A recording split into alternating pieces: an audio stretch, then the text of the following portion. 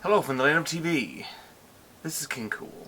Sitting down this time, because this is going to take forever to shoot. LoadingReadyRun is a Canadian sketch comedy troupe that has existed for over 20 years. Their community has grown immensely over the years, but at the outset it was focused on the forums. The boards were for the most part rather standard PHP bulletin boards, with the ability to add a picture to the upper left of all your posts for quick identification. Never had them on the GameFAQs boards back in the day, but I think that community was hard enough to moderate without giving everybody the ability to post a picture of whatever they wanted. Maybe it's there now. I don't know. As time went on, I changed up the avatar that represented me quite a bit. It caused some confusion over the years, and was even called out in a couple of old lurcasts. Over the roughly 10 years that the boards were active while I was there, I had 68 avatars. Now I'm here to talk about every single one of them. Get ready. This is every avatar Kool ever used on the LoadingReadyRun forums.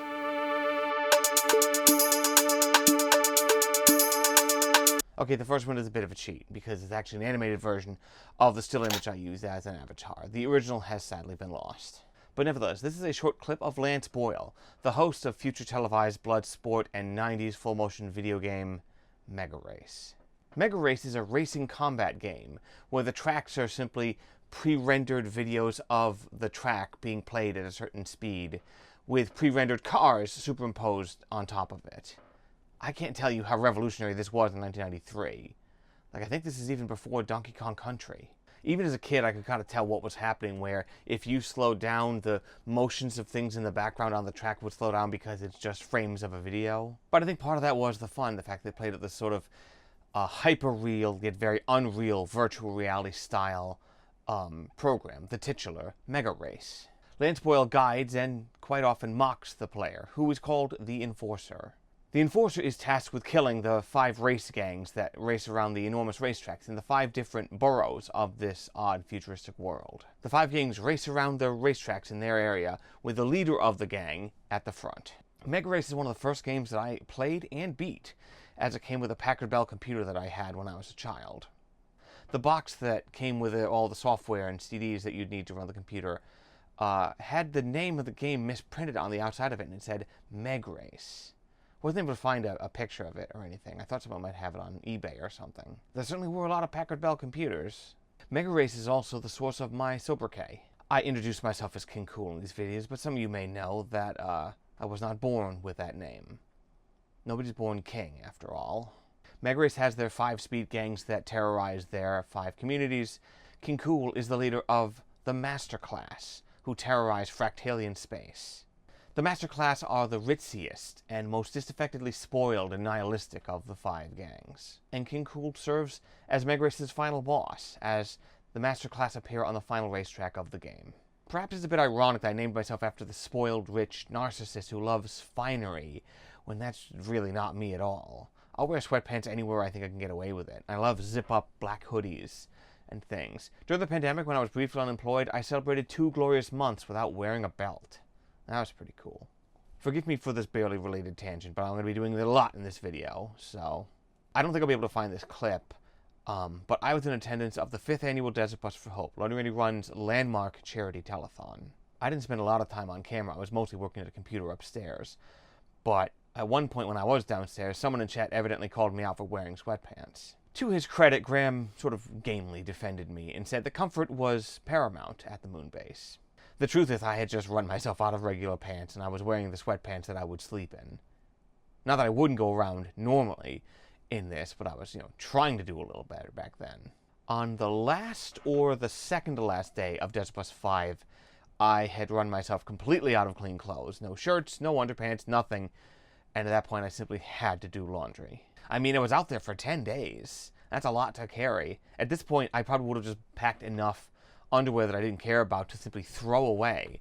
I do that sometimes, just with packs, just to make my bag a little bit lighter when I'm coming back, and that's only from Boston, much less across the country. So I'm just sitting in the laundry room of the apartment where Graham and them lived at the time, for like 2 hours, just playing DS, because I didn't have a smartphone, I didn't have a laptop, so I couldn't either work on the blog or just watch as it was going on. As Desert Bus was close to wrapping up. I'm just sitting there doing laundry because I was completely out of clothing. I just sat in there and played Super Mario 64 DS to kill the time. It's the same thing I did when I was flying from Newark to Seattle, which was the longest leg of the flight, which was about 5.5 hours. On October 16, 2015, Graham, Alex, and Ben Swallow played Mega Race in an early watch and play video. But they stopped right before the Belly of the Beast level, which is the first Fractalian space level, which is the exact scene that this avatar is from.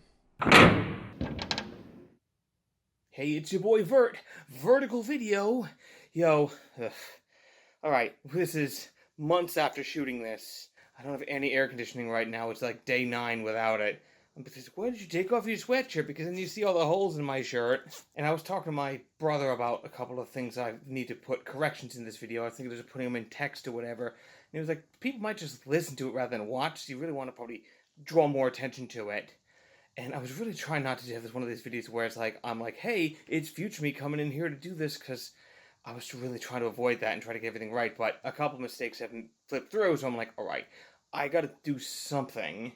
But I don't want to be the one to be, hey, it's editing me here doing this. Anyway, I really didn't want to do that. So I'm gonna let him do it. That's right, boys and girls, it's me, Dr. Eyebaltron. I'll be interjecting every now and again because I love pointing out when he's wrong, and there may be a couple of updates of things that happen. You know, these things are sort of unavoidable when this video takes, like, literal months to do. So there's a mistake in here. It wasn't right before. There's one interceding course between these. Alex played the second level and then died. There's one third level, which is the first one in Factoryland, and then after that is the first one in Fractalian Space with the whale. That's it.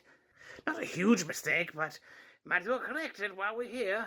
Furthermore, if there's anything that we must bring attention to that doesn't necessarily need me to come in here and interject, we're going to play this sound.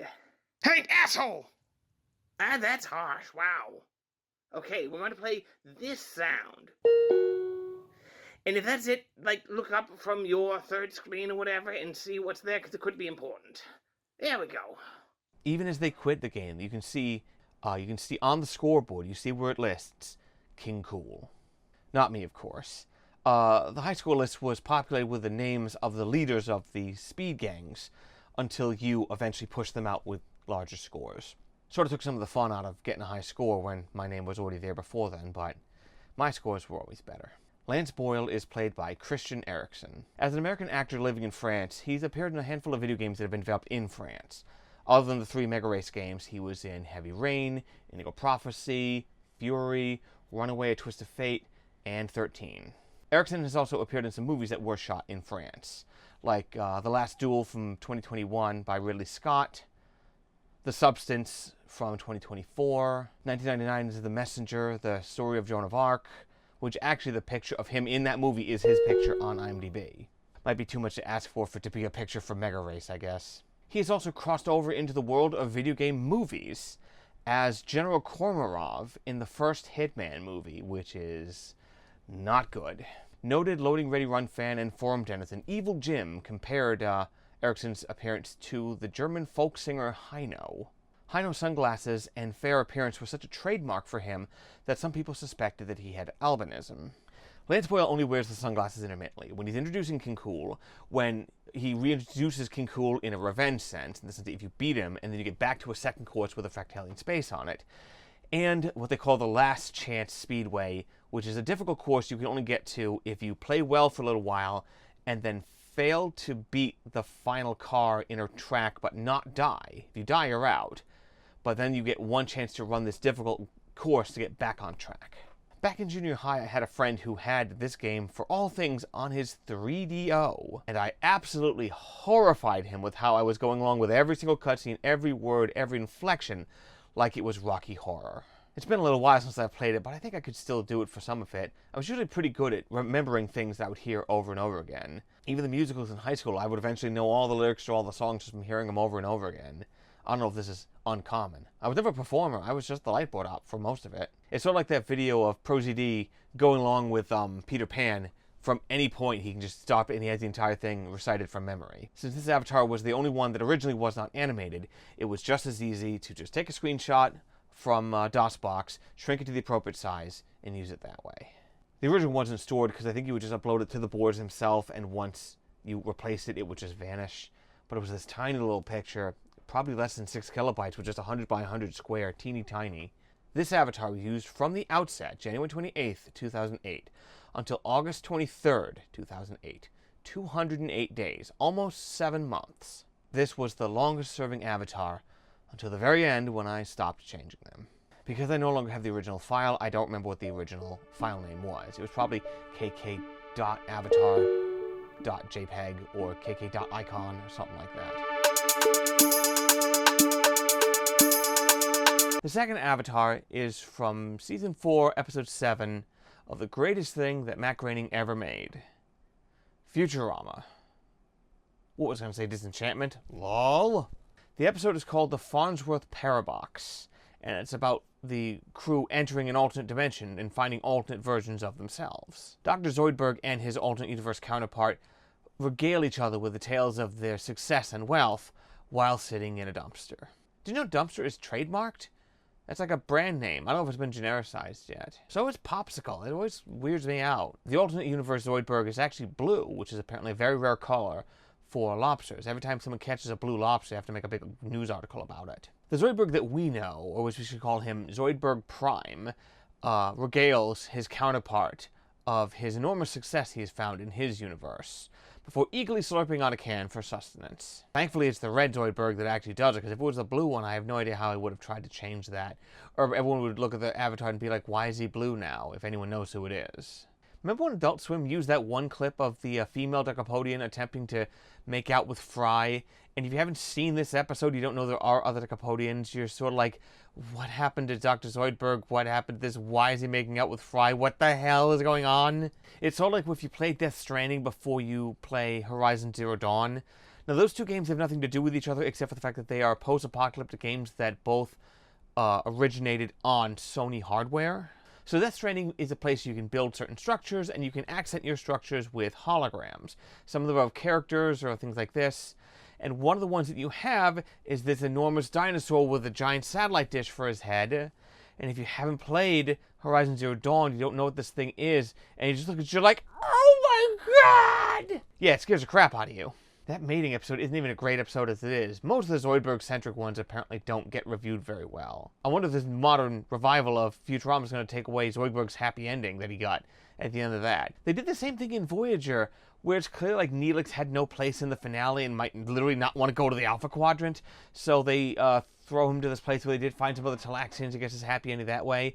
Second last episode for that series, same thing happens here with Zoidberg. In the second last episode of the second revival, they team up Zoidberg with this girl from Game of Thrones who doesn't have a sense of smell, which might be why your movies are so bad, because you can't smell a stinker. Bam, zoom, how do I do it? Take that, you beautiful, successful, and evidently very gracious actress. I know that in the modern world, getting video off the internet isn't that hard, but back in 2008 or 9, it could be a little tricky. I had my old Optra 30 camcorder, which could be tricked into recording television. You took the cable, you put the coax cable into the in on a VCR, and then the out could come out through the RCA cords, the red, white, yellows. And you could go from there into a proprietary cord that connected to the camera, which you could instruct to record whatever it was getting through there, and you could actually get TV onto the camcorder.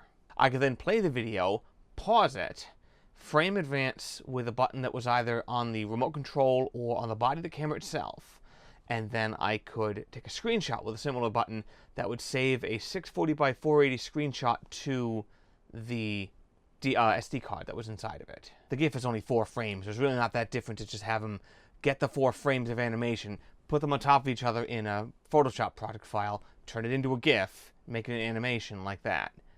The timing might end up being a little different if I had just taken the video and then turned it directly into a GIF, as I would do a lot later on. Even cable TV and VHS, there is some copyright protection stuff built into some of these things. I can't really believe I didn't encounter it more often than I did. Some people used to do that trick. We had the 2 VCRs, have one play into the other and record it onto a blank tape, so you could basically rent a video and then keep what must have been a very low quality version of it. But if I took like a commercial VHS tape, like if I took my copy of The Matrix on VHS and tried to dump it onto my camcorder, somehow it would recognize and say, this is copywritten, and we're going to stop recording. I don't know how it works, but it does, even apparently on VHS. Didn't seem to stop it during a television broadcast or a DVD of things which I've ripped from before. Only VHS. Maybe there's something in the magnetic tape, like a hidden signal or something that will stop it. I'm not really sure. But even then, after I bought a used copy of the South Park movie on a VHS, a very well-loved VHS, I'm staggered that we ever tolerated that low quality. And online video used to be 240p and super blocky. LoadingReadyRun certainly knows about that. I think I initially tried to make this avatar as small as possible to get it to also be hosted on the forums itself.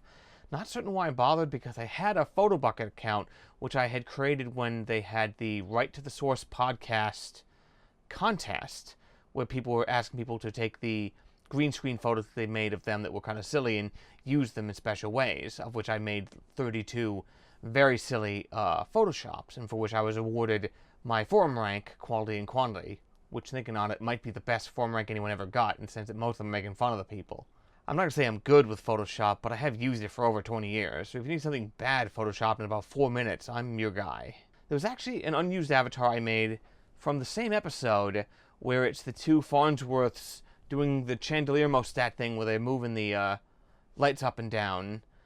I thought about using it, but since it was from the exact same episode, I decided not to. One of the philosophies I wanted to follow was to try to get as many different things in there as possible, and using the one from the same episode really wasn't in the spirit of it. This avatar was used from August 23rd, 2008 to December 19th, 2008. 118 days, about 4 months. The file name was zoidicon.gif. Not certain why I said icon rather than avatar. It might have been to keep the file name at 8 letters, because that could be residual from like the DOS days where you couldn't name anything over 8 letters without being this whole bother. I would have been closer to the DOS days than I wasn't, because my computer at the time was my old college computer, which was a Windows Millennium Edition gateway that could run DOS natively. Speaking of DOS, the third avatar is of the Cacodemon, one of the more noteworthy and iconic monsters from the revolutionary 1993 first-person shooter video game, Doom. Calling Doom a first-person shooter seems positively backwards, because we didn't call anything a first-person shooter back then. We just called everything that resembled Doom a Doom clone. That term persisted until at least GoldenEye. Maybe it sort of dried up in around 2001 with the release of Halo. Ironically, in 2001, that's when we started calling a bunch of other third-person action games GTA clones. Do we still do that? We still call things clones in the game industry, even with the mobile market having appeared with its greater density of clones and earnest rip-offs? Cacodemons only appeared in the registered version of Doom, being absent from the shareware version. Some versions of Doom, even the shareware version, shipped with certain software utilities to be able to extract the graphics and sounds from the game files. I fiddled with the level editors back in the day as a kid, but they were a little too arcane for my liking. I got a lot further with the build engine, which was a little more straightforward. There was also DMAud, which was the audio extracting utility, and I was able to pull all the sound effects directly out of Doom and occasionally replace them with my own inane nonsense and pop culture references. And since I was a child that didn't really watch movies or anything, basically that just meant references to commercials. You ever play that really vulgar version of Doom, where someone has taken all the sound effects and replaced them with movie clips? We had that on some kind of shareware CD as a kid. Now that was really shocking.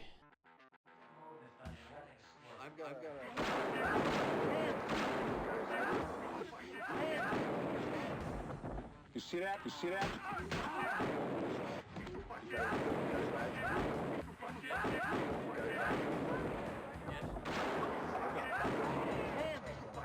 Come on, who's a tough guy?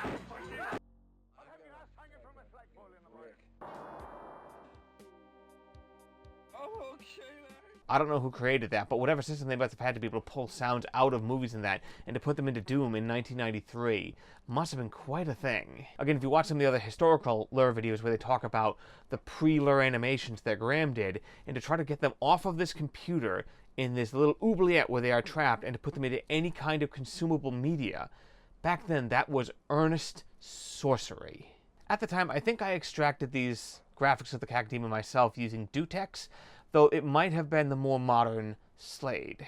I pulled out the 5 sprites that make up the Cacdemon's body. 3 of them are repeated and simply mirrored when the Cacdemon spins around. I could have done it with some other character, but they have limbs that move as they walk, so that would have been a lot more complicated, a lot more images to grab. And besides, I've always loved the Cacdemon. I mean, who doesn't? This is one of the reasons why the Cacdemon is almost always the icon for a Doom executable, ever since they had Doom 95. He's also the icon for the Doom fandom wiki. The better wiki, doomwiki.org, uses Hissy, who is the Cacdemon plush mascot of the wiki. Ironically, since we're talking about clones, it now seems clear that the Cacdemon's design was very heavily cribbed from the image of an astral dreadnought who was on the cover of the Manual of the Planes, a Dungeons & Dragons 1st edition sourcebook. Naughty. The GIF has a baked-in blue background on it that matches the background it would be on in its context on the Lure forums. There are ways to make GIFs with transparent backgrounds, but the way I was assembling them, it's sort of like a flip book where you could see the previous one behind it. So if there was transparency, you'd see the frame behind it as it went, and it wasn't really worth it. Maybe there was some way to like put in like a green or something, a la like a weatherman, and have that be taken out by the GIF making software, but if that works that way, I legit don't remember. That's actually how Doom would handle its transparencies, where it used a bright magenta color that didn't appear almost ever in the Doom engine to show this was meant to be keyed out. In 2024, there was a re-release of Doom called Doom and Doom 2, which is not confusing. This version of Doom has a loading icon at the start where the Cacdemon spins in place in exactly the same direction as my avatar did. I believe it's just the same order that the images are listed in the Doom source files. Okay, I checked in Slade. Head A1 is the Cacdemon heading straight towards you. Head A2, A8 is him turned slightly to the left. We could flip the other way when he's going slightly to the right. Head A3 and 7 and 4 and 6 are him facing the other ways, and then head 5 is the back of the Cacdemon. I spoke earlier on how I was in attendance at Desert Bus 5, and I had intended on making a Cacdemon quilt, shortly inspired by whoever that was that made that crocheted Goomba quilt for Desert Bus 4. I failed hideously, but I also did it in the silliest way possible, because I'd never made a quilt before. I just sort of stubbornly tried. By way of metaphor, let's use one of my sprite paintings here I have. The way I chose to do it was not to break it up into sections, you take a large image and break it into something smaller. No, what I did was I sewed a ribbon of squares across like this. Did number 1 all in a row, and then second all in a row, third, fourth, fifth, etc. down, sewing all these things together. And only then started to try to assemble it after I had all 63 rows done. And that's when I started to notice that, some of the squares weren't exactly right. Some of these squares weren't the right kind of fabric. And it just completely collapsed. And this is after I put in, like, a good couple of months of work of doing not much else other than working on this silly quilt. And one of the reds I'd bought for the Cacdemon was this satin, which was just so squirrely to work with. It was a big pain. I didn't even internalize this lesson when I started doing my sprite paintings, because I kept accidentally buying paint that was semi-transparent, even though that's not really what I was trying to work with, because I just wouldn't look at it. I'd buy some red, and I'm like, why can't I see the pencils all the way through this thing? Oh, it's because this is a semi-transparent paint. It's like, okay, it doesn't help me. But at least when I was doing that, I didn't end up disappointing anybody. Remember when you were young and you thought I could do this, despite having never done it before, and you just march forward with all the gumption? I've done that a lot, and a lot of the times it works out more than it doesn't, but not this time. I'm sorry, Tally. It was Heather. It was Heather Deary who made the quilt, and she had enough sense to at least make it one square at a time. She knew what she was doing. She was talking about making all the squares individually on the bus. What was funny was, at one point, I don't remember what year, I've been to every PAX East so far, at least, and Heather came to one of the PAXs, and I started talking to her. We talked for a little bit, and then I realized, I'd never met Heather at Desert Bus 5. It just kind of felt like I had, because I was in that environment, and at the time of Desert Bus 5, I didn't know who Beej or Ian or some of these other characters were. I was like, who are these people? Obviously, they're not big parts of the Lure Enterprise. But then it was only then after I'd realized, oh wait, we haven't met. she might have known me by reputation, but at a certain point where I kind of doubt it. I did get recognized at PAX twice after Desert Bus when someone was like, because someone heard me talk and I was like, oh, I thought you might have been. But I was like, what's up? It's like, I thought you might have been someone. I started talking again. They're like, wait, no, you're King Kool. I was like, I am King Kool. This also happened with one of my friends. He's a software engineer, and he has a friend who likes LoadingReadyRun, and I was like, oh, do you? And I got to tell him that I am King Kool, which was kind of nice. This doesn't happen to me a lot. I don't leave the house. This was my avatar from December 19th, 2008, until March 11th, 2009. 82 days. The file name was kako-lur.gif. Photobucket thankfully still had the upload date for these GIFs, so that I could check most of this data's accuracy. But I still had to pay $5 to reactivate it for a month or something, so that even I, the account owner, not even anyone else, so that me myself could look at my own images. Maybe Photobucket hasn't heard that there's a place called Imgur now, and you can occasionally get images online for free. But whatever, take my $5 and choke.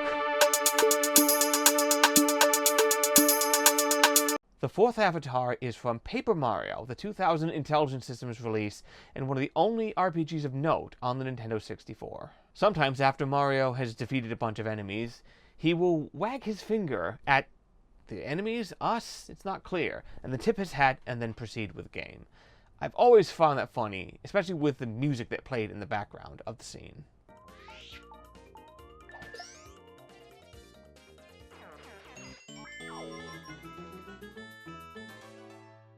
Capturing footage from a video game was essentially no different than capturing it from cable or from a DVD. It's all just RCA cables. This was actually how I participated in Something Awful's Super Mario 64 race without using emulation, to which I was still opposed at the time. Not that running a Nintendo 64 emulator is still that easy, certainly not on the junky computer that I had at the time. But rather than using a VCR to split the signal, I just used one of those multi-tap splitters you use if you had several video games hooked up to your TV.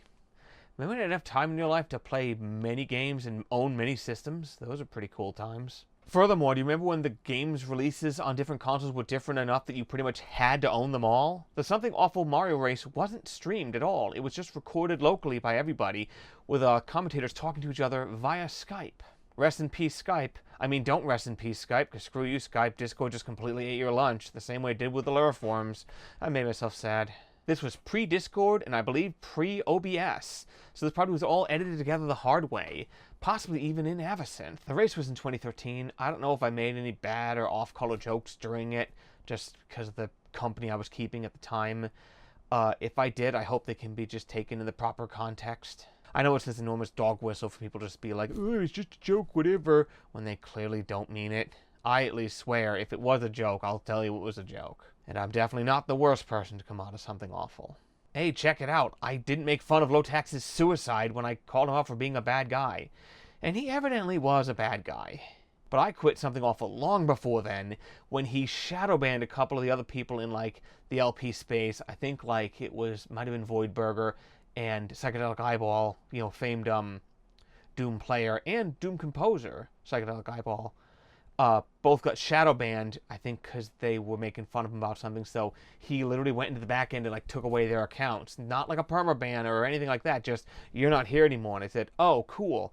The ground could buckle at my feet at any point. So later, I'll find somewhere else to hang out. Like I had the Lure forums at the time to go hang out in, so it really wasn't that big of a thing. I really didn't post that much. And yet the Something Awful forums are some of the biggest forums that still exist on the internet.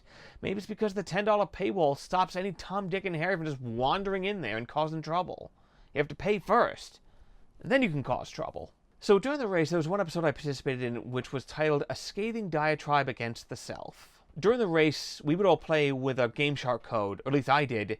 They probably just put in a code that took out the music, so I had to use a Game Shark to make that happen so that you could have all the jumping sound effects or whatever without the music playing over it. Or they didn't, they would just mix your audio out or something. But so then the Flea, the fella who was making the thing, would then add in his own music. And at one point he has a version of the part where he kills you from the Portal 2 soundtrack, which is different from the one when you look up the version of the soundtrack anywhere. I don't know where to find this version of it, but I like the version that's in this race a lot better. And I just cannot find it. If anybody could help me find that one, I would be very happy. Since using this avatar, I have joined and essentially quit the world of live streaming, which means I'm in possession of an Elgato capture card, which makes capturing video game footage absolutely trivial. Right before the first time I was about to quit, the pandemic started, and that's when I decided to stream all of Paper Mario. Because what else was I doing with my time except working a job that sucked and trying not to die? Maybe someday when I have less going on and I consistently have my evenings free, I'll get back to it. I did like the social aspect of it, and I try to support my friends who are streaming for the same reason. This was my avatar from March 11th to April 9th, 2009. 30 days exactly. The file name was nono3.gif. The progressive numbers at the end of the file names were how many attempts it took me to get the timing right. In order to make a GIF animate in Photoshop, you have the frames and you tell it a certain interval to change the frames. And if you got it too slow or too fast, I'd have to save it again, put it in a slightly different interval to say how fast to go, and I get it as close as I could. Evidently, this one took me 3 times to get it right, and there'll be some that took a lot longer than that. The 5th avatar was from Sherman, Woman, and Child, Season 2, Episode 1 of the 1994-1995 animated series, The Critic. In the show, Jay Sherman has his boss, the hyper-masculine Duke Phillips, who is a stand-in for a Ted Turner type. Duke Phillips is a media mogul who evidently only makes one show because he's interfering with Jay Sherman's life a lot. I swear he was on the show more than when Ted Turner would come out on a fake, horse on Conan. Remember those whole things? Anyway, at one point, the two of them discuss anonymous charity, and they look out the window and see a hospital that Duke Phillips has apparently contributed money to, with this enormous golden statue chanting constantly, and the animated jaw that you can hear him speaking attracts a pigeon, and it crunches it up, to which Duke Phillips remarks, "Pigeon seemed like the sound of my..." before a pigeon immediately flies into his own mouth and he eats it. This is the greatest joke in television history. I sometimes talk about the perfect joke, as far as a joke that cannot have anything removed from it to make it snappier or funnier. Rodney Dangerfield had a great one, where he says, "A woman called me up, she said, 'Hey, come over, there's nobody home.' I went over, there was nobody home." Things like that. There's nothing you can take out of that to make it better. Or like that one scene in Naked Gun, where it keeps cutting back and forth with 2 guys shooting at each other until they cut to the wide shot and they're 4 feet apart. Stuff like that. Just beautiful. We don't have movies like that anymore. It sucks. Okay, so this was shot on March 7th? Yeah, it took a long time. Anyway, this was before he heard about that, Naked Gun revival that they, apparently were cooking up for a little while. So, look, I know you said you didn't want to be on camera for this sort of thing, but, it's now August. So what'd you think?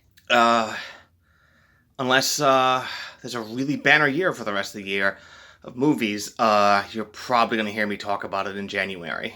Why's your hair all slicked back? What, you going to a wedding? What? I just washed my hair. What's the big deal? I do that sometimes. Partway through this avatar service, I actually had to change the size of it. I originally made it so the avatar is 160 pixels wide, which slightly distorted the boards to accommodate it when I had a larger avatar than normal, but that didn't seem to bother anybody. But then someone on the boards put a full-size picture of themselves as their avatar and didn't resize that either, which completely distorted anything what that person posted. So eventually this got reprogrammed and would simply knock the avatars back into shape. As a sign of good faith, I went and remade the avatar to be only 100 pixels wide, which is the normal width that it would be displayed at. I did it in Photoshop myself because when the browser would sometimes resize the GIF, it would look jaggy and weird. So if I just crunched it in Photoshop myself, I could kind of control how that looked, and it sort of blurred and softened a little bit better than if it was just the thing doing it and sort of crunching it up. For something like a video game graphic, it probably would look better if it was sharper edges, but not with this particular avatar at least. After this point, I pretty much made them all 100 by whatever. Not that it mattered, I think, because now the boards were simply resizing them. But I always kept them within that range, 100 to 200 pixels wide. I mean, I already had to cut out the whole line which says pigeons like to talk about, and that's why I cut in, because otherwise the GIF would have been too long for me to make at the time, with the things I was using at the time. I've definitely made longer ones now. When I was doing research about this, I didn't really feel like digging up my DVDs, So I tried looking at the Critic Wiki, but that thing doesn't have that much information on it. I wasn't able to figure out which episode it was. So then I was trying to find the episode on, like, just online, sort of, illegally. But Dailymotion wouldn't let me watch anything because of my ad blocker. Hey, Dailymotion, if I can't get past your ad blocker, it's because nobody's cared enough to get past your ad blocker, alright? According to the Critic Fandom Wiki, this was the first episode that aired on Fox after being transferred from ABC. Also from the Critic Fandom Wiki, this is the first episode in which Michael Keaton voiced Jay Sherman full-time after Jon Lovitz, the original voice of the character, was fired from ABC. Michael Keaton voiced character from this point on until the end of the original series. What can you expect from a Fandom Wiki? As far as I'm aware, Jon Lovitz voiced Jay Sherman in every single iteration. It's not like with the PJs where Eddie Murphy eventually left the project and they brought in Jackie Childs to play the main character in that. Jon Lovitz was there for the Shockwave episode, so I really don't think they would have replaced him before that. The only one who came back was him, Maurice LaMarche, and Nick Jameson, I'm pretty sure, were the only ones who came back. At any rate, this does appear to simply be wiki vandalism. This has since been reverted between writing this and filming this episode. At least someone is awake at the switch over there. This was my avatar from April 9th to June 18th, 2009. 71 days. The file name is pigeons4.gif. The new version was pigeons-small.gif, and that was used April 29th and onward. I don't consider that to be a separate avatar, even though that would get us to 69. I know, it's not nice. The sixth avatar is from the 2001 animated series The Oblongs, based on the offbeat children's books from Angus Oblong. The titular Oblongs live in a toxic swamp that's beneath the hills of the ritzy well-to-do. Thus, the people born in the valley are rife with mutation. Bob Oblong has no limbs, but it somehow seems not to impede his everyday life, sometimes holding objects in front of himself like Homestar Runner. In one episode, he even plays piano with his flab, with his doodle. It's not made clear, but everyone who's looking at him is pretty horrified. The Oblongs only got one season. This is from episode 7 of that season, Flush Flush Sweet Helga. It concerns Helga, a rotund little girl who has fallen into the sewer and obstructed a main water pipe, which stops almost everyone from the valley from getting any fresh water. Bob is talking to his wife, a former Hills resident who knows how cynical everything can be up there and sees everything with clear eyes. She insists that the system is not going to help either the people in the valley or the little girl who is trapped in the sewers. This leads Bob to an impassioned speech which says, "Without the system, we'd be nothing better than damn dirty apes, eating bananas, peels and all. Ooka booka, ooka pooka. Is that what you want?" The Oblongs is evidently the source of a bidding war between Fox, ABC, and the WB, the last of which won out. This was after the premiere of Family Guy, so there was this enormous run on animated content at the time, some of which we will be seeing in future avatars, maybe including Family Guy. Sadly, the WB audience evidently did not appreciate the Oblongs, and it was cancelled after 5 episodes. The rest of it was licensed to Adult Swim to run out the episodes that did not air, and that's where I saw it. Evidently, the creator of the Oblongs disliked the cartoon for being a, quote, Simpsons clone. A lot of the comments I see on YouTube when looking up clips of Oblongs talk about how surprisingly wholesome the show was. And the books that this show was based on definitely weren't. It wasn't just, a weird family dynamic but just sort of skewed with mutation. No, the books are just earnestly dark.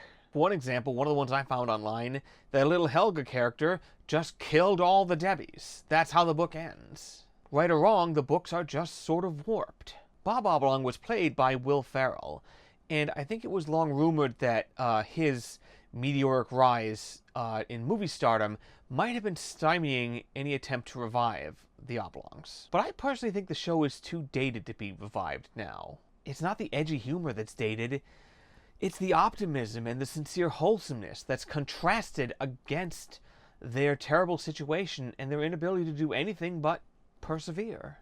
There were some shows out there, even animated shows, that mocked American culture a lot more than the Oblongs did. It was really more talking about the ritzy areas of California. If you go anywhere else, it's not even the same. Even the rich parts of New York probably aren't the same, unless you're going to upstate New York, maybe. I'm not really sure. I've never been. Remember that episode of Family Dog where...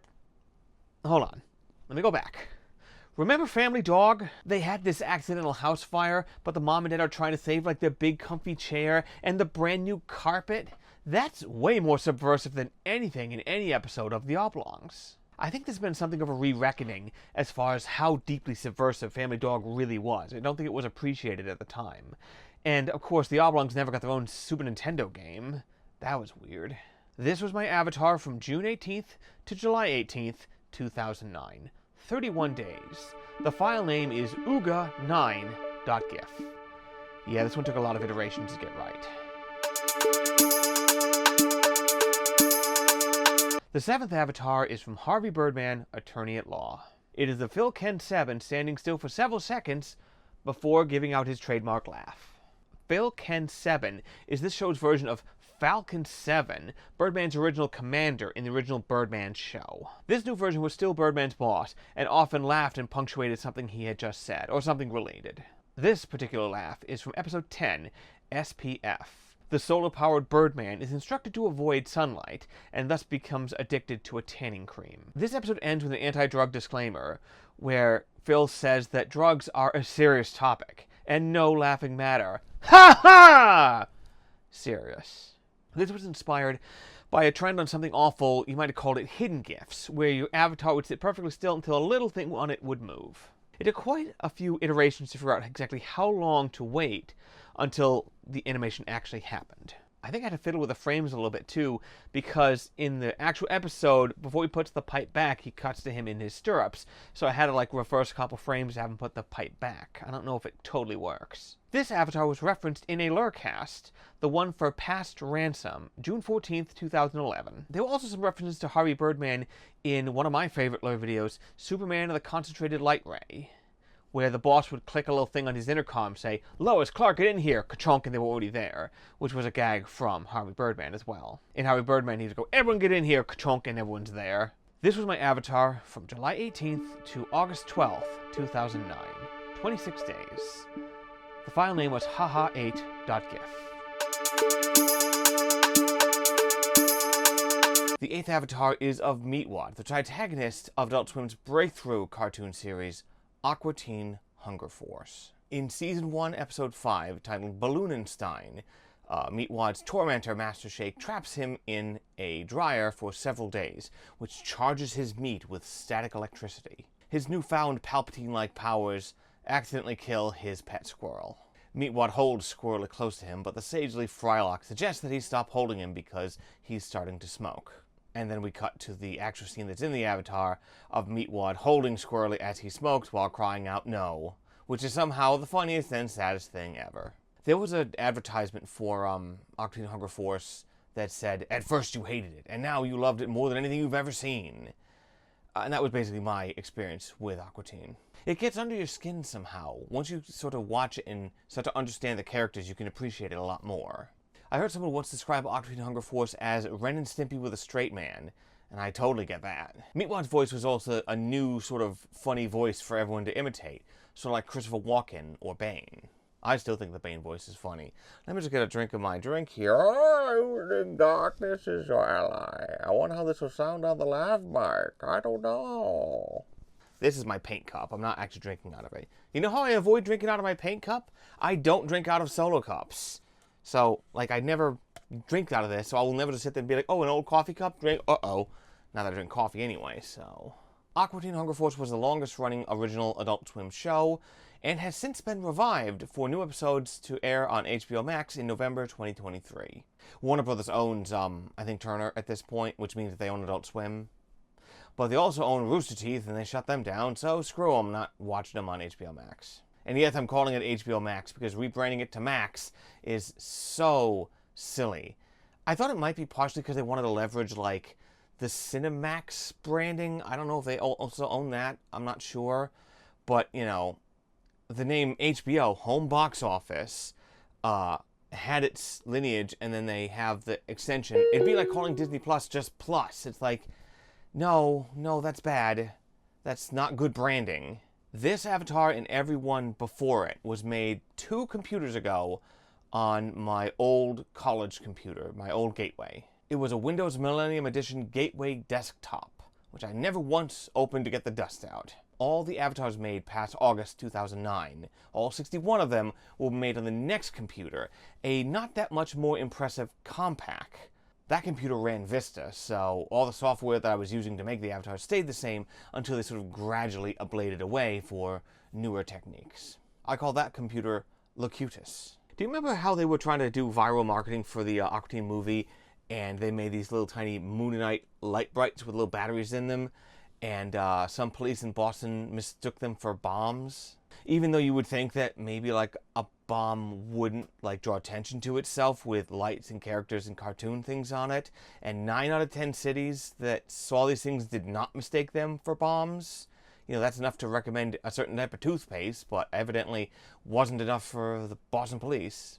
Although city prosecutors eventually concluded that there was no ill intent involved with the placing of the ads, the city continues to refer to the event as a bomb hoax, implying intent rather than a bomb scare. Yeah, wow, I love Boston a lot, but screw that. I found this quote from Bruce Schneier, I'm not sure if I'm pronouncing the surname right, that this occurred in Boston, home to Harvard, MIT, and other famous schools of learning, is embarrassing. Very well said. Defund the police, by the way. On February 27, 2007, a month after the incident, the Boston Police Bomb Squad detonated another suspected bomb, which turned out to be a city-owned traffic counter.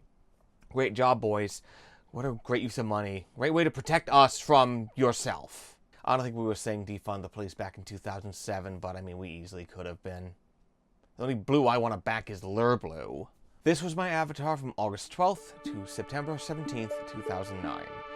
37 days. The file name was meatwad4.gif. The 9th avatar is from the short-lived Clerks the Animated Series from 2000.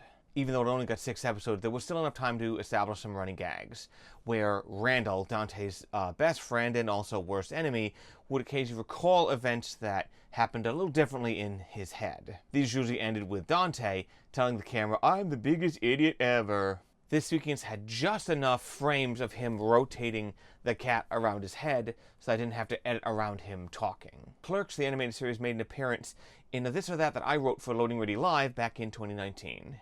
The segment was Real TV Show or Fake TV Show from a Real TV Show. Clerks, the animated series, made reference to the WB sitcom The Secret Diary of Desmond Pfeiffer, which I must stress was a real show and is most remembered through its reference here. Evidently, the creators of Desmond Pfeiffer were trying to contextualize the controversies that then-President Bill Clinton was getting into by comparing him to Lincoln. The Desmond Pfeiffer show had some flash-forwards to the then-embroiled President Clinton's own troubles. I'd sit here and talk about how it's incredibly weird how this show is trying to, like, make a comedy sitcom out of the president a couple years, one, before That's My Bush, and second, about comparing the then-embattled Clinton with Lincoln and trying to suggest that their house was just a sort of dysfunctional whatever. But an exploration of The Secret Life of Desmond Pfeiffer could easily be its own YouTube essay for the BreadTube crowd. If I can get some red and blue lights on here, maybe I could do it, but that's not what we're here for. We're already going to go way too long, so that's a tangent that even I will not indulge in. Going back to Loading Ready Live, sometimes when I write a quiz for Loading Ready Live, I like to have a really good final thing, almost as like a punchline to the quiz itself. The whole Guess This Star Trek Species quiz that I made for them in 2020 was absolutely leading up to the one final question and essentially formed entirely to get to that one joke. After the 2 preceding Real Flag or Fake Flag episodes, I thought Real TV Show or Fake TV Show could have been an interesting angle to do. And then, as I was sort of brainstorming it, I remembered the Clerks thing. The only reason that I knew The Secret Diary of Desmond Pfeiffer was a real show is because it was watched by the Cinema Snob on his sub-series DVD-R Hell, which is about rare pilots and other sort of semi-lost media that have been spread around through physical media piracy. That's the only reason I know that the P in Pfeiffer is actually voiced, which always makes me feel like I'm biting on the side of a plastic cup every time I try to say it. Pfeiffer. I don't know if this episode made it to YouTube after being moved over from Blip. Obviously, Blip had easier rules with copyright protection and stuff, but there are sort of ways around it. LoadingReadyRun also lost some videos in that transition from Blip to YouTube. What is the internet except for the Library of Alexandria burning over and over and over? Brian O'Halloran, the actor who plays Dante in the cartoon series and in the movies, appears in an early episode of ENN. In Dante's Inferno's new marketing tactic, O'Halloran appears and they make jokes about his appearance in Clerks, the indie comedy that launched 1,000 other indie comedies that weren't as good as Clerks. This was my avatar from September 17th to November 17th, 2009. 61 days. The file name was idiot4.gif. Wait a minute. This was my avatar when that episode of ENN came out. Like, that episode came out November 9th, 2009. So this had been my avatar for like a month at that point. Did I somehow call this? The 10th avatar was from the best, if not necessarily the most enduring, of the original 3 Nicktoons. Ren and Stimpy. Stimpy holds up his finger, takes in a big breath to speak, and then stops. This is from the 2-parter episode, Stimpy's Big Day / The Big Shot. Stimpy wins a contest, he becomes wealthy, and gets to meet his idol, Muddy Mudskipper, who tells him to shut up. Ren and Stimpy was incredibly formative to me. Similar to things like Beakman, Bill Nye, Pee-wee's Playhouse, Square One, Where in the World is Carmen Sandiego? But none of them became avatars, weirdly. And now, a true story. When I was a child, I was being babysat by my grandmother and my aunt at one point. We were watching TV, it was Ren and Stimpy, and it was the episode where they redo Rapunzel. I don't remember exactly what episode that was. Ren says, "Let down your hair," and a single black hair comes down from the tower. My aunt, a very patient and unassuming woman who would become familiar with Ren and Stimpy entirely against her will, leaned over to my grandmother and said, loud enough to me to hear, "I know what's going to happen. That hair is coming out of her nose." And that is totally what happened. It was at this point where a general meta theme started to crystallize through the avatars. I'm not certain if it's obvious yet, but as I moved forward, most of the time, the avatars would follow this one particular meta rule. It is not Adult Swim shows. Ren and Stimpy never aired on Adult Swim, not even the execrable Adult Party cartoon. Maybe the same people own it because that aired on TBS or Spike or whatever they call it now. As to what that meta theme actually is, I'm not going to say just yet. I'll bring it in when it is impossible to contextualize the avatars properly without talking about that. This was my avatar from November 17th, 2009 to January 8th, 2010. 52 days. The file name was stimpy5.gif. The 11th avatar, if you're bothering to watch this, you probably recognize this immediately, but nevertheless, this is from the intro for the 1983 animated series, Inspector Gadget. Inspector Gadget is a buffoonish cyborg police officer who gets his mission instructions on self-destructing paper that he inevitably somehow crumbles back up and throws back at the chief, much to his cartoonish injury and dismay. In the intro, Gadget doesn't even touch the message. He simply reads it, closes the door, and leaving the chief to his fate. This message with self-destruct trope began in the Mission Impossible series. Not the movie series, the TV series back in the 60s or 70s. Inspector Gadget is clearly highly inspired by Mission Impossible, The Man from U.N.C.L.E., Get Smart, needless to say.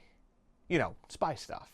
Even though he's an inspector, which I guess means he's a police officer rather than a government agent or a spy. Anyway, Inspector Gadget ruled and still rules to this day. He's the only police that we won't defund. I think they put enough money into him anyway. Even Gadget wouldn't have mistaken the stupid Moonlight light brights for bombs, and he seems pretty unaware of when things are going to explode. Inspector Gadget was voiced by the legendary Don Adams. After Adams' passing, the role was given to legendary voice actor Maurice LaMarche, who also took the role of Chief Quimby when the voice production moved from Toronto to Los Angeles. LaMarche also played Gadget in some future productions like Gadget and the Gadgetinis, but weirdly not the 2015 Inspector Gadget reboot. LaMarche also played Gadget in a live-action segment on the Super Mario Bros. Super Show. Another connection between Inspector Gadget and the Super Mario Bros. Super Show, both of those songs were composed by Haim Saban and Shuki Levy. Do you remember when TV theme songs would be bops? So let's all do the Mario. It won't be the last time someone tells everybody to do the something on this list. Did you ever see the Inspector Gadget movie? Like, even back in high school when I was not a particularly worldly kid or not a very wise moviegoer, I thought the Inspector Gadget movie was terrible. That movie has like 1,000 problems. I think one of the big ones is introducing an evil version of Gadget in the first movie is just not a great idea. I get it in the sense of like, who's the villain for the Iron Man movie? Evil Iron Man, the Ironmonger. It's like, okay, like I get that in the sense of like economic storytelling, but with what they had built up there, with the story they had, I didn't really like it. Rest in peace, Michelle Trachtenberg, by the way. This just happened by the time I'm recording this. It's hard to deal with a celebrity death when they're younger than you. Sheesh. They made a sequel, Inspector Gadget 2, with French Stewart, and I think he's better at doing a cartoon-style performance, certainly than Matthew Broderick, who wasn't even really trying to do a voice like that. And they don't show Claw's face in that one, but he just has like big sun hats and things and is hiding his face from the camera. So he didn't. I think he might have a claw. I don't remember if he has a claw or whatever, but it's not just the arm in the armchair like you normally see.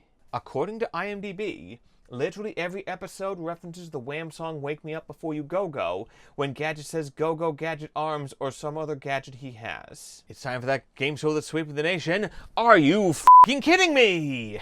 Inspector Gadget was released in 1983. Wake Me Up Before You Go Go was released May 14th, 1984. How long would it have taken you to look that up? If IMDb doesn't want to turn to a fandom wiki, they need to get stuff like this right.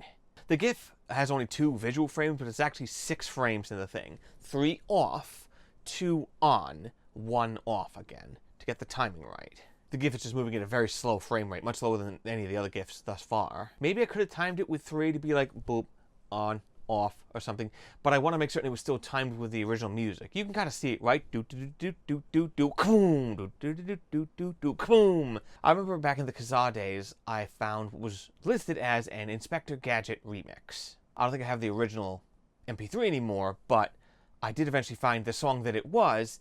It's M. Razia 2, which is a remix of In the Hall of the Mountain King by Grieg. It is not an Inspector Gadget remix. Even with my incredibly dim musical knowledge and not knowing what classical song that it was at the time, I knew it wasn't the Inspector Gadget remix at least.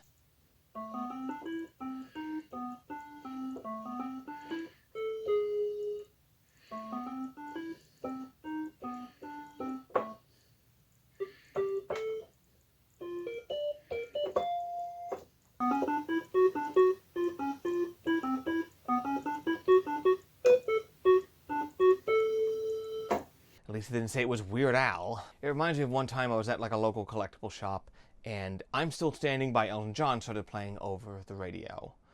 And someone there was evidently not impressed and not certain why standing was something to write a song about. Evidently they stand at their job all day and they don't make a big deal about it. What's a metaphor? But then the guy followed it up by saying, I guess I'm just not that big of a fan of Billy Joel. And across the shop you could hear me shout, Billy Joel! This was my avatar from January 8th to March 16th, 2010. 67 days. The file name is chief6.gif. The 12th avatar is of Kenny McCormick as he is experiencing the hallucinations from the fictional drug craze of cheesing in Season 12, Episode 3 of South Park, entitled Major Boobage. The hallucination causes the deliberately stripped down and crude world of South Park to begin to look like the highly produced rotoscoped animation from the heavy metal movies. This is a high effort episode to be sure. I struggled mightily to get this thing to fit into the 3 megabyte limit.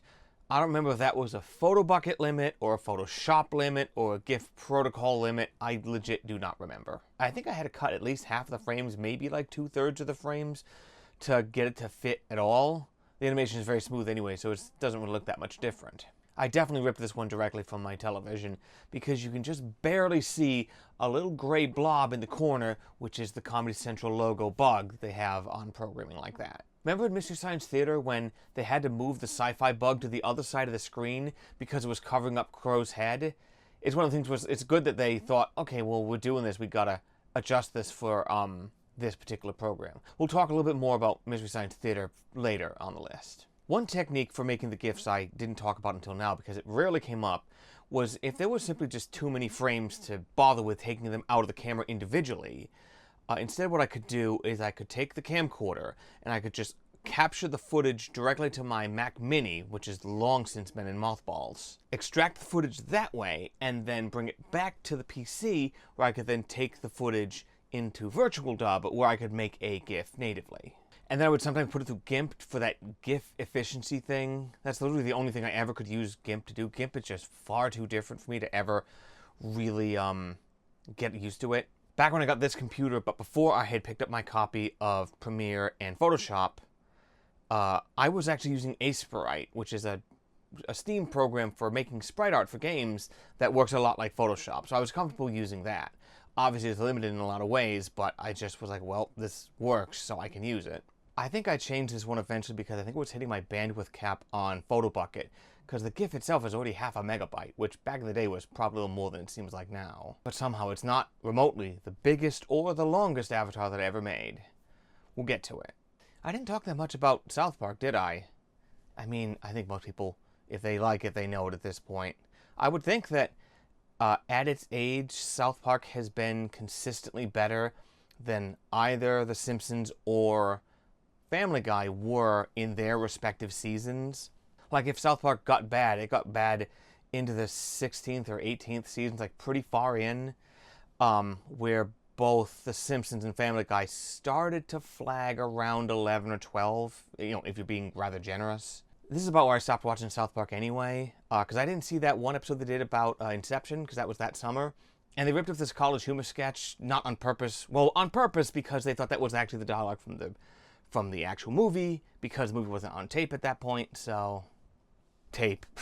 I mean, they immediately apologized and re-edited the episode to take it out, so, like, as far as I'm aware, this is the only alleged, plagiarism controversy that South Park's ever gone through, and it seems that there's a perfectly fine explanation.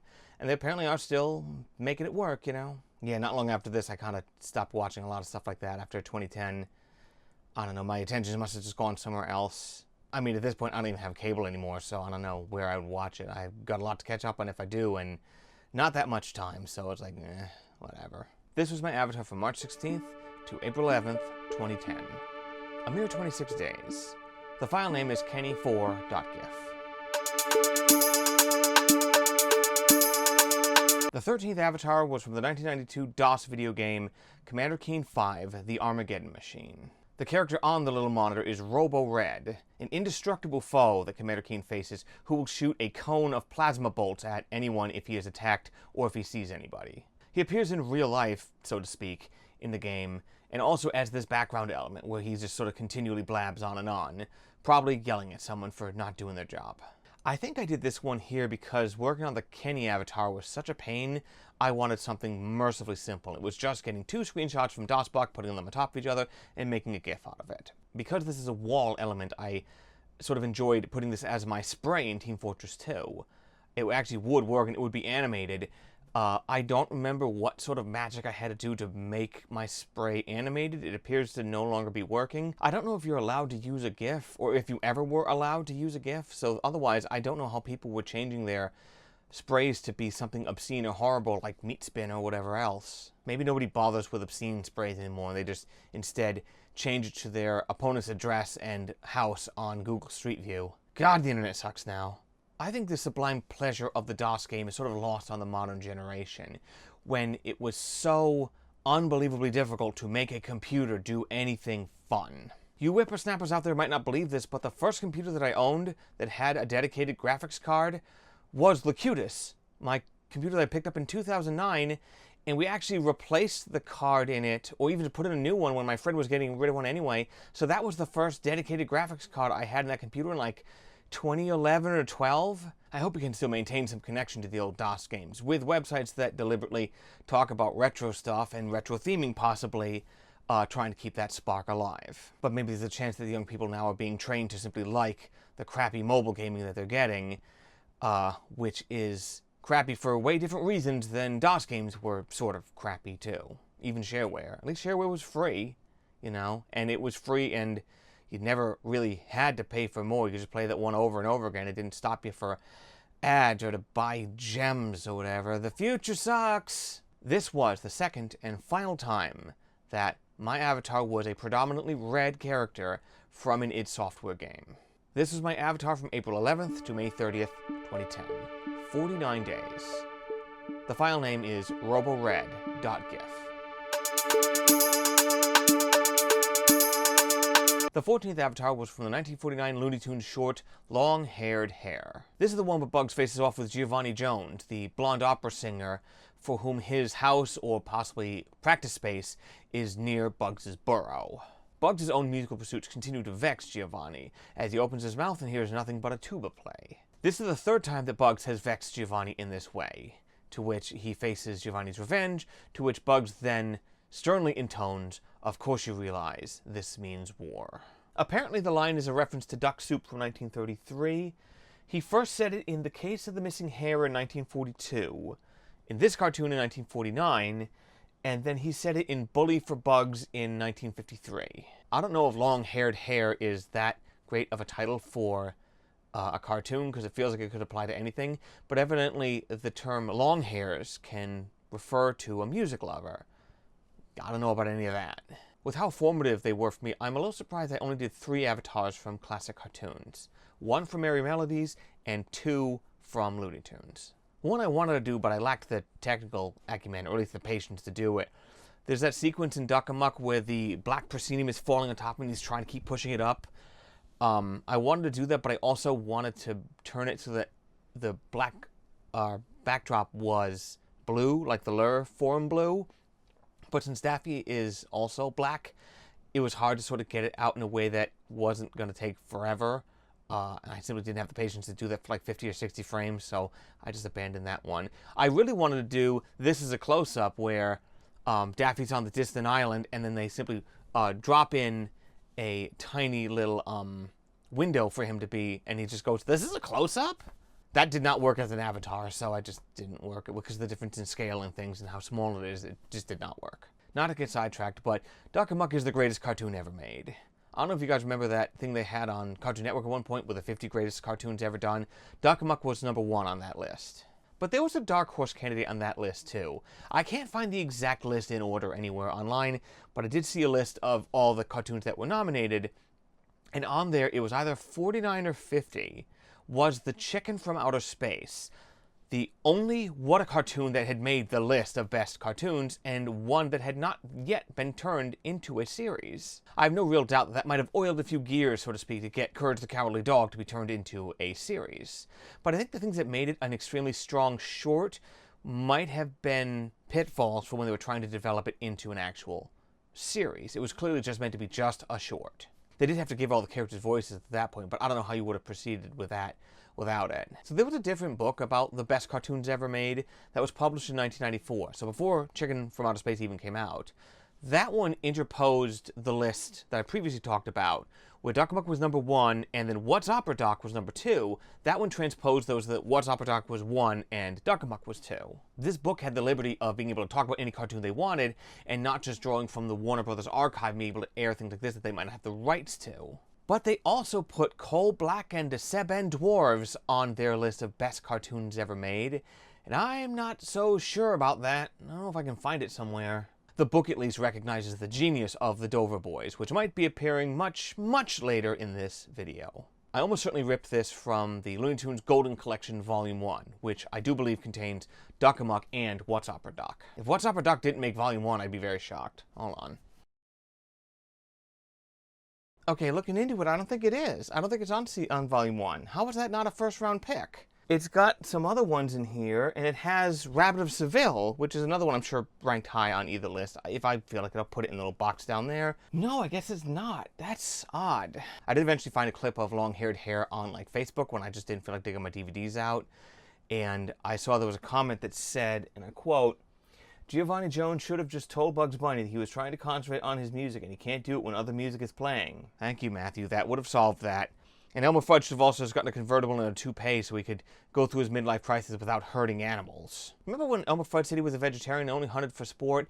Did that just make him seem like a total psycho to anyone else, even as a kid? That one's from 1951's Rapid Fire, which is also in the Volume 1 DVD. Really starting to seem like it's a complete oversight to leave What's Opera Doc off that list or something. Maybe they wanted to put that one on Volume 2 or something, so you have to get the Unassailable Classics up at the top and get some other Shaggy entrants further down the line. I'm not sure. Isn't that what they do with like Pokemon these days or something? You like your Chase Rare? For the modern iterations of Elmer Fudd, they've apparently tried to remove his shotgun from him, and so they've occasionally given him a bow and arrow, or occasionally a scythe. Evidently, this is part of them trying to have less cartoon characters with firearms so that we don't get any kids imitating what they see in real life with real firearms. I could kind of see that if he hunted with a pistol, which is sadly too accessible for some kids in this world, but a shotgun? I'm not so sure. Maybe Elmo's one of them characters we just update him in some other real way. You sort of change his paradigm, or you just leave him behind. Giving him the bow and arrow is kind of interesting, sort of turning him into an earnest huntsman, or possibly just another demonstration of performative masculinity. This was my avatar from May 30th to July 14th, 2010. 45 days. The file name is lala2.gif. The 15th avatar is from the legendary and deeply influential Homestar Runner, the online Flash series that predates both YouTube and LoadingReadyRun. The Homestar Runner universe is filled with alternate versions of all the characters. One of the first ones established was setting Homestar Runner back into the 30s with the rubber hose style of black and white animation. This was way before Cuphead did it. This was before Epic Mickey did it. Well, not before, like, Disney did it, I guess. They did it back then. I guess if I wanted to, I could play a clip of Steamboat Willie here if I really felt like it. In the normal Homestar Runner universe, there's this little sort of anvil-shaped yellow creature called the Cheat, who loves to cheat. If I was in the Homestar Runner universe, I guess they would call me the Eat at Wendy's and Loathe Myself. For the old-timey counterpart, the Cheat is reimagined as a dark-haired, furry opossum. The actual avatar comes from the music video for The Ballad of the Sneak, which was its own old-timey version of the Cheat theme song. The Sneak does the Hully-Gully on the Panama Canal, or a barrel. You used to be able to make your living building barrels. Remember that? What a world that was. Based on cartoons, I thought I would interact with barrels a lot more in my life than I do, but I also thought that I'd be getting on fights on, enormous cargo elevators because of all the brawler games I played as a teenager. Doesn't seem to come up that much. Remember the Simpsons game where they're on the giant elevator, you have to go down 1.5 miles to get to Moe's, and Moe's is also longer than 2 football fields? The good thing about that game was it's deep precision. Am I using any of this? The song was performed by Paul and Storm, who have their own connections to Loading Ready Run through Wootstock. This was where Loading Ready Run aired their remake of Installation Anxiety that they made in 2010, which really confused us all back in the day. They also composed the music for the Stinko Man anime-style opening that was released when they finally released the last episode of the Stinko Man game, which was the day that Flash support ended. This was the first of my avatars to originate from a Flash animation. Well, technically the second season and onward of Harvey Birdman was animated in Flash, so, you could say that was, but that aired on regular TV, and I captured it the normal way. To capture Flash files, I don't necessarily remember what I did. I probably used Cam Studio or Camtasia, one of these screen capturing softwares, just record it. Because you could pretty easily download the SWF files from homestarrunner.com, and you could play them on your computer if you had Flash installed, but then what? They weren't videos to be broken up or cut up in any of the ways, even back then. They just were Flash files. I suppose if I owned Flash, I could have extracted the files from it and done it that way, but I didn't. I did mess with Flash a little bit as a teenager, I think inspired by Ego Raptor and some other Flash animations at the time from Newgrounds. I even found a crack of it that I think let the 30-day demo last forever, but then I deleted it because I just felt guilty. God, I'm a square. Imagine feeling bad pirating an Adobe product. That's like writing a heartfelt apology to Steven Seagal. My copy of Photoshop and Premiere are both legit, by the way. I can't wait for them to come by and say, oh, but Windows 11, I'm going to take it away, and now here's something you have to continue to pay for. It's like, no, the whole point was, I buy this once for $100 or something, and then you guys leave me alone. Look, if you keep up your end of the deal, I'll keep up my end of the deal. But if you make it that I can't use this version anymore, I'm not going to go buy the Adobe suite. I'm just going to start looking for a different video editor. I might finally go into look into DaVinci Resolve or something. Anyway, the impact that Homestar Runner had on the internet can scarcely be overstated. In the era before YouTube, a Flash cartoon was the easiest and lowest impact way to get some video out there. I believe Homestar Runner endured because it was nice and family friendly. Everyone else on the internet who made edgy jokes had to eventually backtrack everything after 20 years. Don't have to do that if you're already lame. One of the other reasons it may have persisted is because all the technology and everything they ever talk about is already usually well out of date. with the big exception of notorious trend chaser and success hound Pom Pom, who always had the latest stuff. He had his little Palm Pilot at one point, and that is extremely dated. But of course, if you're already out of date, you can never become out of date. You were already passé. You never get caught chasing fads and emphasizing something that looks incredibly embarrassing after 5 years. It will always be out of date, but it will also be timeless. This also might be why the LoadingReadyRun branding itself never goes out of date either, because even when they started back in 2003, the Commodore 64 was a total relic. This was my avatar from July 14th to August 13th, 2010. 30 days. The file name is thesneak.gif. The 16th avatar was from Overdrawn at the Memory Bank. The first time since the very first avatar where it was not drawn from a cartoon or other form of animation. I mean, maybe Lance Boyle is meant to be some sort of, like, highly realistic, simulated person. He does introduce himself by saying, "Hi, I'm Lance Boyle, and people often wonder if I'm real." This avatar was specifically created from the Mystery Science Theater 3000 version of Overdrawn at the Memory Bank, but with the bot silhouettes cropped out of the image. The avatar is of our hero, Aram Fingal, undergoing a medical procedure. He takes a deep breath, a light shines on his forehead, and he appears to go out. To which Crow comments, "Not that deep." Overdrawn at the Memory Bank is a Canadian television movie about a dissatisfied man who lives in a dystopia where he is forced to undergo a compulsory doppel, where his personality is put into a computer simulation of wild animals. But his body becomes lost in the shuffle, and they must reunify mind and body before they are both lost in the waves of the 90s internet. The MST3K crew have all expressed their disdain for this film. I personally think that not only is this one of the best episodes of Mystery Science Theater 3000, I think it's also one of the best movies that they ever riffed. Yes, it's cheap and silly and dumb, and it has that hideous soft focus over everything like a 70s episode of Doctor Who, but I still like it. I think I could watch this movie unriffed, and I couldn't do that with, let's say, Pod People, a great episode, but I think a terribly boring movie. But that's what made it a good episode. Even though I don't think the movie's that bad, it's not always badness that determines how much riffing you can get out of a movie. It's also fun to watch a movie that's about virtual reality before the Matrix changed literally everything. The MST3K crew had to make certain they didn't make any jokes at the expense of Raul Julia, who was a great actor, evidently a class act, and had also died tragically 3 years earlier in 1994. Kevin Murphy, longtime MST3K contributor and Riff Tracks mainstay, had a call into Desert Bus 5 where he talked about attempting to make a riff tracks for Transformers 3.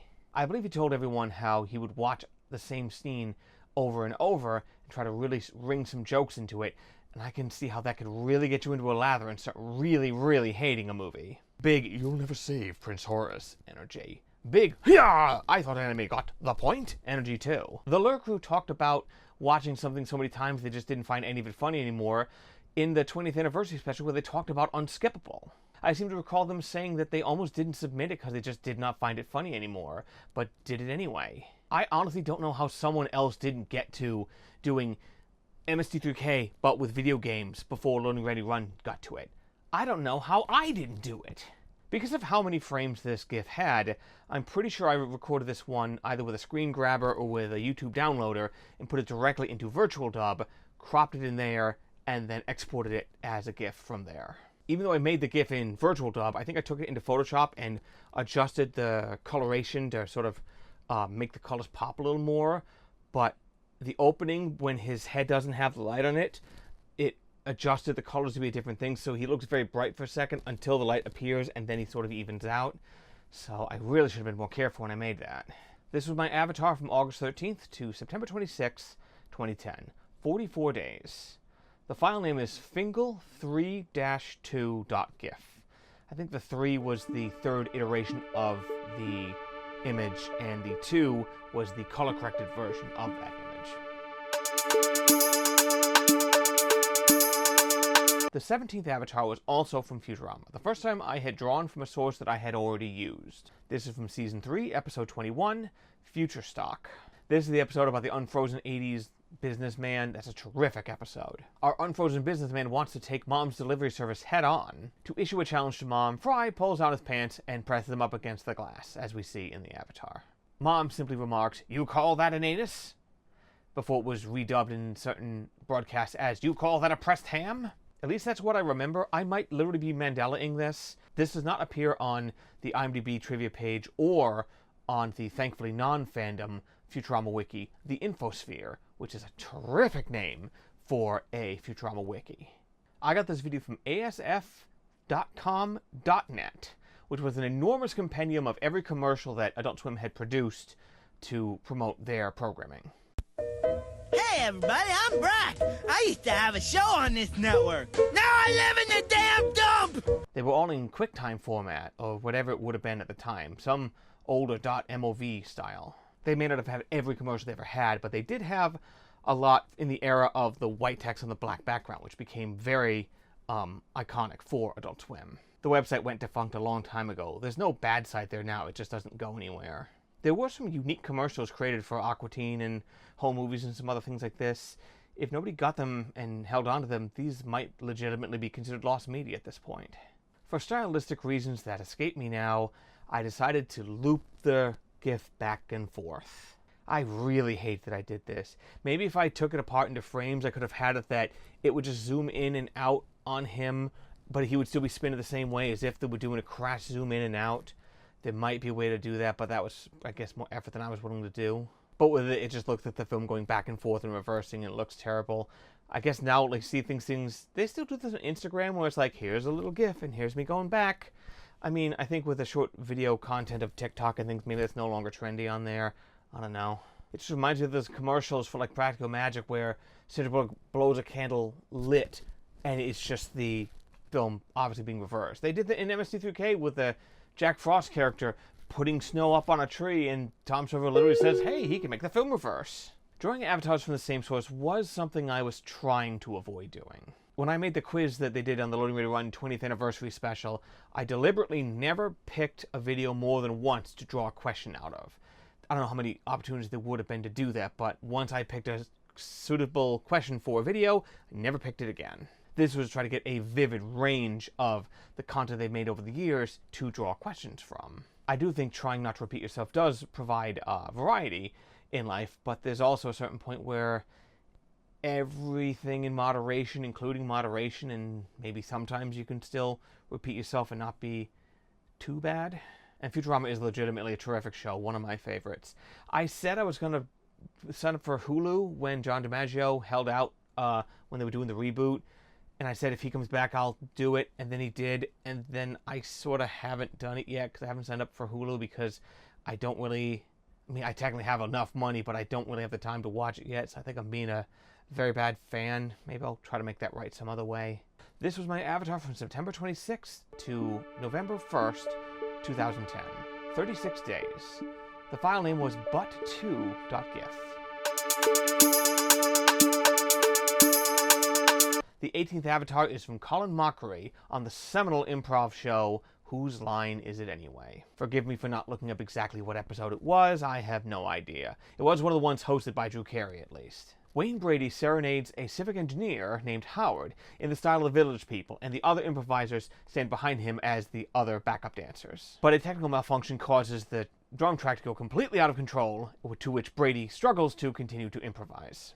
Even before the track went out of control, he still misspelled the fellow's name Howard as Horward, H-O-R-W-A-R-D. The avatar itself is of Colin trying to do a W-A-R-D sort of thing the way they do with YMCA at an unreasonable pace and doesn't necessarily pull it off. Colin Mockery somehow became the patron saint of the animutations, the somewhat Dadaist style of flash animations that were from the early 2000s that was spearheaded by Neil Cicierega. As I look back at my avatars, I'm actually surprised I didn't use any animutations or fan mutations as an avatar. I definitely had some of them saved to my hard drive at the time, including that one that says you are an idiot that apparently gave you a virus. Never seemed to happen to me. I don't know. A lot of the avatars that I used were purposefully absurd, so possibly using something that was already absurd, even in its context, might have been against the spirit of that. As often as I drew inspirations from Adult Swim shows, I never once used an avatar from Xavier Renegade Angel or from 12 Ounce Mouse. Colin also appears in an early Loading Ready Run video. He's there with some other Whose Line alums who do a plugs video for Loading Ready Run. It's a video so old it's still being hosted on their website in QuickTime format. Remember QuickTime? Probably not. I really loved Who's Line and most improvised comedy in almost any form. I consider myself to be a reasonably skilled improviser. I've tried out for a couple of improv troupes, and I'd like to think I at least impressed them. There really is no more sublime pleasure for me than making professional comedians, such as the friends in Loading Ready Run, laugh. It's sort of like getting an expert opinion that what you're doing is actually really working. I got a couple of comedians and people I have on Facebook, and whenever they like one of my posts, I'm like, yeah. And the few times I've been able to make Graham laugh in real life, those are pretty good moments. This was my avatar from November 1st through the 30th, 2010. 29 days. The file name was horward.gif. If it was the 1st through the 30th, wouldn't it be 30? I mean, I'm sure I put it in halfway through one of the days and it was replaced halfway through. I certainly wasn't waiting until midnight to replace him, so 29 days is probably roughly correct. If it isn't like mathematically correct, they're all off by 1, but bloody whatever. The 19th avatar is from And Maggie Makes 3, Season 6, Episode 13 of that other thing you might know Matt Groening from, Life in Hell. I mean The Simpsons. It's from the episode where they tell the story of the Simpson family's third pregnancy, the one that brought forth Maggie. This avatar is from the scene where Homer finally finds out that this new pregnancy has thrown a monkey wrench into his low-income plans for his future that finally got him away from the drudgery of the nuclear power plant. He cries out that his family is doomed, to which his head inflates like a balloon and pops. This cuts away and shows that Bart is evidently telling the story and making things up. This is inverted later in the episode, where Homer does something very silly to try to make money, and Lisa says, hey, tell the story right, and Marge has to ruefully say that that's actually what happened. This was a huge subversion back in the 90s, like so much else of The Simpsons at the time. Even having a father who wasn't wise and strangled his kids, that was so subversive. This is also the episode that ends with a do it for her scene, where he has every picture of Maggie up on the wall at his terminal. I just remember seeing all those shots of him from the other direction that I almost never assumed there was a wall there. I just thought there was like a glass partition and he was looking up over something else, or like looking at cooling rods or something. The fact that it was just an empty wall with nothing on it kind of struck me odd even at the time. I guess having pictures of babies is encouraging if you like babies, I guess. I actually strongly dislike the imagery of exploding heads, be it from that clip of Scanners that everyone likes, or the ending of Dogma, or that scene from Riccio that used to be part of the original Daily Show thing when they did the 5 questions with like Craig Kilborn. Not sure why it was okay to show that on TV. I know the Daily Show aired at like 11, but it also repeats aired at like 4 o'clock in the afternoon, like well before the watershed, so why was that okay? Or the finale of the theme song to Spy Hard, which scared the crap out of me as a kid. But of course the idea of a head inflating like a balloon is not nearly as distressing. This was my avatar from November 30th, 2010 to January 8th, 2011. 39 days. The file name is pow2.gif. This avatar was from Season 5, Episode 6 of Family Guy, in an episode entitled Prick Up Your Ears.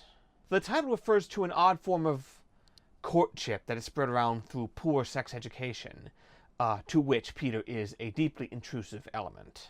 He attempts to educate these high school students about the hearth of the bedroom with his William Shakespeare bust and his Rainbow Bright doll. I really do find this pairing funny because the bust of Shakespeare has no body to speak of at all, much less genitals. This is also part of the reason why I love having Princess Candy represent the female archetype in the inanimate players, because she has absolutely no sexual characteristics at all. And I'm also kind of a fan of jokes that end with a punchline that says, I have no penis. Not in situations where someone actually loses their wiener. That's sad and tragic. It's things like with puppets and other things that don't exist below the waist. What wife? What children? I have no penis. Look, there's just a guy's arm down there. There, you see his head for a second. Ah! I probably could have gotten a lot of avatars out of Family Guy if I had tried, but this was the only time I did it. There's one I made that I didn't end up using. I'll probably feature the unused avatars at the end of the list. And one of the projects I never quite finished was I was going to try to watch all the episodes of Family Guy that I had to rate them on certain criteria about jokes and things. Obviously, quite unlike Homestar Runner, Family Guy liked to make what we call offensive jokes. So I came up with 10 criteria for what those offensive jokes could be about. They were sort of things like jokes about AIDS, jokes about 9/11, things in that range. I had like 10 of them. I had some that were slightly more generic than that. and I was seeing how many times they specifically invoked that like it was a checklist as far as, well, here's our 9/11 joke, here's this. I also had what I called time wasters, which were, here's the giant musical segment, here's something where the characters are all sitting very still while they hear someone saying something, things like this. But after watching like the first 10 seasons of Family Guy, I kind of started getting sick of it as far as doing this, and I think I might have lost the file I'd worked on, and a hard drive crashed at some point. So this is one of these projects I'll probably never really get back to.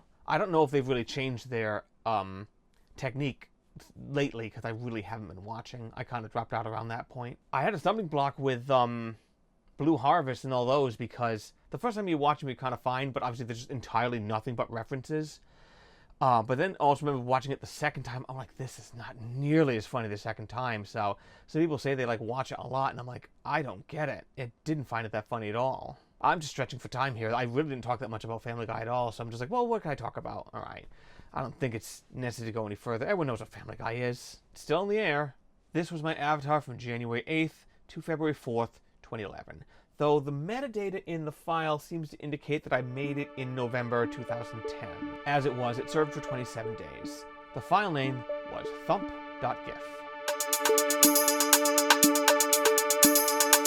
The 21st avatar is from Crossover, Season 2, Episode 23 of Deep Space Nine. Odo is shot with a phaser and explodes in a clip I remember seeing played a lot in promotions for Deep Space Nine at the time. Even when I made this avatar, which evidently was also made in November 2010, I must have been on a real avatar making tear at that point. Even then, even after making the avatar and using the avatar, and for years afterwards, I had no idea, that's not Odo. Well, it is Odo. It's Odo from the Mirror Universe, of which there is evidently only him. No other changelings, and he was the only one, and now he's toast. It kind of sucks. Seems a bit cheeky to use that in the advertisements, doesn't it? Doctor Who pulled this crap a couple times.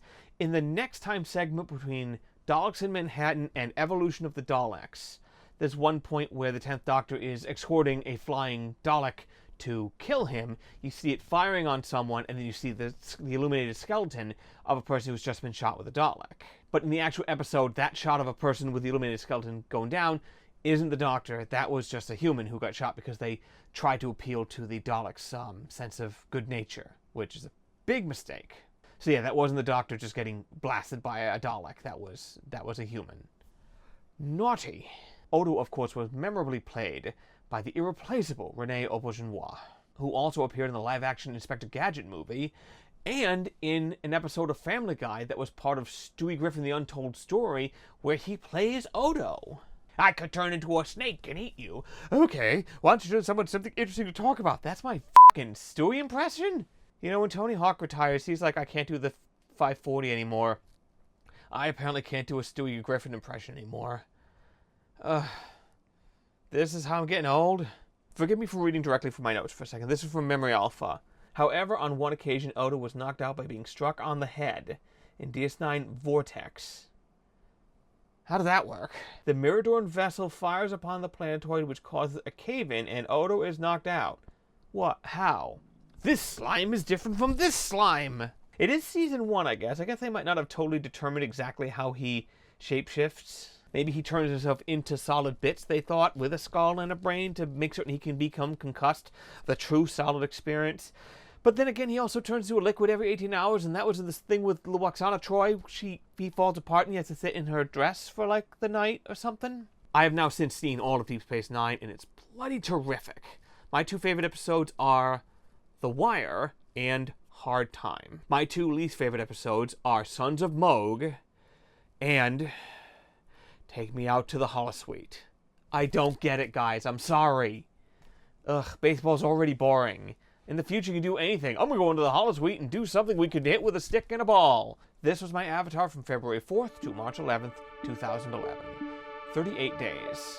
The file name was odo4.gif. The 22nd avatar is from the pilot episode and the extended opening sequence of Bonkers. Wow, this sucks. The best we can do. Anyway, this is not the pilot episode of Bonkers. It's the first episode listed on Disney+. The pilot is an hour-long movie that talks about the introduction of Piquel to Bonkers. And as some of you know, and we'll talk about it later, the Miranda episodes, the later episodes, were developed first, which is why they have slightly different animation and a different design for Bonkers himself. But no, this is not the pilot. It's the first episode in production order or something. Not really certain why it's this way on Disney Plus, but who knows? Bonkers is set in a world where cartoon characters and humans interact. Bonkers formerly had a hit television show, but after its cancellation, he decided to become a police officer. Kind of a sad idea, to be honest. Bonkers is partnered with Lucky Piquel, an obese and gruff detective who generally dislikes tunes. Both Bonkers and Piquel are voiced by the legendary Jim Cummings. In the Avatar, Bonkers and Piquel are both taken aback as the door mysteriously opens for them. In the actual extended opening, this is accompanied with a musical flourish that leads into the chorus. The shot is roughly 11 minutes 2 seconds into the pilot episode entitled In the Bag. The final version of the extended intro actually has a lot of footage from the pilot. If I can look at my list here, the car running down the street, the radio talking, the Mad Hatter's head coming out of the radio, the two of them running down the stairs, the opening with Bonkers sails into the office riding the green washing machine, the two of them riding in the car upside down, Bonkers hitting spat out of the elevator and hitting Piquel in the bum, Bonkers hugging Toots in the climax, Bonkers grimacing when Piquel asks him how he looks. I actually even might have missed a few. If I'm not mistaken, Bonkers is clearly inspired by Who Framed Roger Rabbit, another world where cartoon characters and humans interact. But rather than dealing with the rights from the original author and dealing with Warner Brothers, they can just make their own continuity and have their own rogues gallery of cartoons appear in the show. Like I said, the Mad Hatter appears in the pilot. I don't really remember how many other actual Disney bona fides appear in the show. Forgive me for reading again directly from my script. However, in 2008, Greg Wiseman, who was a writer on the series, denied this, while confirming the title character was inspired by Roger and the Toontown concept had also been influenced by the film. Wiseman insists that Bonkers was always meant to be his own character. Yeah, that makes sense. We just talked about Star Trek, so you remember that one episode of Next Generation where a young ensign ends up getting in a lot of trouble? I actually haven't seen this episode, but I'm aware of it. And that character was the model for Tom Paris. The same actor went to play from that episode to becoming a regular in Voyager, but because it's not the same character, I don't think the writer of that original episode got the credit for creating the character. Not really the best, but then again, that's television for you. Okay. I'm not able to confirm the whole thing about the rights to Tom Paris and the other character being on Memory Alpha, but that might just be because maybe it's supposition, or perhaps it is just that there are legal consequences to the official, fandom wiki, sadly, but still very good Memory Alpha, saying that that was what happened, when surely no one in Hollywood actually said that's what's happening. So that one is gonna have to be just, we all kind of know, but maybe we don't. Same thing with Homestar Runner, where they had a feature on their website which included something copywritten from Mattel, but you can't even say what it used to be on the HR wiki. It's simply Ben Memory Hold. I mean, I know what it was, and you can find it if you really must know, but they sort of have to be like, oh, what thing? Sorry, Mattel, that wasn't anything, Lawyers. Did you hear that Gene Roddenberry wrote lyrics to the original Star Trek theme song in order to get a co-writing credit on the song because, quote, I have to get money somewhere? This, of course, doesn't mean that all of a sudden somebody was getting paid twice as much and he just took an equal portion.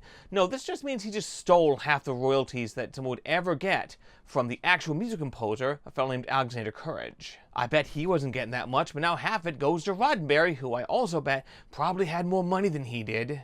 I read somewhere that Courage never worked with Roddenberry again, and why would you with someone who cheats you out of your money? Screw Gene Roddenberry, and screw Gene Roddenberry a lot more than anyone ever said screw George Lucas. Star Trek only reached its full height when Roddenberry's influence on it finally waned in the early 90s, and then crumbled again when other dimwits finally got their greasy mitts on it. Maybe I shouldn't be saying something like this so soon after the death of Roberto Orci. I don't know if I'd like a single thing he ever made, but 51 is far too young to go. Back on topic, sort of.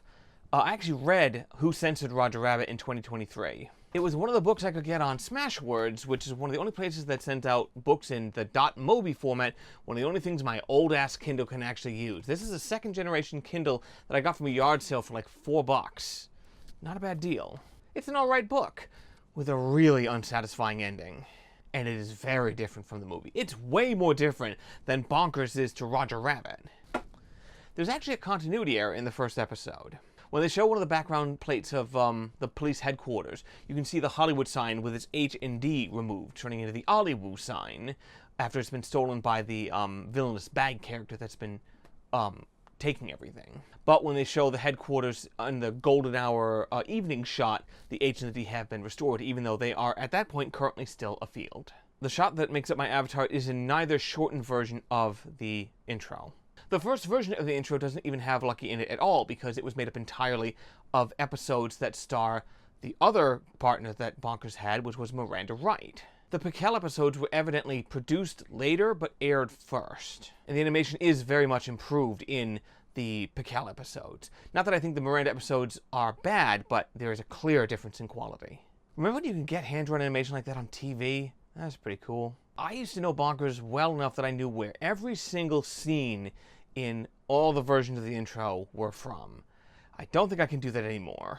I could never do that with, let's say, DuckTales, because I simply never saw enough of it to know it. And I think a lot of those are from the movie anyway. And I was just a little too young to catch DuckTales as it was coming out. I remember when my grandmother, for whatever reason, I guess cut off the barcodes on a bunch of cereals or whatever and got these collectible DuckTales figures from, like, Raisin Bran or whatever. And we didn't know who these characters were, and we certainly didn't know who Gizmo Duck was. So we gave him like a robotic voice, thinking he might have been some kind of cyborg, as opposed to the heroic voice that he has in the actual show. We did eventually become familiar with Gizmo Duck in his appearances on Darkwing Duck. Remember when he would press every button on his suit because it would cause the suit to do something unpredictable and would usually get him out of trouble? Remember when the Gizmo suit shrank in the wash and thus only the nephews and Webby could actually wear it? The concept of Bonkers, where a former TV star becomes a police officer, it does seem absurd, but Gary Coleman did something similar when he became a security guard in 1997, fulfilling, quote, an action hero fantasy, which sounds so damn sad. Now, I'm not here to tell any former child stars and people of color with lifelong disabilities what fantasies they can or can't have, but maybe he wanted to aim a little higher than an entry-level job that literally nobody ever respects. This article I found on Gary Coleman's life is absolutely crushing. Wait, it says Coleman died of an epidural hematoma. I could have swore it was related to his lifelong illness. We thought for a while that Billy Mays went out that way, but evidently that wasn't true. It wasn't his head injury. It could have just been heart disease.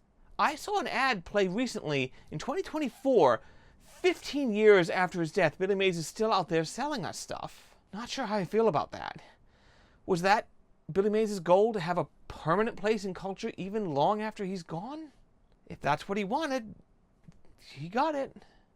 This was my avatar from March 14th to April 21st, 2011.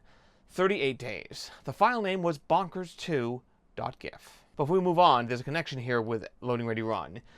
In between this avatar and the next avatar, on March 30th, 2011, I got specifically called out on a Lurcast for changing my avatar up so much. The Lurcast is titled Cursing Reality with Synchronized Clubbing, which covered 4 videos that they had done at that time.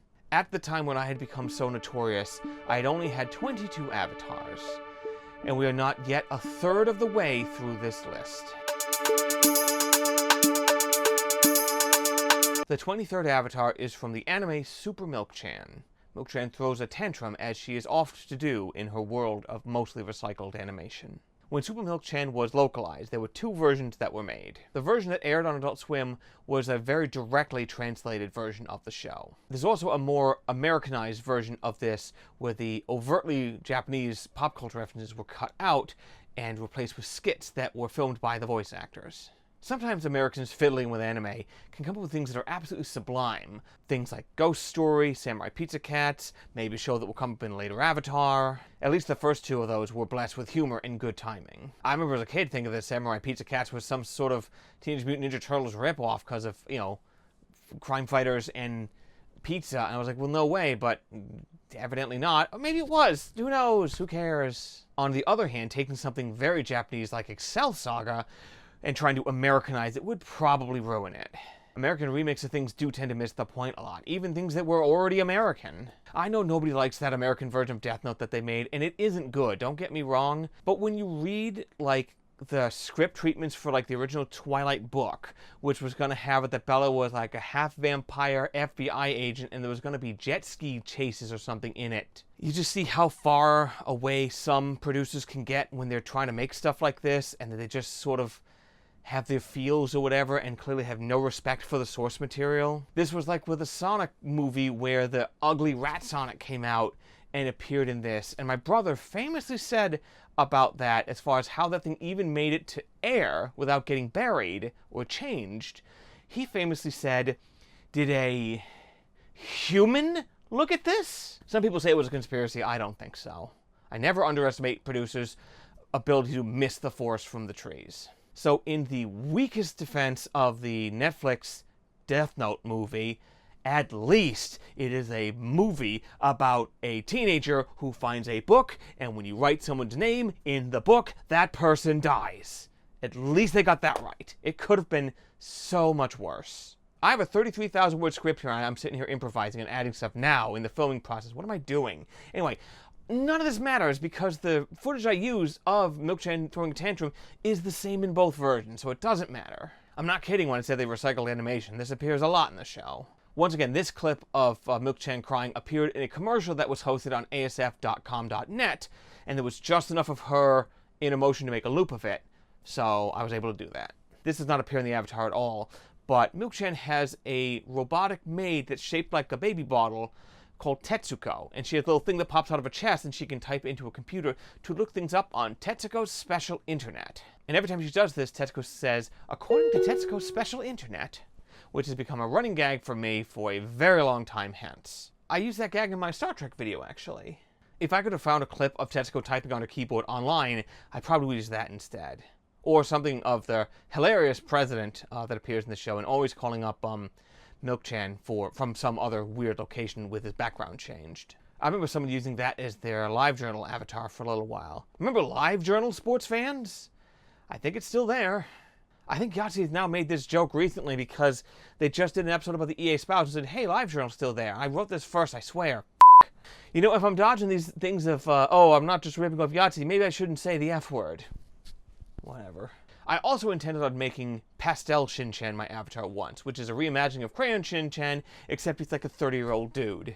This was way before Crayon Shin-chan got its Funimation dub, and evidently that show is still going as of 2024 with 1,200 episodes. Holy crap! I am actually checking Tetsuko's special internet now. Look how good I am. Modern day, we just call it Wi-Fi. 32nd anime feature film? There are 32 films? Oh, you fool. There are not 32 Shin-chan movies. There are 33. One was released in August. Ho ho! They go to India. This was my avatar from April 21st to May 14th, 2011. A mere 23 days. The file name is milk3.gif. The 24th avatar is from Dr. Katz, Professional Therapist. We see the titular Dr. Katz with the thought bubble above his head that is filled with candy. It vibrates in that trademark squiggle vision style. This image is brought on by frequent patient and guest Ray Romano, who once asked his young daughter what she was thinking about with a big smile on her face, and she just says candy. And Ray Romano remarks how easy it is for a child to be happy, because they also have other things they have to worry about. I believe he says, who am I? What am I? Am I gay? What's this lump? Not to get too heavy / political here, but let's maybe just say something bad happened in 2016, you know, something terrible for which we are still trying to right the ship, or some of us are at least, something that will affect our future for almost certainly decades, if not literally centuries, well past any of us are even going to be here. And my first legitimate feeling of happiness post that catastrophe was thinking about the Lego Movie. I didn't even have to rewatch it. I should. I don't think I have it on tape. And then when something significantly worse happened in 2024, that was sort of bringing the year to a very bad close, the one thing that made me happy that time was a conclusion to the Team Fortress 2 comic that was finally released after so many years. it is nice to not be forgotten. Dr. Katz was such a great show, a rare show where all three main characters are perfectly cast and all equally funny. This was where I first discovered Laura Silverman, way before the meteoric rise of her sister, Sarah, into stardom. I like them both. Laura Silverman was in that one episode of House that I actually really like. Speaking of House, you know how like YouTube has just this mini TikTok thing with all its shorts? Somehow the algorithm has decided that what I want now is just House episodes completely cut down in miniature, so you essentially get the entire thing in 45 seconds rather than being able to actually watch the show. I'm trying not to use that much copywritten stuff here so that I don't get dinged on this thing for using it, and yet these shorts channels can just have entire clips that they had nothing to do with made with one little line taken out of the center or some other way that they're sort of tricking the copyright bots from not being taking them down, and they're still raking in dough, I guess. I really feel like we gotta have a better system than this. So yeah, Laura Silverman's great. Nobody needs me to extol the virtues of either Jonathan Katz or the great H. John Benjamin, the latter of which has played many different characters over the years, and all of them have been very funny. He also came in to play Shake in the live-action version that they did of Aqua Teen Hunger Force, which apparently Mike Lazo, I think then head of Adult Swim, almost just threw into a DVD because he wasn't really satisfied with it.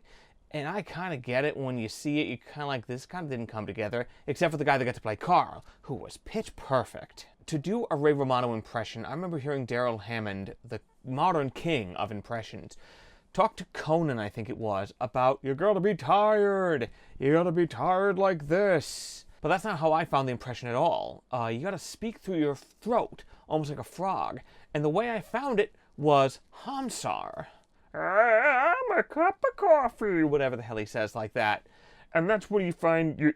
That's more Kermit, but where's Ray? Hang on. Something Ray Romano says. I hate my wife. Don't just think about candy. I don't want to do this. I want to leave the house. Not the greatest impression, but wasn't it Hank Azaria who said, like, you make an impression by taking an impression, doing it slightly badly, or twisting it up, and then you have your own new voice. That's where Mo came from in some things. Needless to say, this is also where we get to like a Henchman 24 from the Venture Brothers sort of voice, which is more what that is. It's sort of them making fun of Ray Romano on Dr. Katz. Got my powder blue stanza. You can't yell this for telling you the truth, or kill us for telling you the truth. Come to think of it, this is almost certainly how Pistachio's voice is performed. That's why I think maybe I've been hearing that more often. That's why my impressions aren't going so good. Gotta keep doing the impressions badly in this thing. What happened to me?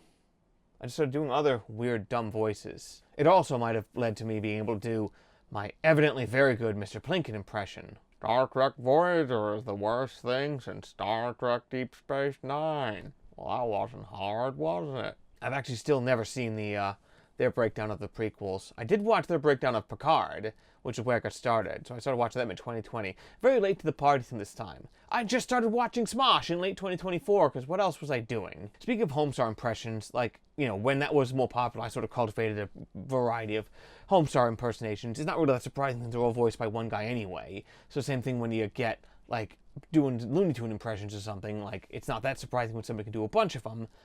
And I was doing a bunch of Homestar impressions, like I did my Strong Bad, and I did my Bubs. I don't know if my Bubs is any good, but, you know, it's hard to flip back and forth between them, dang. But anyway, then I also did a Homestar impression, and my boss at the time was kind of like, you know, your voice isn't really that far off from the original. I know that my voice isn't that far off from the original Homestar, right? You don't have to draw attention to it, okay? Jeez, man.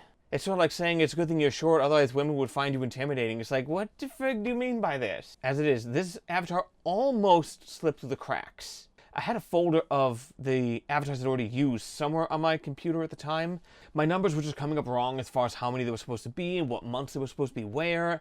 And I just was getting confused, so I just ripped everything down off the photo bucket and then counted them from there. And that's when I found this one, what had been left out of the other folder. So photo bucket, I guess, saves the day again. Great, cool. Continue to choke on my $5. I can't wait for your domain to expire and for you to be bought by a bulk Vietnamese soup purveyor. They keep sending me emails saying that if they're threatening to take down my photos or whatever, or stop posting them, I'm like, well, if you do that, you're never going to see another cent out of me. So I think you're going to hang on to them until you guys just finally collapse. This was my avatar from May 14th to June 6th, 2011. 22 days. The file name is candy3.gif. The 25th avatar is from the music video for Everybody Do the Dinosaur by Was Not Was. Sir Harry Bowen does an unusual dance before he gesticulates the stone television beside him. The dancing in the Avatar is actually slower than reality. I think what it was, I had it at 12 frames a second and it didn't quite match, so it was going a little slower than it should have. When listening to the song, I thought that the melodic singing would have been belonging to the skinny fella from the music video, the departed Sweet Pea Atkinson. But no, he's the lower, slightly gruffer singer in this song, and Bones is the one hitting all the high notes. Not really sure why I thought that. The music video uses some clips from Daffy Duck and the Dinosaur, a very early Merry Melodies cartoon. This cartoon was noteworthy in the sense that it was one of the first ones to temper the very wacky Daffy with a little bit of cleverness. You whippersnappers out there might not remember this, but back in the day, in the early beginning of Daffy Duck, Daffy was very, very silly.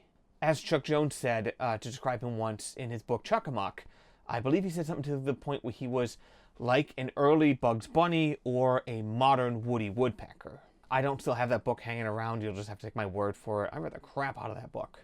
The original spirit of Daffy lives on in even crazier characters like Screwball Squirrel. So in 2025, somehow we got a Looney Tunes movie starring Daffy and Porky, and there are moments in that movie where Daffy sort of lets his freak flag fly and becomes the hoo-hoo-hoo-hoo version of Daffy. It's kind of fun to think that that is still inside him somewhere, even as he becomes the sort of jealous, small, scheming Daffy that we're more familiar with, the one who's constantly beset and put upon by the world and is trying to get something out of it, rather than one who simply reacts to everything almost like the Dodo or other sort of sillier characters. Evidently, Eric Bauza voiced both Daffy and Porky. I'm not so sure about his Porky. His Porky's pretty good, but his Daffy is immaculate. I think that's now the gold standard after the death of Joe Lasky. He can play Daffy forever at this point, for all I really care. He's essentially perfect. But I'm not one of these weirdos who needs that you need to have a one person voicing a bunch of different characters like this. They did that for the Space Jam movie, in which he was also Daffy. I think it was a couple of other people too. It works out for the most part, but then sometimes you get someone who's not really pulling the weight. I'm like, get anybody you want and just have them play it if they can do a good this that is matching closely the original article from Mel Blanc or anybody who had the role before. If they're going to change something, let's change it on purpose. Be like, this guy's doing this, whatever. Like Billy West played Bugs Bunny in the first Space Jam. You can kind of hear a little bit of Billy in there, but it's also, like, it's still pretty darn good because he's brilliant, obviously. Anyway, Daffy Duck and the Dinosaur is a very important part of Daffy Duck's evolution, which is ironic because that cartoon stands in direct contravention to the idea of evolution, with man and dinosaur existing at the same time. But again, so does this song and this music video. Pick up a monkey skull to go, there would be no monkeys back then. Or cars. Or Miami Vice. Not to go off on a real big tangent, but I remember hearing someone was talking about how they were going to play Fallout 4 for the first time recently. Graham famously did his edited Fallout 4 Let's Play as a melee-only character called Agatha Fisty. A very, very long, stalled project that he'd been working on intermittently before finally releasing everything in 2021. He swore it wasn't like a COVID project, it was just something he was trying to work on, get it all done, and then release. As it was, this other person who was talking about playing Fallout 4 for the first time was distracting himself with side quests. It hardly matters, but the plot of Fallout 4 is that you're looking for your kidnapped son.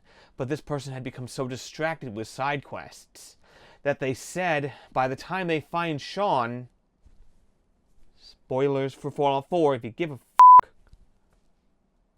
he'd be like 40 years old.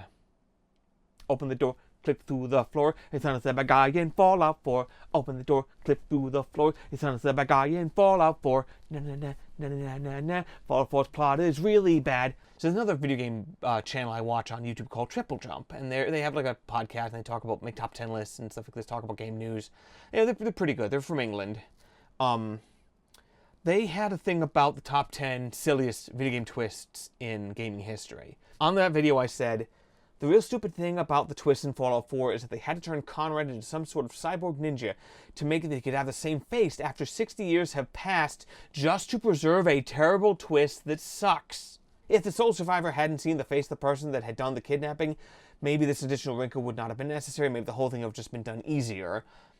But I mean, it really is just utterly galling. Everything in the game has to twist around to do this one thing, and it's not worth it. Other people have gone into greater lengths and essays about why the end of Fallout 4 stinks. I honestly don't even recommend watching all of Agatha Fisty, because I watched the the 1 hour sort of summary, but then you realize when you watch the whole thing, you know, if you love Let's Plays and stuff like this, and Graham is a good host, go for it and watch it, but as far as to find out the story of Fallout 4, it ain't worth it. It's not worth it at all. Fallout 4 stinks. I remember questioning my brother after he gave up partway through Fallout 4. It was kind of like, what do you mean? Like, you like this? You like New Vegas? Friggin', I didn't know what the hell I was talking about there, jeez. Sad update. Triple Jump has ceased production as of May 2025. Simply wasn't in the cards financially for them to continue as they were, so they simply ceased production. Ben and Peter went on to spin Worst Games Ever off into its own show, which is being successfully funded on Patreon to not have to worry about the algorithm and ad revenue and nonsense like that. Ashton went on to I Dream of Indie, and everyone seems to have landed on their feet. Still, quite sad. Let's pour one out for them. This was my avatar from June 5th to July 14th, 2011. 39 days. The file name is dino4.gif.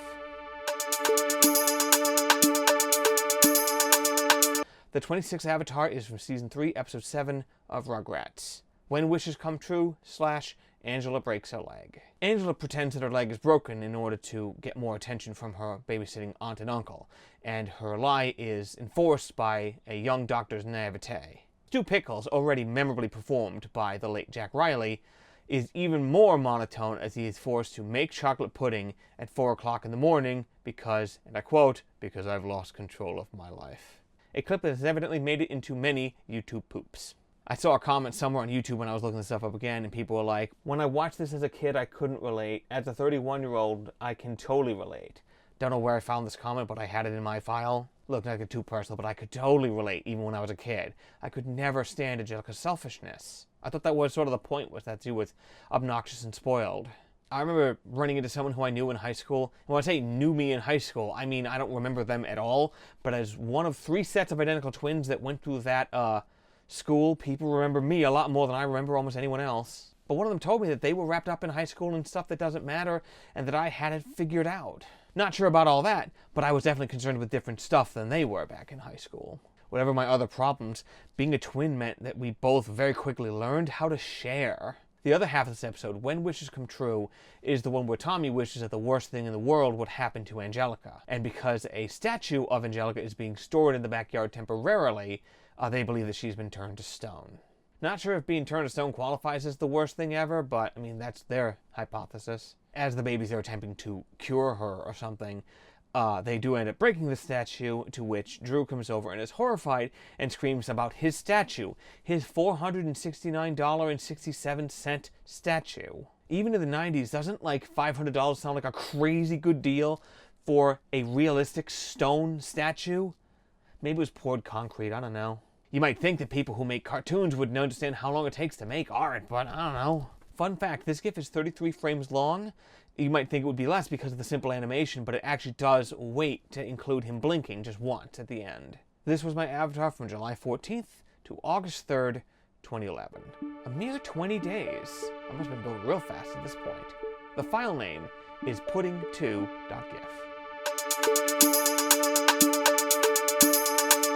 The 27th avatar is from the opening sequence and the pilot episode of Mighty Morphin Power Rangers. On the moon, Rita Repulsa is released from her 10,000-year stint in prison, most often called a dumpster. I think everybody knows this by now, but Mighty Morphin Power Rangers was mostly made out of stock footage from the Japanese Sentai shows, specifically in this case, Kyoryu Sentai Zyuranger. Evidently, this was the first of the Sentai shows to use the prehistoric animal robots. In the original show, Rita Repulsa is called Witch Bandora. In Power Rangers, she famously says, "After 10,000 years, I'm free!"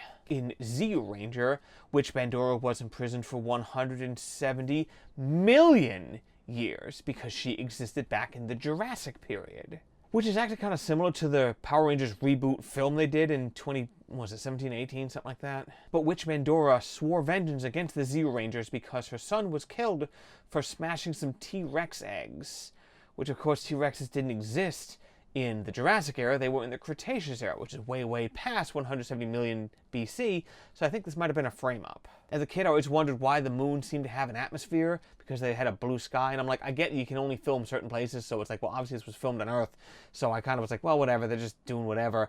But that's because in the original Zero Ranger, it wasn't set on the moon. It was set on Nemesis, a phantom planet that only comes in close contact with Earth once every 170 million years. Of course, Power Rangers has not been all stock footage for a long time now. Lord Zed, the villain that followed Rita, after that I guess they ran out of footage of her, was entirely a Power Rangers creation and had no Zero Ranger counterpart. The shots of Zed interacting with Rita later on were with her new actress, Carla Perez. The original Witch Bandora was played by Machiko Soga. The voice actress who played Rita, Barbara Goodson, evidently auditioned to play Rita in this new version. Evidently she was too short to wear the heavy Witch Bandora costume, though. At this point, obviously, they're working together with Power Rangers becoming such a phenomenon that it's all very symbiotic at this point. Power Rangers was obviously brought to the West by Haim Saban and Chucky Levy, and is probably their most unqualified success. They also composed the theme song to Power Rangers, which also rules, as does the one for Inspector Gadget and Dragon Ball Z and other things that they've done. I don't like Dragon Ball Z, but the theme song is pretty cool. The two of them seem to really know their stuff as far as crafting effective earworms. It can't just be that I'm old and nothing in pop culture can ever be the first thing of anything that I've seen anymore, and thus become immediately meaningful because of when I was exposed to it. That can't be it, nah. I met some of the cast of the original Mighty Morphin Power Rangers at Rhode Island Comic Con in 2013. This included Walter Jones, David Yost, and Jason David Frank. I lost all these pictures in a hard drive crash in 2018. I was able to save the picture of Jason David Frank, a much smaller version of it that I had posted to Photobucket at some point. Obviously not going to get another chance on that one. Back a few photos, everybody. I lost like months of writing in this hard drive crash, and that sucked, but eventually I just had to redo it all. That's no big deal. But with pictures like this, you might not get another chance. This is my avatar from August 3rd to September 3rd, 2011. 31 days. The file name was rita.gif. The 28th avatar is from the landmark 1995 computer-animated film Toy Story. The inflatable squeaky shark that every kid, I guess, owned at some point has Woody's hat briefly, and briefly claims to be Woody. Hi, I'm Woody. Howdy, howdy, howdy. I don't think I ever had a little shark toy like that one, but I definitely saw them in the gift shop of my local zoo. This is evidently a joke sort of cribbed from a Far Side comic, where there's a crowd of buzzards apparently surrounding a dead body, and one of them has his hat on his head. He's like, hey look, I'm a cowboy. Howdy, howdy, howdy. This was the first avatar sourced from a theatrical film. Sure, Bugs began his life in the theater, but he's been tied to the television for 50 years at this point. And Overdrawn to the Memory Bank was the TV movies, that doesn't count either. This was the first one that was definitely sourced from a theatrical movie. Remember in Muppets Most Wanted, where they go, we're doing a sequel, the studio wants more, while we wait for Tom Hanks to make Toy Story 4. And now we have Toy Story 4, and apparently 5 is on the horizon, and Shrek 5? Well, that one really kind of sucks, because I thought Shrek 4 was a perfectly fine way to end everything, but it's also been 15 years, so I don't have that much written down here about this one, but what can you really say about Toy Story? If it wasn't for Toy Story, we wouldn't have Minions, and then I don't know what my aunts would share as memes on Facebook. Maybe they'd all be Peanuts memes or something. I don't know. This was my avatar from September 3rd through the 30th, 2011. 27 days. The file name is howdy6.gif. The 29th avatar is from the third and final Austin Powers film, Austin Powers in Goldmember. Dr. Evil pushes his chair up slowly up to Goldmember and says to him what might as well be his catchphrase at this point. How about no? I've seen this used as a reaction gif a couple times like this, but I'm pretty sure I'm not the one who started this. They seem to have a higher quality rip than I had. I think I had this from online or something. I seem to remember there being some sort of like dispute that the name Goldmember was too close to Goldfinger. I couldn't find corroboration of this on IMDb, but it evidently is on Wikipedia. Alright, I found it. This dispute was resolved by allowing trailers for Die Another Day and Lord of the Rings: The Two Towers to play in front of some of the movies of those who produced Goldmember. This was all in the spirit of cooperation in 2002 after the national tragedy. Everyone was trying to get along. There's a podcast hosted by legendary voice actor, how many times am I going to say that this time? But it makes sense, by legendary voice actor Jim Cummings. He brings on other voice actors and they talk shop and biz and stuff like this. It's called Tuned In, and it's really good. Jim is a gentle and unassuming but also very entertaining host. He brought on Mindy Sterling. She's done some voice work out there. I think she did some in Avatar, but she also is who played Frau Farbizna in the Awesome Powers movie. And until that very moment when she was on that podcast, I thought Frau Farbizna was played by Lily Tomlin. I just completely blended them together in my head. How did I do that? They don't sound anything alike. This is embarrassing for someone like me who's supposed to know a little something about voice actors. They keep threatening to make a Awesome Powers 4 with Shrek 5 on the horizon. I think that had a little more momentum behind it though. But like with the new Bond reboot that was the Daniel Craig thing, that entire era having been completely eclipsed and then out by the time this is even coming back, and obviously with the death of Vern Troyer, who really knows? Never say never when money is involved. This was my Avatar from September 30th to October 22nd, 2011. 22 days. The file name is howaboutno2.gif. The 30th Avatar is from the music video for Dire Straits' Money for Nothing. Undoubtedly, Money for Nothing is their best known hit, and it was the first computer animated music video ever made. I wanted to do this Avatar forever, probably since I started this. I wanted to do the sequence where the two characters were walking across the screen holding things and then like the door opens and whatever, have a constant loop of that. I thought that the two characters didn't make it all the way across the screen the second time they come through with a refrigerator. So that's why I didn't end up doing it. But I think there's another version that's a longer version of the song where they actually do get across. I think the version of the music video that I had used earlier might have been one of the shorter cuts that cuts of some of the not that nice words that that song uses, so maybe that's it. Okay, I think I got this one. There are 4 versions of Money for Nothing. The only 2 we're concerned about are the last 2. The single edit was 4 minutes 38 seconds. The radio edit was 4 minutes and 6. Now, the version that's on YouTube right now that does have the, opprobrious sexual preference insults in it is the 4:38 version that does have a sequence where the 2 computer animated characters walk all the way across the screen, carry 2 different things, and that was evidently the original one that he wanted to do. The version that was up at the time, which still exists on someone else's channel, probably in a not that legal version, is closer to the 4:06 time frame at the radio edit. So it probably is a video that's edited to that length of the song. So both those videos do exist, but the one that existed was the shorter one, which didn't have that in it, and didn't have a full sequence of the 2 characters crossing the screen. There we go. Dire Straits has explained that the POV character in the song, so to speak, the guy who thinks it's easy to become a drummer or whatever and uses these sort of colorful negative words, is a dope, and one of the people that I'm sure that musicians encounter all the time thinking everything should be easy. Surely we've all encountered people like that who think they have all the solutions. I've seen a lot of guys like that on buses, and I'm like, we're all on buses. None of us had our life work out. Why do you, slow down a lot? Not you, bus driver. You keep going at the same speed, because I want to get to work. I still wonder why they had to emphasize selling color TVs in the early 80s. I thought surely those had all been done by then. Black and white to color was usually the 50s or 60s. Get Smart was partially filmed in black and white and then moved into color. A lot of people still had their black and white TVs and stubbornly refused to upgrade. Then again, I grew up on a black and white TV, and I swear this is true. I had a black and white TV from like the 40s with an actual dial, a la Don't Touch That Dial, that I would watch broadcast television on. That thing was amazing. I wish I still had it. We got rid of it at some point to get my normal... Actually, that TV right there in the background was the next one I had. If you have a nice tube TV, hold on to it if you care about old video games, because it's really the only game in town. I think my father found that old black and white TV at his church's thrift shop, and it was just cool. I do wish I still had it, but I don't think it would work anymore as a real thing because of the digital transfer thing. Maybe there's a way to make it work or something, get a different kind of antenna.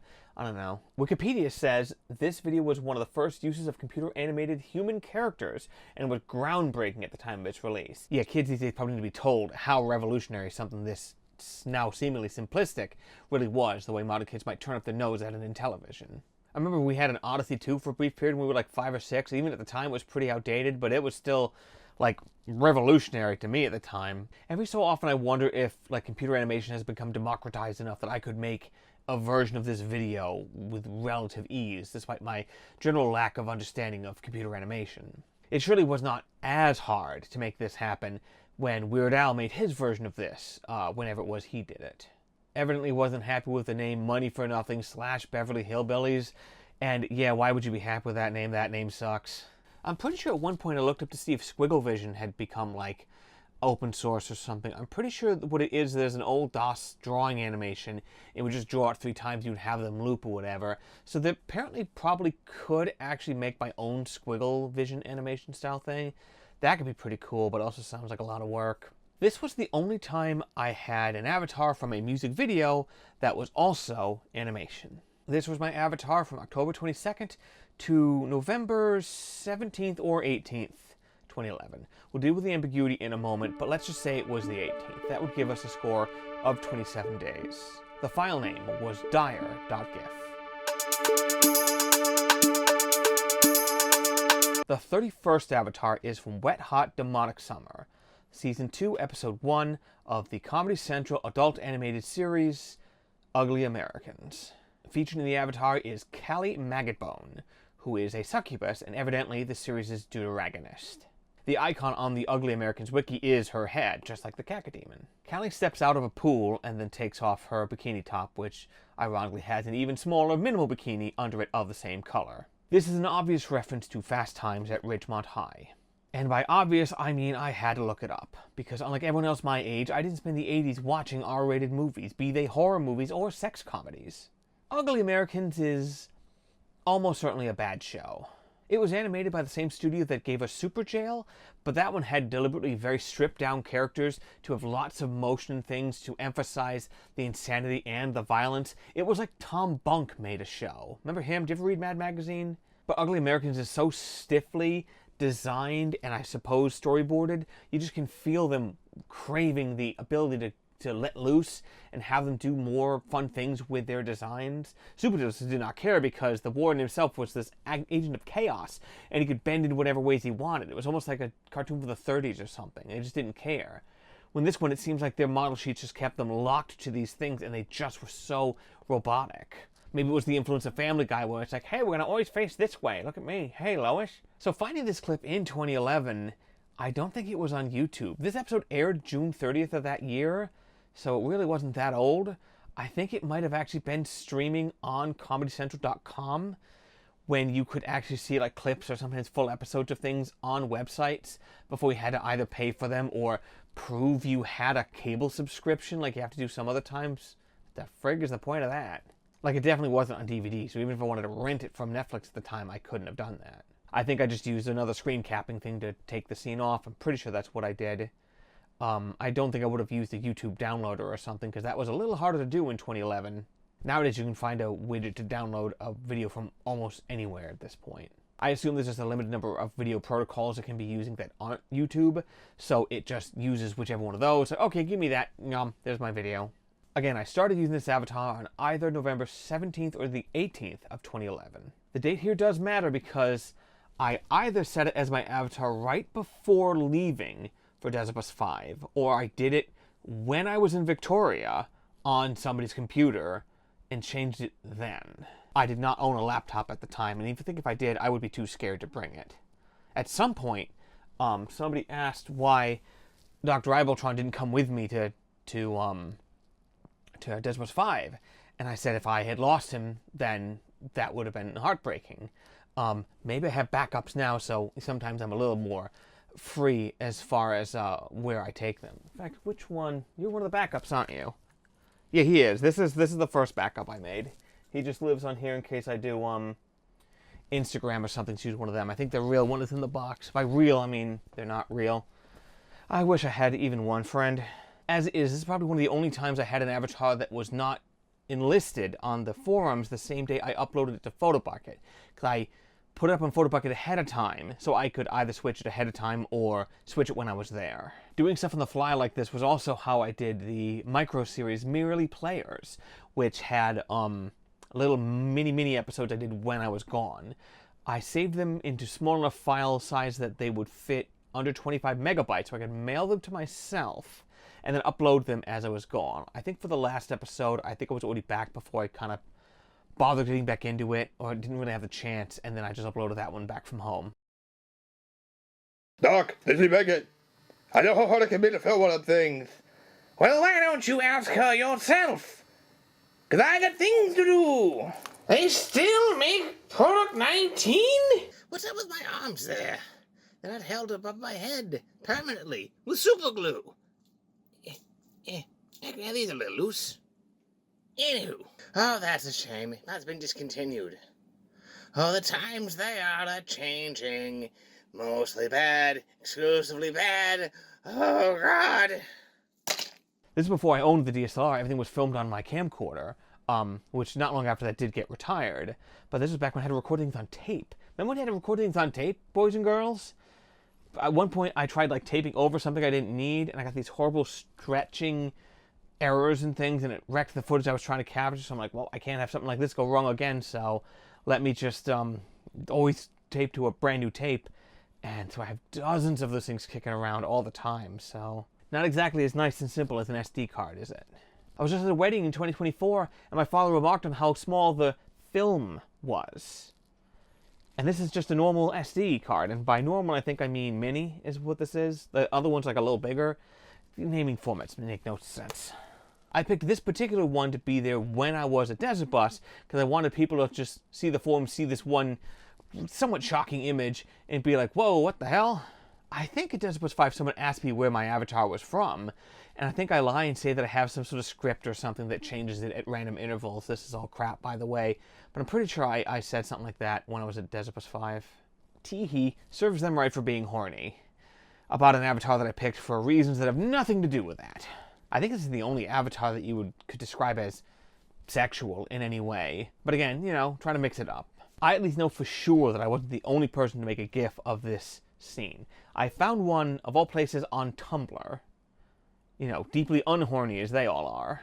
I feel like I should say that I never just downloaded the GIF and used that as my avatar. I was always the one making the GIF. I wasn't making the art in the GIF, but the GIF itself that I used for the avatars was always made by me. To me, just downloading one and then using that would sort of defeat the purpose of it, I think.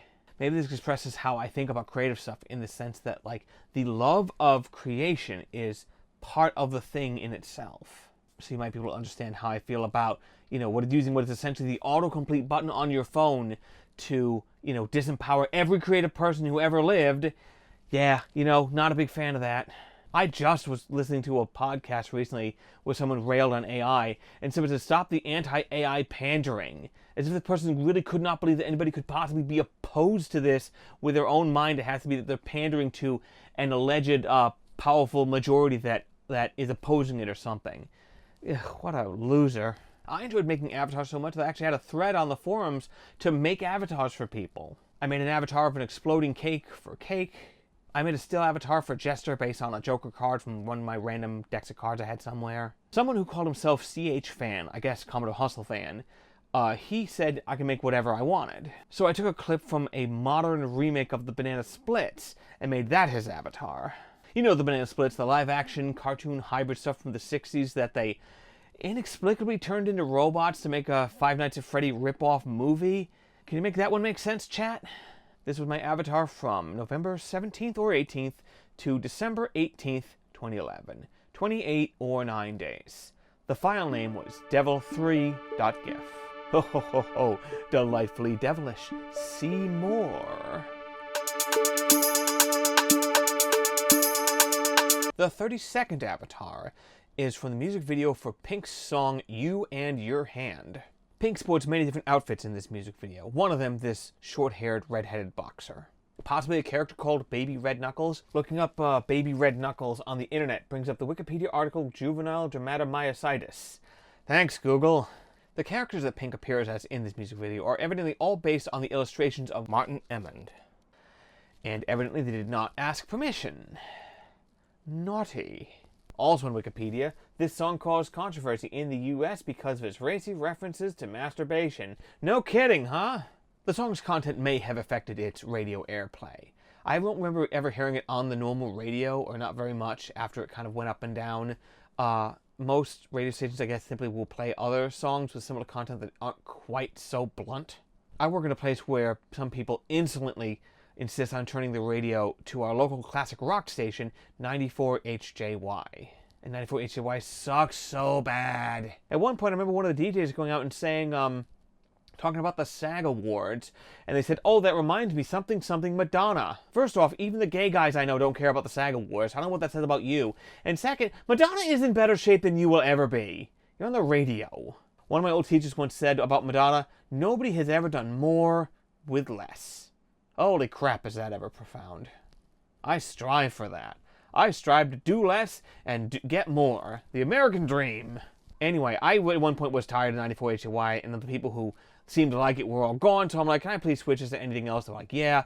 So I switched it to top 40 station, 92 Pro FM, mostly by the virtue of that it's close on the dial. I don't have to keep pressing the button to get it to move.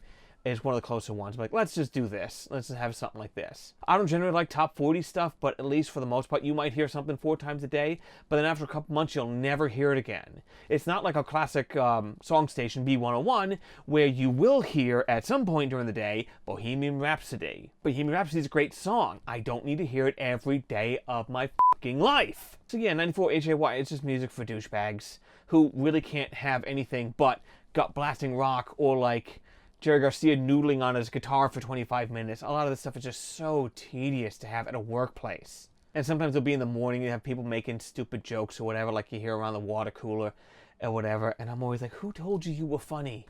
Because they were wrong. So what song played on 92 Pro FM when I was desperate to switch away from 94 HJY, the station full of douchebags? Blurred Lines. I haven't heard that song since 2019, and here it is playing on the top 40 station. What did they get friggin' on TikTok or something? They took a hold of it? Couldn't believe it. Just make me look like the world's biggest anus. I don't know if I have that much more to add to this one, so this was my avatar from December 16th, 2011 to January 6th, 2012. 21 days. The file name is redhead3.gif. The 33rd avatar is from the ending of the music video for the song Decode by Paramore. This song was a tie-in for one of the Twilight movies. I honestly forget which one. And that means that there are versions of this video, just like the videos with All-Star and other sort of tie-in songs, that have clips of Twilight and other things sprinkled through it. The video has insert shots of Hayley Williams on this large gimbal, where she sort of slides through the forest as she sings. The last shot of this type is her silent as she stares and closes her eyes as the electric guitars fade. This video was apparently shot in the forests of Nashville, Tennessee, as a stand-in for Forks, Washington, which apparently is a real place. I don't know. All forests look the same to me. Racist! In my second Christmas special starring the Players, there's a small segment where we talk about how, at one point, the Farrell brothers were excised from the lineup of Paramore. Other people were brought in, and that's when they had their 4th studio album, which was also named Paramore. Okay, so, Paramore was formed by Hayley Williams and Josh and Zach Farrow, yes? And eventually, the 2 Farrell brothers left Paramore, yes? 2/3 of the band is gone. The only remaining member hires 2 other people, or the label hired them or something, and they still call themselves Paramore, as opposed to Hayley Williams and the Banana Splits, or whatever. Yeah, apparently. And then Hayley Williams and the Banana Splits make a new album, and that's the one that they choose to be eponymous. That's the album they call Paramore. Yeah. Okay. But apparently in 2017, Zach Farrow rejoined the band, and Josh Farrow didn't? And at the end of 2023, evidently all the Paramore social media accounts got cleared because I guess they were trying to distance themselves from their former label at Atlantic Records so they could go independent. I do not know what's going on in this cartoon. Paramore's website is paramoreisaband.com. That's great. I love it. So you might have noticed a similarity within the last 3 avatars we used. Who's we? So you might have noticed there was a common theme about the last 3 avatars that I used. After mixing it up for a very long time, I thought, what if all of a sudden there was a theme running through them for a little while? The theme was obviously red-headed women. But 3 was enough to establish the pattern, and then it was on to something new. This was my avatar from January 6th to February 1st, 2012. 26 days. The file name is para2.gif. And by something new, I mean some more grainy cartoon stuff.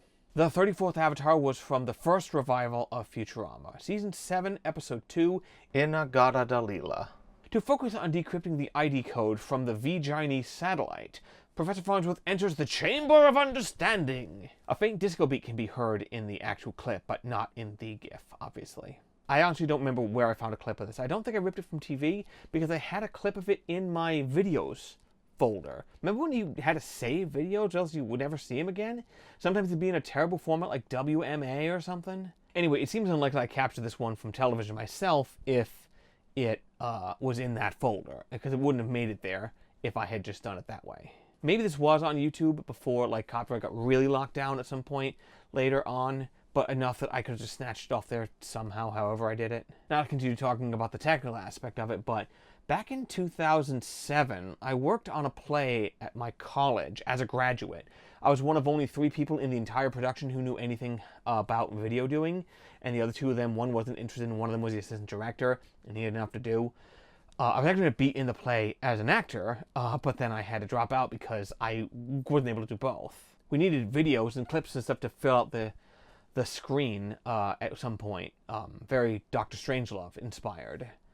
And he found this independent program which would slurp up YouTube videos and download them. This is how much of a bother it used to be to actually get kind of video off the internet back in 2007. Back when YouTube was absolutely filled with copywritten stuff that nobody could stop. There were lots of technical problems with that whole thing. I'd have videos that would load up on the laptop on the little slideshow sequence. I think it was literally a PowerPoint presentation, but then the video wouldn't start right away, so I had to take them and turn them into a different format. So the only way I had to do that was to literally put them in Windows Movie Maker exactly as they were and just save them again, so they'd be .wmv or some nonsense like that, and then they would play automatically if they weren't AVIs or something. It was such a bother. I think we've talked enough about Futurama, so I'm going to swiftly move along. This was my avatar from February 1st to March 2nd, 2012. 31 days. The file name is chamber4.gif.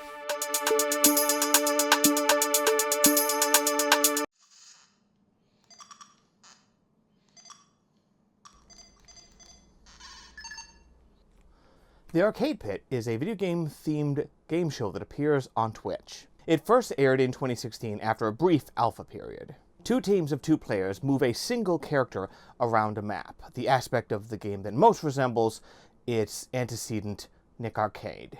And then the active player spins a wheel to see what happens next. There are trivia challenges, guessing games involving screenshots and sounds from video games, art challenges that are related to video games, and lots of retro gaming challenges.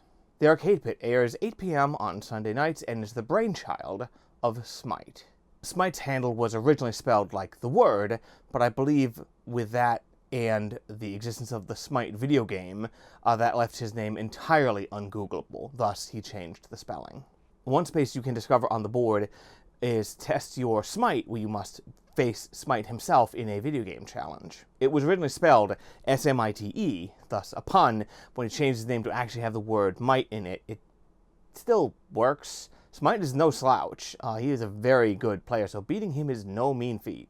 I appeared in 2 episodes of the Arcade Pit in a large fan tournament that happened in 2018. I teamed up with Fox Zero, an excellent and enthusiastic gamer whom I know in real life, and to whom I introduced the Arcade Pit. My gamer cred isn't nearly as strong, but I was able to assist in the art challenges that we faced. As a team, we were Kef and Yvonne, an inside joke that I shall not explain. We won the first round of the tournament quite handily, but we didn't win the second round. I felt like I was never pulling my weight in the gameplay sections. I love games, but I'm not really a great gamer by any means.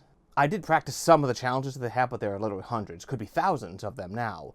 I tried to practice some of the ones I knew I would fail at if I encountered, like some of the note-catching challenge in Back to the Future and things like that, like really tricky ones. But it wasn't possible for me to be ready for all of them, to be fair. I did contribute with the art challenges. I think I won every art challenge that we were faced with, but I'm also the only one I think of the 2 terms that I did that had a Wacom tablet. I don't think that's cheating. I'm pretty sure I've seen some better artists than me come on there doing it, and it still is kind of weird looking down here and not making the connection on the screen. You know, kind of just depends what kind of art you do. I've had that thing for over 20 years. I don't use it a ton.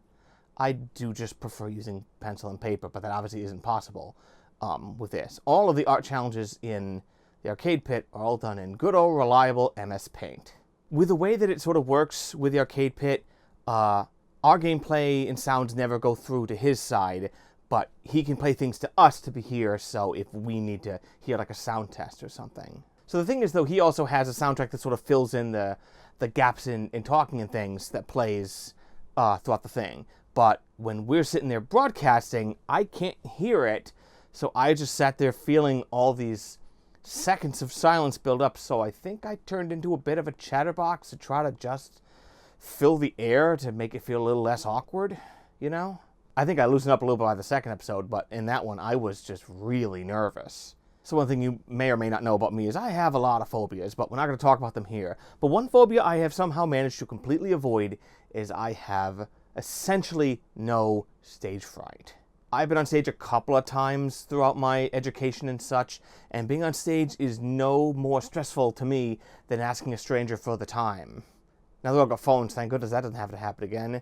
Man, what do we ever do without those things? One aspect of one of my old jobs was I would have to ask people for charities in front of crowds, say, ladies and gentlemen, can you donate to X, Y, and Z for this? And that never really fazed me. Well, maybe once there was somebody who was saying, oh, well, they're never going to cure diabetes, so why bother giving? And I think I had a pretty good response to that, which wasn't even like trying to really nail it to them. But I'm like, well, you never know until it happens. Like, you look at Star Trek, they don't talk about diabetes on Star Trek. They must have cracked that nut, you know? But they talk about Talaxian flu or something. But what I really wanted to say was, get the hell out of here. If you give, great. If you don't, also great. I'm just happy you're here. You don't need to come up with this alternate world where not giving to charity is the right thing, all right? That's just so unnecessary. By the way, just so you know, if you are on stage and you have lights on you, the lights are so bright and the audience is so dark, you can't see anything. It might as well be a giant black curtain out there. The one time you can see is actually if they bring the house lights up for the curtain call or whatever, then you can see people. It's like, all right, fine, you know.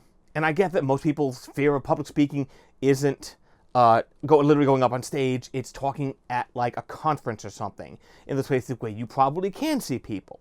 But that's never bothered me either. I don't forget which PAX this is, but it was me and I think Slow Beef and a couple of people went up on this kusoge event. Kusoge is a Japanese word that means like bad game or something.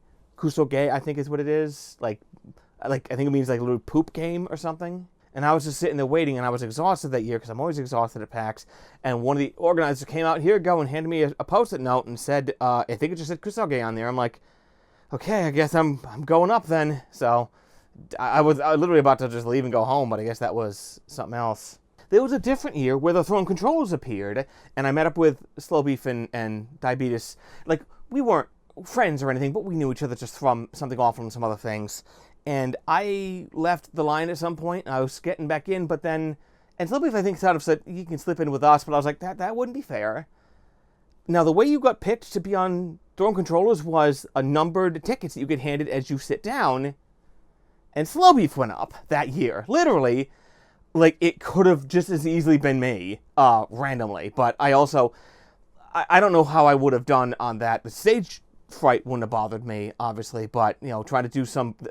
The challenges on Throne Controllers are usually really hard. They don't have easy ones, but man, they don't screw around there. There was even one time I was at the Jam Space in I don't know if they even still do this, where people just play video game themes, and I was like, okay, and I did my little dinky doodle start to the Dire Dire Docks theme because I learned it in college and have not learned the rest of the song, and they all quickly outstripped me. I'm just sort of standing there doing little accents when I can, whatever, in the thing, and all of the musicians on there must be like, what is this guy doing here? But that might even just be a thing where it's like maybe coming down during it all and just running would be more embarrassing than just sort of standing there and just pretending. But this is literally things that could be in someone's nightmares. You're on stage and you don't know your lines, you don't know what to do. It's like, I don't know how it didn't bother me. There's another one. I forgot about this. It's not my script. we went to a karaoke night sometime in college, and everyone does Baby Got Back one year, and whatever, and I was like, okay, I'm gonna do Rapper's Delight, because it's really long. And then the device that has the lyrics going by stopped working. Now, at the time, I knew Rapper's Delight enough to do some of it, but not all of it. And I'm just like, na na na na da da da, and it's like, this literally is people's nightmares. And at the end of it, the host came up and was like, you made it, because I didn't run. I just stood there, was like, da, da, da, and then this, da, da. So I just waited for the words to come back on, or when I remembered that I did it, I'm like, and like, this would have crushed some people like a soda can, but I'm like, I'm doing it. It didn't faze me. Maybe I wouldn't do it now. I was a little younger back then. A lot younger. We're way off script, so where the hell was I? So why am I bringing up the arcade pit at all? Well, when you have the arcade pit, you run it through OBS, which is streaming software, and you pick your scenes as far as whether you're focusing on your version of BizHawk, it has the video in there, and you play your video games, or you have it on your copy of the reliable MS Paint, where you draw and do silly things like that. But you can also have it that it goes to a standby image, so that you don't show bits of your desktop when you're moving things around, or switching videos or something just to jump from one to the other. People do a lot of weird things for their standby images, and it sounded like fun, so I'm like, all right, let's do it. And it's probably one of the last things I did that was sort of similar to how I chose avatars on the lure boards. I was like, let's pick something for the standby images that'll be memorable. I had my little weird versions of the arcade pit logo that I drew, sometimes deliberately spelled wrong, and like, haha, I don't think I still have them. The first standby image for my appearances on the arcade pit was from the rather unusual advertisements for the first Ant-Man movie, where Paul Rudd and Michael Douglas are ham-boning, and Michael Douglas says ants over and over again. I think the ants thing they did for Ant-Man was just sort of an outtake or something. They just decided to do it and whatever, and it is pretty fun, because this certain thing was like, what do you say about Ant-Man, you know? I didn't think Ant-Man 3 was that bad, and I sort of liked what they did with, you know, Kang, what they were gonna do, but obviously that's just all completely out the window now, so, well, whatever. For the second episode, I chose this as my standby image. This is from an episode of Good Mythical Morning. If you happen to not know, Good Mythical Morning is an internet morning show hosted by internet dads Rhett and Link. There was a subsection of shows called What Am I Swimming In, where both people are swimming in some sort of object, and they each ask yes or no questions to try to determine who can figure out what the other person is swimming in first. Rhett is swimming in shirtless men. He got it way easier than Link, who was swimming in hot sauce, which gave him serious dermatitis, and like made his skin all red and blotchy and horrible. They literally poured on top of him at one point, and it's like, ooh, not doing that again. I don't think it was even meant to be like very hot sauce. It was probably just some like Frank's Red Hot or something you can get in gallons, but I don't think it was something really mega hot. But if it's that much and it's on your skin, like, ooh. The action in the Avatar is when Link requested Rhett to make noise and splash around in the pool. So that's why they're all doing that. The little subtitle of Pile of Shirtless Men was actually part of the wide shot, and I cut it out and put it on top of the close-up of the splashing. The ant subtitle in the previous one also wasn't part of the original production. I added that in Premiere, whatever it was I was editing these things. I think they were just video clips rather than GIFs. No need to use a GIF at this point in the game. See, I guess I edited the image to be something different. I don't know if I did it with any of the other avatars.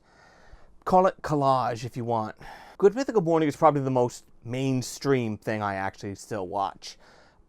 In early 2018, I got sick as a darn dog for like 2 weeks, unable to do almost anything but just sort of sit and exist and cough until I gave myself like laryngitis and whatever. I was able to eventually go back to work, but this was obviously before 2020 where you could go to work sick.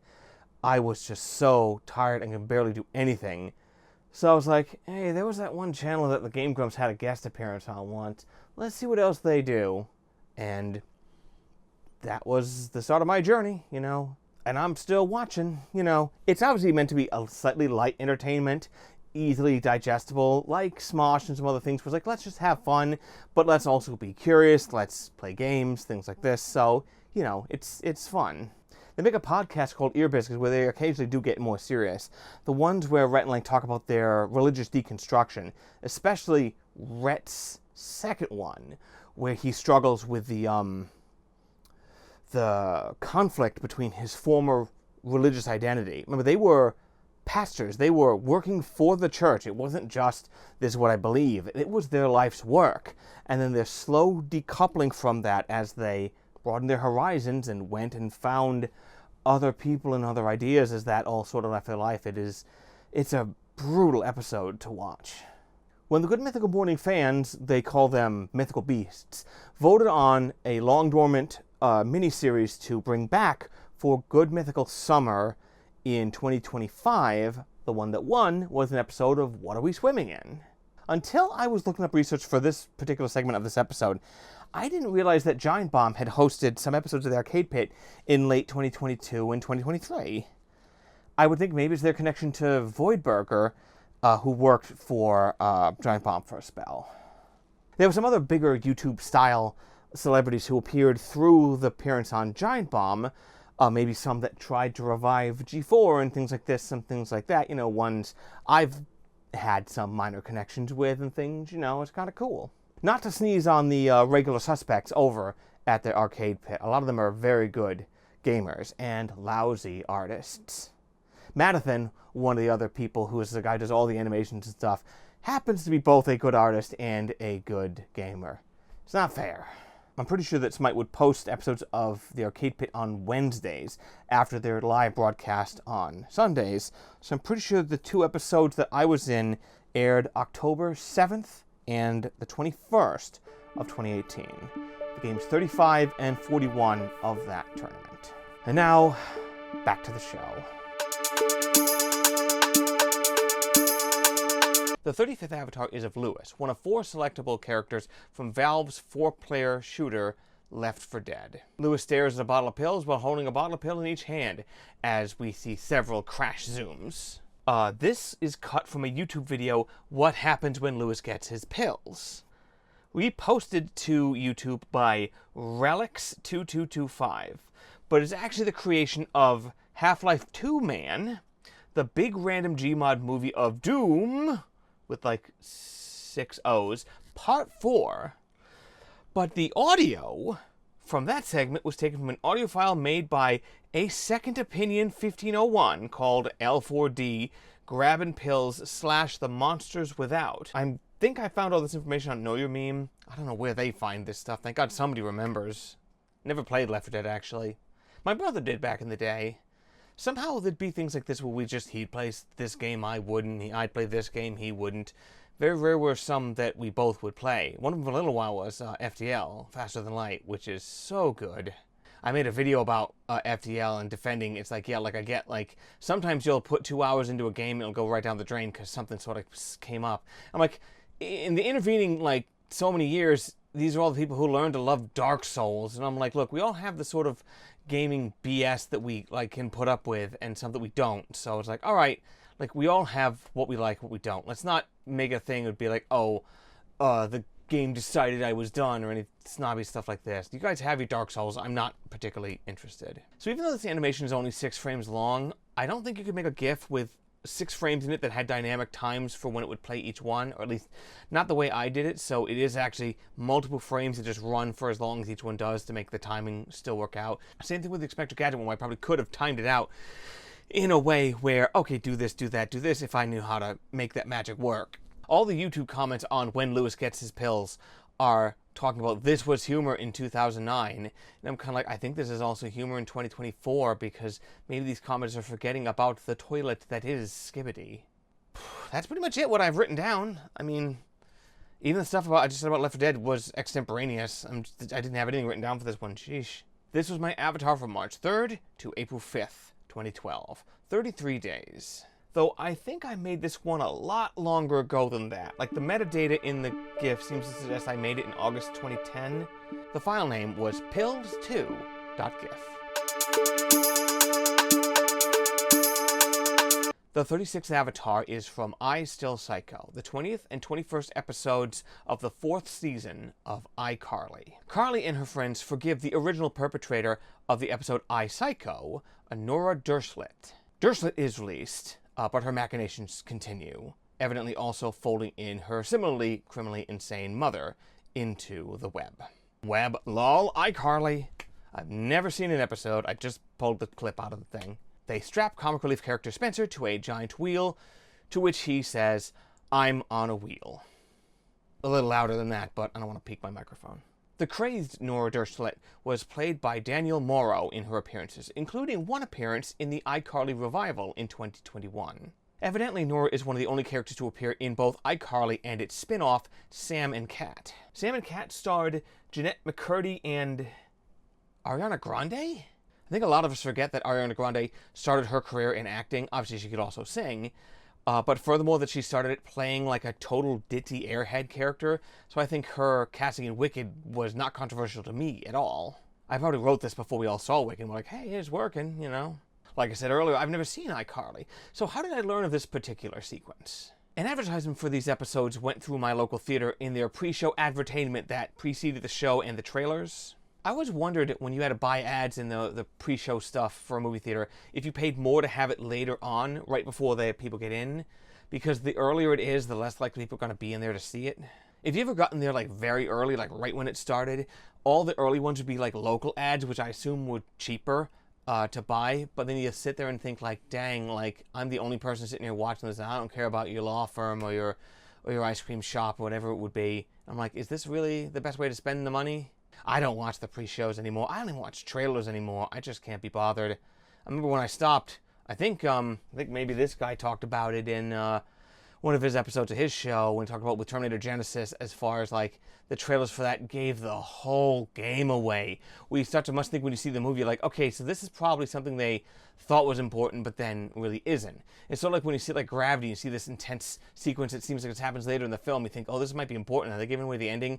Gravity, not really, but with Terminator Genesis, oh yeah, they just couldn't hold on to it. They're like, yay! This was my avatar from April 5th to May 1st, 2012. 26 days. The file name was wheel2.gif. The 37th avatar is from the 1992 animated classic Aladdin. Near the end of the song Friend Like Me, the genie pulls a long strip of paper out from within Aladdin's ear. He then uses this paper to rub his buttocks in the way of somebody drying off after a shower. The genie doesn't always have something below the sash, so to speak, so he's very proud of the cake. That's why he presses it right into the camera to make certain that we can all appreciate it. Now that's what I call sticking your giat out for the Rizzler. Why the f*** did I write that? There was actually a different avatar I made from the sequence a little further on into the song. I'll just post it down there that I ended up never using. I'll surely cover my unused avatars at some point in this video, because it's surely not long enough. Not sure what else I have to say here about Aladdin that hasn't been said by everybody. As a child, I watched Aladdin every day on tape while playing with Duplo blocks or whatever for like at least 2 months. So Aladdin is still my most rewatched movie ever. I remember the Christmas it came out. Our grandmother had a wrapped thing. We opened it up. Oh, it was Aladdin! And we looked at the cover. I was like, wait a minute. Why is the genie red? Yup, it was the knockoff version from Good Times Entertainment. Remember, this is before the internet, so there's no way for a parent to corroborate. It's like, is that Aladdin? Sure, okay, take it. I never watched it. My brother actually sat and watched it, and he's the one who said that it's about the ending is how the bad guy falls on his sword by mistake, so I'm positive it was the Good Times Entertainment version that we had. I don't think we still have the tape. This is the one that was talked about by lover of all things rip-off Phalis. At some point in his career, he covered this and showed the ending, so that's how I know for certain this is the one that we had watched at the time. I may step a little out of line here, but I didn't think that the remake of Aladdin was all that bad. It was sort of different enough in a way that I could see the two of them sort of existing with each other, is the thing. I like picking Will Smith as a larger-than-life personality to play the genie. I thought that was fine. I think they needed to make Jafar a little more charismatic. He just came off as kind of a weasel, and I'm like, he's not like threatening or interesting at all. I'm like, where was Oded Fair? Get him in there to play like a really juicily charismatic Jafar. But then it's like, hey, remember when Disney was doing this stuff and it was just, let's do the villain movies, and then something spooked them, and then it just went completely off the rails. I don't think I gave Maleficent enough credit at the time. That was still pretty damn good. The sequel's meant to be not that good. In stark contrast, the computer-animated yet photorealistic Lion King that they made back whenever that was, is just way too close to the original, so they just occupy the same space, and it doesn't really compete at all to me. It wasn't really different enough. Like, it's very realistic looking, but since when did Disney really care about that? In my script here, it says, do I even bother with Mufasa? And it also says, looks like I didn't. LOL. I haven't even seen Snow White yet. I still might. It sucks when, like, the internet hate machine's like, we're gonna hate Snow White. And I'm like, I got other reasons to hate it. But, like all this other stuff you guys are bringing up all seem kind of dumb. Furthermore, like, Snow White was, like, 90 years ago. I'm kind of like, you can probably have another bite of that apple. That's fine. Apple. LOL. Didn't even script that. There was a Facebook, it's political, but let me depoliticize it. Let's just say it was like, me, I don't like Snow White. Some jerk, yeah, something wokeness. Me, the gif from Pulp Fiction where Sam Jackson says, I don't recall asking you a goddamn thing. This was my avatar from May 1st through the 26th, 2012. 25 days. The file name is genie-but2.gif. Do we say hyphen anymore?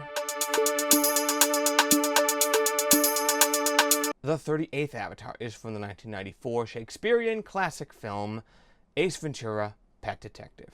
Ace is attempting to prove that a sliding glass door is in fact soundproof. In his classic obnoxious fashion, Ace slides the door open and close while singing a long operatic note. It's not entirely clear if the door is actually soundproof or if Ace is just messing around. I wouldn't put it past him to do either. Upon its initial release, Ace Ventura was famously not appreciated by critics at the time. And neither was its star, the elastic and explosively energetic In Living Color alum, Jim Carrey. Most of the other movies of that era, The Mask, Liar Liar, even The Cable Guy had some defenders, including Gene Siskel himself. But most of those were pretty well received, and eventually, with The Truman Show, he cemented his place in cinematic history. Even his casting as Dr. Robotnik in the Sonic trilogy, which may be his final role, I believe we all appreciate that once we've warmed up to it. The first Sonic movie is just okay on a very generous parcel, guys, so let's slow down. 2 and 3 are better, not by a ton, but at least they're fun. Upon watching Sonic 3, spoilers for Sonic 3, I guess, if we're really doing this. We all know about, like, the new character that came up, his little assistant, Stone, who helps him out a lot. But Stone, I think, was really the linchpin about making this Robotnik different from the Robotnik from the games, in the sense that this version of Robotnik had someone who loved him. This could finally be where I explain the long-running meta theme that went through most of my avatars at this point. Well, let's look at the next one first. This is my avatar from May 26th to June 28th, 2012. 33 days. The file name is opera5.gif. This episode has been sponsored by Opera. LOL. Use all your computer processes to run the silly thing. Have AI garbage baked into your browser. Isn't it cool? Oh, I lost the sponsorship. Oh, gosh. Darn. I guess I have to do Keeps. Wasn't Keeps just minoxidil just rebranded? That's just Rogaine. Literally, people are doing that again, and they talk about, losing your hair, whatever. Like, I'm lucky. I'm 41, and I have not lost any of my hair. If it starts happening tomorrow, I'm like, whatever. I had it for plenty of time. I knew guys who started losing their hair when they were, like, 19. It's like, fine. Like, that stinks, but it never seemed to hurt any of them with the ladies. Just, okay. I said this before, and I'll say it again. All the guys who lost their hair, you know what they all got? They all got laid. Me, my video's taking too long. Also me, let's go on random tangents that aren't in the script. Ugh. The 39th avatar is nearly an entire scene from Cape Fear, Season 5, Episode 2 of The Simpsons. When menaced by Sideshow Bob for the 3rd time, the Simpsons relocate and go into witness protection. The agent lists some of the relaxing places they can go where they will not be menaced by a murderer. Terror Lake, McHorrorfield, Screamville, to which Homer says, "Ooh, Ice Creamville," to which the agent must intone, "No, Screamville," to which Homer screams. The Screamville, no Ice Creamville, no Screamville, was a running gag with my friends for a very, very long time. Probably still is. I could probably get them to do it. It was also me pushing exactly how long I could make a GIF. I think I do exceed this later on. This is also the first time that I have repeated a character in an avatar. But Homer Simpson's one of the most important cartoon characters ever made. He was number 2 on most important characters on that list that, TV Guide made like a long time ago, only under Bugs Bunny. Homer was way above Bart. Bart was like 10, he was 2. Okay, he probably should have specified this as a list of television cartoon characters, not just any character. That's why, like, Archie Bunker didn't make the list.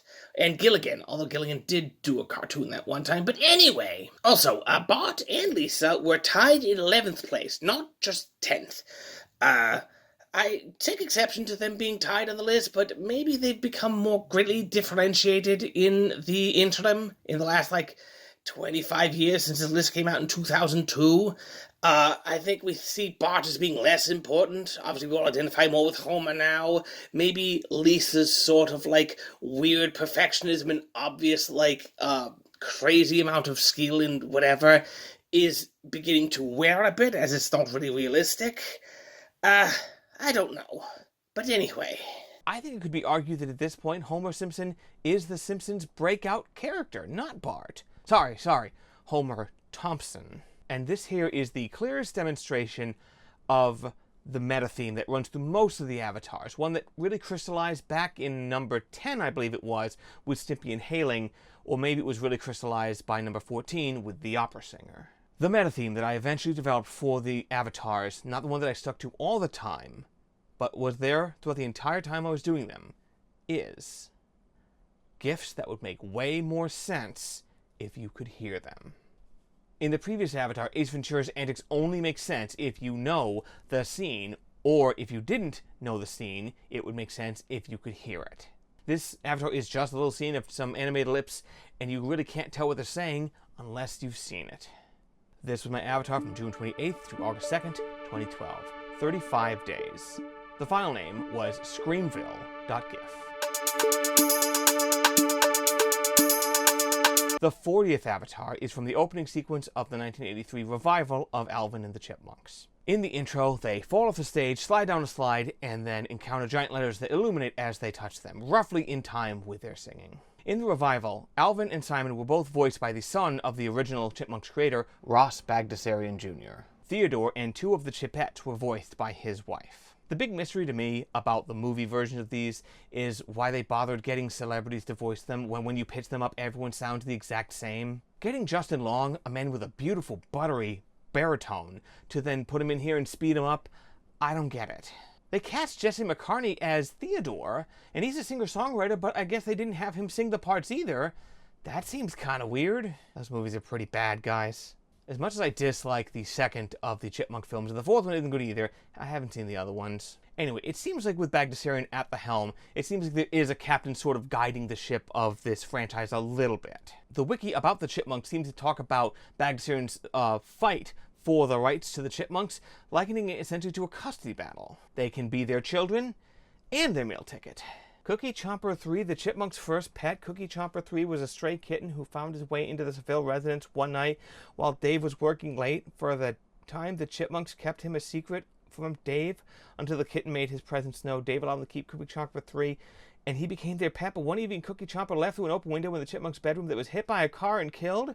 The Chipmunks all grieved, but Alvin was hurt most of all, and even blamed himself. Dave reassured the boys it wasn't their fault and helped them remember the happy times they had with Cookie Chomper 3. Most NBC stations refused to air the episode due to its plot. What the hell? It's not exactly Calvin Hobbes the Raccoon, where it just sort of opens everything up. I'm just sort of like, what on earth? I can't find my source of this one. I think it was on IMDb. Okay, looking on the Alvin and the Chipmunks wiki has put a little light on this. This episode was written after the creator's dog was hit by a car. It was them sort of, expressing that sort of negativity. So it seems like you should have figured that one out, that maybe this whole thing was inspired by an actual animal, The animal that was put into the cartoon in that form after they adopted a dog instead of a cat. Furthermore, it's the premiere episode of the 7th season. I think they get to do a couple, dark ones at that point, Let it open up. This episode is evidently on the Internet Archive, and it's flagged as inappropriate or offensive. You can pull stag films off of the Internet Archive, and it might not have that flag in it. Oh, Internet, never change. This was my avatar. Do I have anything else to say about the f***ing Chipmunks? This was my avatar from August 2nd to the 29th, 2012. 27 days. The file name is chipmunks2.gif. The 41st avatar is from the 1963 Chuck Jones, Maurice Noble co-directed Looney Tunes, Now Hear This. This older British gentleman has found a new ear horn, but he did not know that it fell straight from the head of the Prince of Darkness himself, leading his life to fall into chaos. His fluttering mustache is from the last time he sort of disrespectfully clears his throat at the horn that has caused him so much trouble, for he picks up his old horn from a pedal bin nearby. The co-direction of Chuck Jones and Maurice Noble also brought us the absolutely peerless 1964 cartoon, The Dot and the Line. Based on a novel written by Norton Juster, who also wrote the screenplay for the cartoon, there was another Norton Juster novel adaptation done by Chuck Jones that you might have seen, The Phantom Toll Booth. I don't remember where I found this online. The only place I can find it at the moment is somebody who's put it up on YouTube, but has done a sound redesign on it. Yeah, cool. I'll make a special cut of Schindler's List and colorize it. Now here, this has some absolutely legendary sound design from evidently someone named Treg Brown. At one point in Chuck-a-Muck, I remember him talking about the deeply illogical sound effects that some people would put into some of the cartoons later on, where there was like the part where Wile E. Coyote was hanging from something he was getting pulled through a thing of cactus, and he said that the person who made the sound never provided one earnestly logical sound for the sequence, and always just used really odd stuff. I'm pretty sure that this was the guy though, because I see a couple of the later running Roadrunner and Coyote shorts that would have him as a sound editor on it. I think that might have been him. I'm not totally sure. And maybe this other guy who put this thing on here and wanted to redo the sound effects was just a student trying to do it. That's all fine, whatever, cool. But you just missed the whole friggin' point, and there's nowhere to go but down. It reminds me of when I found an online version of What Where by Samuel Beckett. Stay with me, I'm going on a big tangent. It was a version of What Where, which is the play where you have these people supposed to look very similar as possible. You have the one guy who says, you tell me that this guy said what and where, and they take him off and torture him for 3 months. He comes back, did he confess he said what? No. They take the second guy, you have to confess that he said this, and such, until it just never resolves. But the point of like a Samuel Beckett short play like this is not to be like, I'm going to put some emotion in this thing. No, you don't do that. Not in this particular Samuel Beckett. It's supposed to be neutral and flat. It's not for you to find the purpose in these words as if it's at all realistic. It's absurdism. It's meant to be like nonsense. So when actors go in there and I'm going to do a little bit of acting, like stop, not for this. It's the one time you don't have to do that. My degree in theater sure does a lot for me, doesn't it? Oh, cool. I love 60s Wile E. Coyote and Roadrunner. I think it's my favorite era of that. It gets so weird. It's like when he left Warner Brothers and started doing the Tom and Jerry's over there. And those ones are extremely weird too. I think that was the point when Chuck Jones' career where he was just like, I'm doing stuff. Remember the cartoon where the Wile E. Coyote built a giant automaton? That's pretty fun. This was my avatar from August 29th to October 11th, 2012. 43 days. The file name is ahem.gif. The 42nd avatar is from the first episode of Drawn Together. In the clip proper, Foxy Love says that this is something that her roommates have done has made her so mad that she's been stuck like this for 3 hours. Drawn Together was based on the format of a reality show a la Big Brother, where there's like a place you sit and speak directly in front of the camera, what they call the confession segments. They justify the fact that the show was not remotely edited like an actual reality show by saying that there were a million cameras at every conceivable angle. Foxy Love was voiced by the legendary Cree Summer. I think I've said legendary about Don Adams and Maurice LaMarche. It still qualifies for her. I don't care if I'm saying it too many times. As it was, Cree Summer's very first role was playing Penny in the original Inspector Gadget. Drawn Together is the closest I ever came to liking a reality show in this format. I mean, there's Mythbusters, if you really call that a reality show. The stuff about the interpersonal conflict, that stuff ablated away very early because the people who liked the science and the other stuff didn't like that kind of crap. And then there was Dirty Jobs, and Survivor Man, Man vs. Wild, Men vs. Food. Did the two of them ever have a crossover? That seems like it's just obvious. The marketing writes itself. Yeah, those sort of shows I had a lot more patience for. A little more documentary style than this. I know they said that like Man vs. Wild had some fakery, but I think he did really just drink his own pee. I don't think Survivor Man had as much of that. There was some moments in that show, like when he's doing like the Iditarod or in like Alaska, he literally takes a little bit of the food he's from his dogs and just to have something in his stomach. You're literally watching this man at probably the lowest moment in his life when he's taking food from a dog. Survivor Man was always more my speed than Man vs. Wild anyway. And they said like Man vs. Wild might have had some fakery, but like I would guess not a ton. I don't think they're going out okay, cut, and all the snow stops or something. I think he really did jump into that river like naked. It's like, you want to talk about shrinkage, like, well, okay, make jokes about that if you want, but it doesn't affect the size of your balls. Then there was also Ace of Cakes, which had the talk directly to the thing, or at least like, talk off, sort of like I'm doing here, to the narrator to contextualize certain things that happened in the thing. But the crucial thing about Ace of Cakes was everyone liked each other. Duff is so enthusiastic and friendly. He has that friend whose name I forget. I think it might be Jeff or something. He's just so like even and flat. You kind of think like he's one of these guys who just literally never gets mad. That must be nice. It's a refreshing change from that unbalanced fellow with the big mustache and the motorcycles, I'll just say. And then there's crap like American Idol or The Masked Singer or The Voice, which, like, I don't watch those, but at least they're theoretically competitions, I think it was the late comedian Greg Giraldo who once talked about, they had a reality show about boxing called The Contender. And that we had a show that determined who the best box was called Boxing. I don't have a source for that quote, I'm afraid. I just remember him saying it. It might have been on Tough Crowd back in the day. Tough Crowd was a show that followed The Daily Show before they came up with the Colbert Report, and I was all sad when that one got canceled. I mean, the Colbert Report has an outsized influence at this point, whatever. That just feels like it was centuries ago now. Okay, this was shot in April, so needless to say, it was before Colbert got cancelled. And as we shoot this in mid-September, this is after Jimmy Kimmel got in trouble. I don't like either one of them, but their opponent is certainly not someone I like. Okay, maybe that was premature, because apparently they've walked it all back. At least with Jimmy. Not yet with Colbert. Obviously the better of the two. We'll see if anything happens. I'm not supposed to be interrupting my own self here. What if I did it, and all of a sudden I'm over here saying this? Did you hear how Sinclair News was like leaning on the scales and being like, we don't want to hear Jimmy Kimmel right now, and then they just completely backed off and lost it? Yeah, way to go mask off, guys. How cool. As long as it's on the puzzle. Get out of here.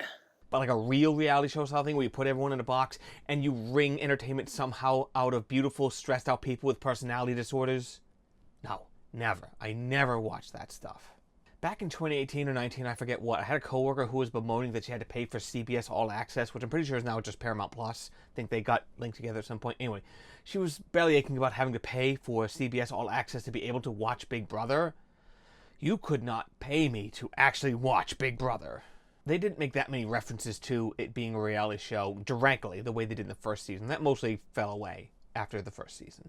They end the season with an Apprentice riff, which really did not age well. Oh, God. Just remember, everybody, that everyone who has clawed fame out of participating in reality television, either anew or to regain lost fame, has been a net negative on the entire world. The dimwits who watch these things and believe anything that they see or gain any kind of entertainment out of this are worse than those dimwits who want the Boondock Saints to be real, as if that would solve anything. What was the context for the shot anyway? Let me look. It was on Pluto TV for free. I know it was from the pilot. Yeah, but I forgot. In the pilot, the producers talk over the phone with, like, Charlie Brown trombones. They hadn't yet made the producer, like, a character with, like, the speaker box for a head and, like, the wig. Okay, I figured it out. In the pilot, obviously, Clara and Foxy make out in the hot tub. But later, Clara has second thoughts, and she complains to the producers that she felt violated and that she had been plied with alcohol. Oh, that's sort of not cool. How is this the joke from Drawn Together that actually made me uncomfortable? Oh boy. This was my avatar from October 11th to November 28th, 2012. 48 days. The file name is foxy7.gif. I think this is a way to tell this one sat on the shelf for a long time, since I think I was still making them with Photoshop at the time, rather than breaking them up in Avasynth and doing them that way, so I have to have less versions of it. The fact that it took 7 iterations to get right means I probably made this the hard way in Photoshop. With Avasynth, it's a lot easier to take a video, you put it in there, you tell it to make a GIF, you don't have to have nearly as many attempts to make it look right. I don't remember exactly when I made it. The file says last modified in 2011, for whatever that's worth, so it clearly would have been sitting on the show for at least a year. The 43rd avatar is from The Susie, Season 8, Episode 15 of the seminal 90s sitcom Seinfeld. In this episode, George is screening his calls through his answering machine in order to avoid a breakup. Every time someone calls George, a singing of George singing against some Casio keyboards begins to play. The concept of an answering machine being a crucial plot point in a sitcom at this point shows just how much time has actually passed between then and now. It's not the only joke that Seinfeld did that we wouldn't really do anymore. As you are hopefully aware, the actor who played George, Jason Alexander, is so very different from the character of George. Jason Alexander is as kind and thoughtful and gentle and artistic as George is craven and shallow and small. As is, when I was writing this, there was just a comment on a post made by Dinosaur Dracula. And if you love like stuff in the 80s and 90s, like follow him everywhere. He's great. He's one of the only creators I've been following for longer than LoadingReadyRun. I went back when his website was called something else, back in like 2002 when it was a blog. Anyway, Dinosaur Dracula is a cultivator of all the miscellany from the 80s and 90s. And he posted something about the crazy commercial for the McDLT, of which Jason Alexander was the performer.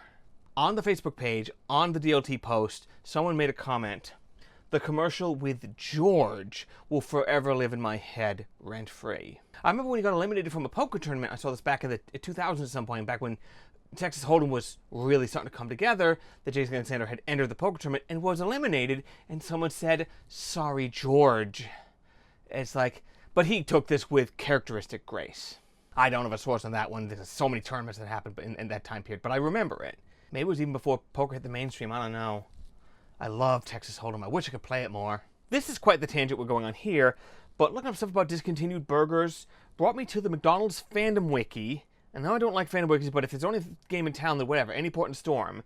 And the superhero burger, which was a 3-patty burger on an elongated superhero bun with 2 kinds of cheese. There's a picture of it on their wiki. And on fandom wikis, at the bottom of pages, they sometimes have comment sections. The Lord Wiki graciously does not have that. But there's one question on the Superhero Burger wiki page. Who is the guy on the fries box? The page for the Superhero Burger does link to the Wikipedia article for Batman Forever. This must be the reason why the sequel was named Batman and Robin, because people kept forgetting who the guy was. It's Chris O'Donnell, okay? That's the guy on the box. Thank you. But this is about what you can expect from these deeply incurious people, to not even look at the article to find if there's some way to find the answer to their very dumb question.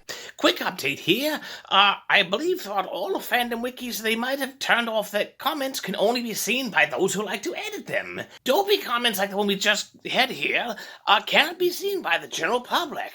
Normal Wikipedia doesn't have those things. I choose to make a comment about this even though I don't know what I'm talking about. What utility was this? Same thing at the bottom of news articles or Facebook things where it's like people just get to be enormous anuses about things like this. It's purposeless.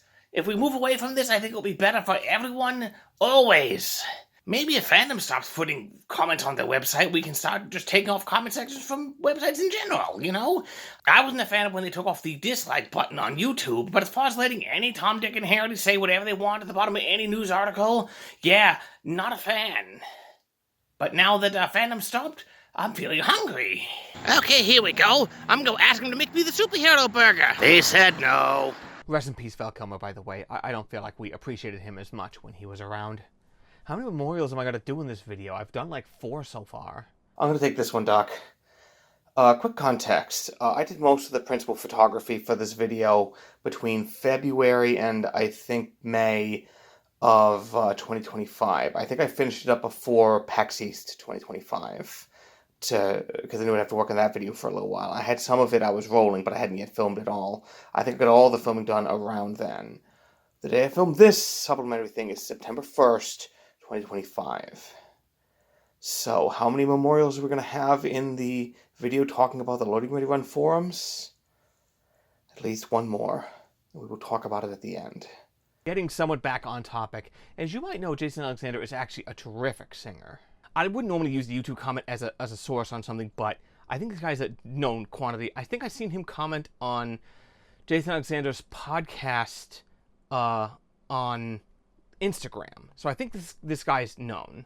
Anyway, according to this guy, they made the music sound a little flat so that when Jason was singing, he sounded a little sharp.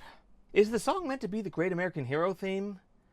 Are those the same guys? It might be the legally distinct version of it or something. Great American Hero aired on ABC, so it seems unlikely that ABC and NBC would play ball like that. That was actually the theme for the previously mentioned Cinema Snob, back in the Blip days, where you can get away with any sort of crap on Blip. He has another song he's using lately that has not apparently been struck down by the copyright nonsense.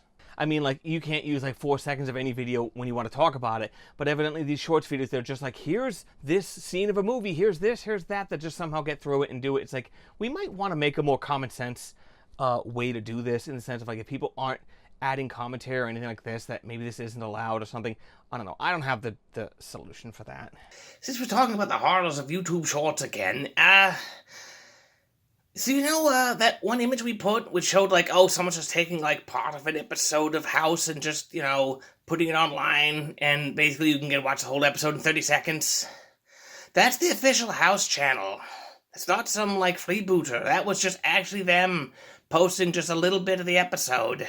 On the Tubi Shorts channel, they went and put the climax of Sicario on there. And it's like, why? Do you want me to go on your thing and watch the movie or not? This is utterly baffling. It makes me want to do a monologue. Oh, I think I am. Let's do it. I shall now quote the Scottish surgeon and author Tobias Smollett. Ahem. The bread I eat in London is a deleterious paste, mixed up with chalk, alum, and bone ashes, insipid to the taste, and destructive to the constitution. The good people are not ignorant of this adulteration, but they prefer to wholesome bread because it is whiter than the meal of corn. Thus they sacrifice their taste and their health to a most absurd gratification of a misjudged eye, and the miller or the baker is obliged to poison them and their families in order to live by his profession. When the Blip was starting to fade away, I wrote down every single thing that they had on Blip, so they could be cross-referenced later to find the gaps in the record. Between Rever and Blip and The Escapist, there are a lot of gaps in their catalog at the moment.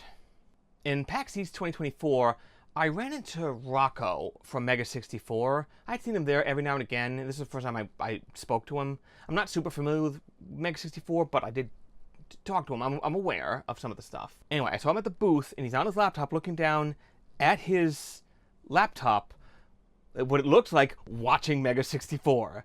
Now, he might have just been editing something, I'm not positive, but it's funny to say that just Rocco was in his booth watching a Mega 64 video, but that would perhaps be slanderous to say on this, that was what he was doing.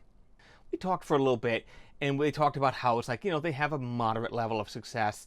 They never sold the company to Warner Brothers like Rooster Teeth did, so they're not big, but they're still around.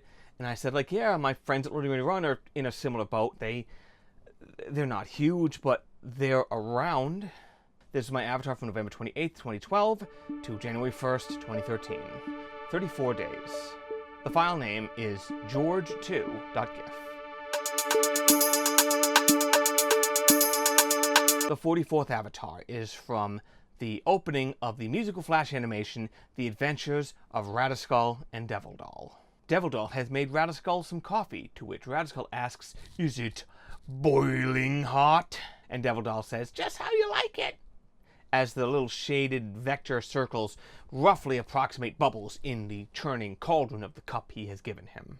The bubbles are even like sort of leaving the surface of the thing and staying together, so maybe he put some soap in the coffee or something. I don't know. Animation is unrealistic. I hope somebody got fired for that blunder. That's my whole f***ing life. It was kind of funny at the 20th anniversary when I dropped the question, hey, who was the girl you guys were downloading and bandwidth accepted? And he was like, I don't know. I didn't know her name at the time.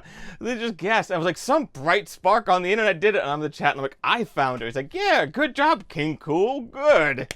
I legit don't remember how I found it. I think I might have started using some of the reverse image things or something, or maybe I just got lucky and I was just like, Asian porn. It's like, there it is. No, it's research. I'm sorry, honey. Radiskull and Devil Doll was created by Joe Sparks. You might not know who Joe Sparks is, but he created one of the many, many first-person adventure-style games that was inspired by Myst and the Myst Behind the Scenes video, and truly one of the oddest games out there. Total Distortion. In Total Distortion, you go to the distortion dimension where you are tasked with finding footage of the wild stuff that happens in this dimension, and then you take it back and edit it into music videos to sell back to the many media personalities that exist back on Earth. Total Distortion is really damn weird, and it's one of these projects that could only have come out in this sort of time period from a single auteur mind. Not that it was worked on by one person, it had a lot of people working on it, but Joe Sparks was the central creative force in it, I'm pretty sure. I still wonder which of the triumvirate of YouTubers that do things about weird games and such will finally cover Total Distortion first. Ross's Game Dungeon, LGR, or Civ 11. One of them has to do it eventually. My money's on Ross, because he was the one who got through Armed and Delirious, which is a nonsensical game that's a lot more obtuse than Total Distortion ever was. Evidently, Joe Sparks was not the only person inspired by the behind-the-scenes video for Myst, as this led to Graham Stark leading into animation for After Hours and the much more rarely discussed Star Bowl. This was my avatar from January 1st to February 5th, 2013. 35 days. The file name is doll.gif.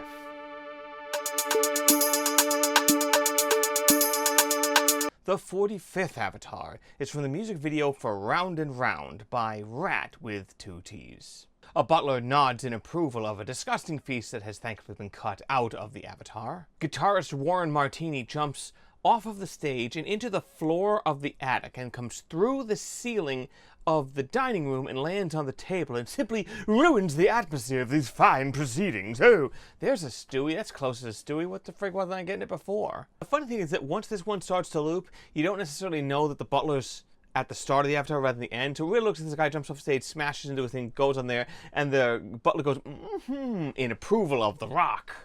Which is really ironic because at the end of the music video, the butler has gotten rid of his tuxedo and whatever else and has put on some glam rock attire to accept rock into his life. Yup, that fashion is definitely the future, and that won't look super embarrassing by 1987.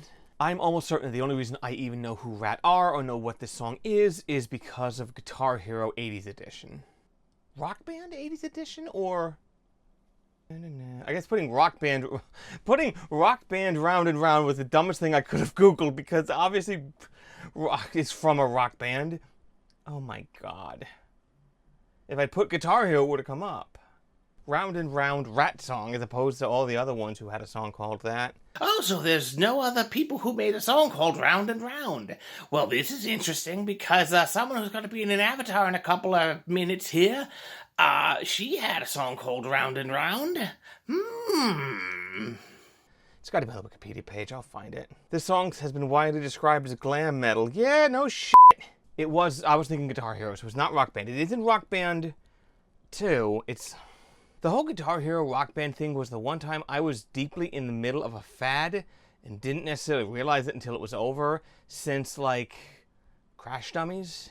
I seem to remember thinking at the time it was sort of a coup that the 80s Guitar Hero had a couple of actual masters, like the master for I Ran by a Flock of Seagulls was the real song, it wasn't a cover. Evidently the version of Round and Round was a cover. Some of the covers were pretty close, some of them were not. Obviously, most of the bonus tracks they had from like either obscure artists or just friends of the studio or gadflies who just wanted to be part of it, they all had the master tracks. Like Freeze Pop, or Death Clock, or Strong Bad, or Honest Bob and the Factory Dealer Incentives. The album version of Let's Talk More Rock is mixed very differently from the Guitar Hero version, which had the synth like brought up to the forefront as the nominal guitar. When Guitar Hero 2 was re-released for the Xbox 360, some of the songs were put in a different order to adjust for difficulty. The only one that was really significant was Cherry Pie, moving from level 4, Thrash and Burn, to level 2, Amp Warmers. Cherry Pie is one of the easiest songs they ever put into Guitar Hero. It's one of the only ones I 100% on, like, medium or hard, whatever difficulty I was playing on. There's a little bit of da-da-da-da-da-da-da-da, I think, a little bit, but really it's just do bands really benefit from having their music in Guitar Hero, even at the time? Like, I kind of wonder that. I remember back in the day, I was shocked by looking up how few hits on YouTube one particular music video had, even though it was featured on Beavis and Butthead. It was Malibu by Chick, whoever they are. I think they're like a one-hit wonder. And, you know, it was a very famous thing when Beavis and Butthead made fun of it. But at the time, it had like 4,000 or 5,000 hits. I think eventually the internet found it. It was like, yeah, okay, this isn't so bad. What the f***? Chick was Mariah Carey? It was her and Clarissa Dane standing in for the lead vocals, whatever that means. Oh my god, it's a Chris Gaines situation. Well, I mean, not totally, evidently. She sung backup vocals on those songs and wrote the songs. How the hell did she get away with it? Why does everybody not know this? This was my avatar from February 5th to March 10th, 2013. 33 days. The file name was round2.gif. The 46th avatar was again from South Park, the first time a non-graining cartoon had become the source of more than one avatar. This clip is from Season 6, Episode 15, the Biggest Douche in the Universe Award, which was the episode of South Park that focused on John Edward. Okay. He's gonna say John Edwards a lot. John Edwards was that Democratic candidate for president who had an affair undo his career back in, was it 2004? He announced his candidacy on The Daily Show, and I don't know how any of us fell for him. He's so oily. The television psychic of which we will be speaking of is John Edward, only one. Thank goodness there's only one of him. We could try to fix it in post, but we're not going to. We're not talking about that politician, we are talking about the alleged television psychic. Okay. If you graciously don't remember, John Edwards was an alleged psychic who appeared on television and said he could communicate with the other side. Penn Jillette, one of the two creators of Bullshit, at one point apparently told the creators of South Park that they wanted to do a thing about John Edwards, but they thought the South Park takedown was simply too good to bother. They'd be walking on well-trodden earth, so they never bothered. There's that short clip from Bullshit that comes out about vaccination, which should be required watching for anyone essentially in the world, where he says, even if vaccines did cause autism, which they f***ing don't, it would still be bullshit. I have this list in one of my notebooks, which is list of unassailable wisdom that I'm writing down as far as things like this. Like, you'll lose her the way you find her, the cheap, good, quick triangle as far as quality for products being made. I learned that one from the theater department. But there was one other good one that I had. I think it was actually said by Tycho some time ago. And that is, you can tell what someone thinks is political by what they don't think is political. I don't think saying that vaccines do not cause autism and that everyone should get the shots is political. I'm trying not to do too much political things in this video because for the most part I just don't really want to, poke that beehive. But I think this is a beehive worth poking if it must be poked. Get the shot, for God's sake. Do I need a doctor to tell you that? He's sitting right here. Was this a guy you listen to?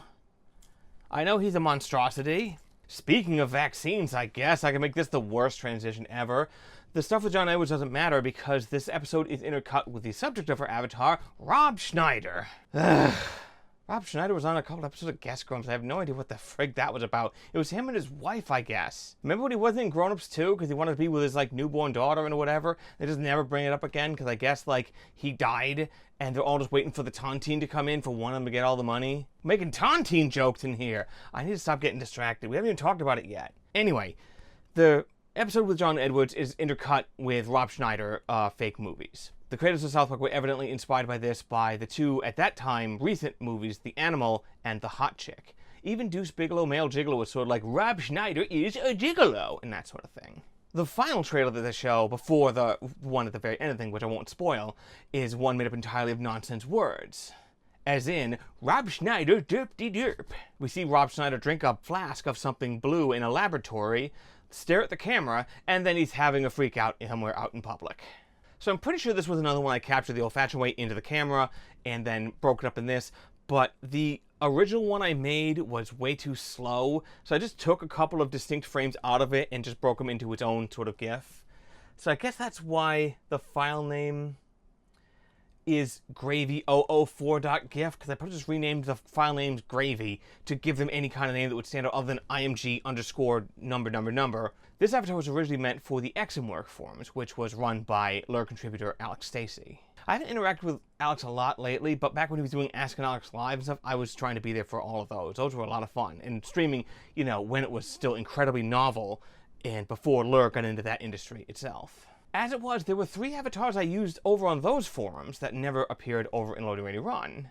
I don't think the meta theme is as hard to pull out here. It's obviously just cartoon characters freaking out. I don't remember if the Bugs Bunny one was pulled from my DVDs. It might have been, I don't remember. It was the first appearance of Marvin the Martian, so it could have been a Volume 1 pick.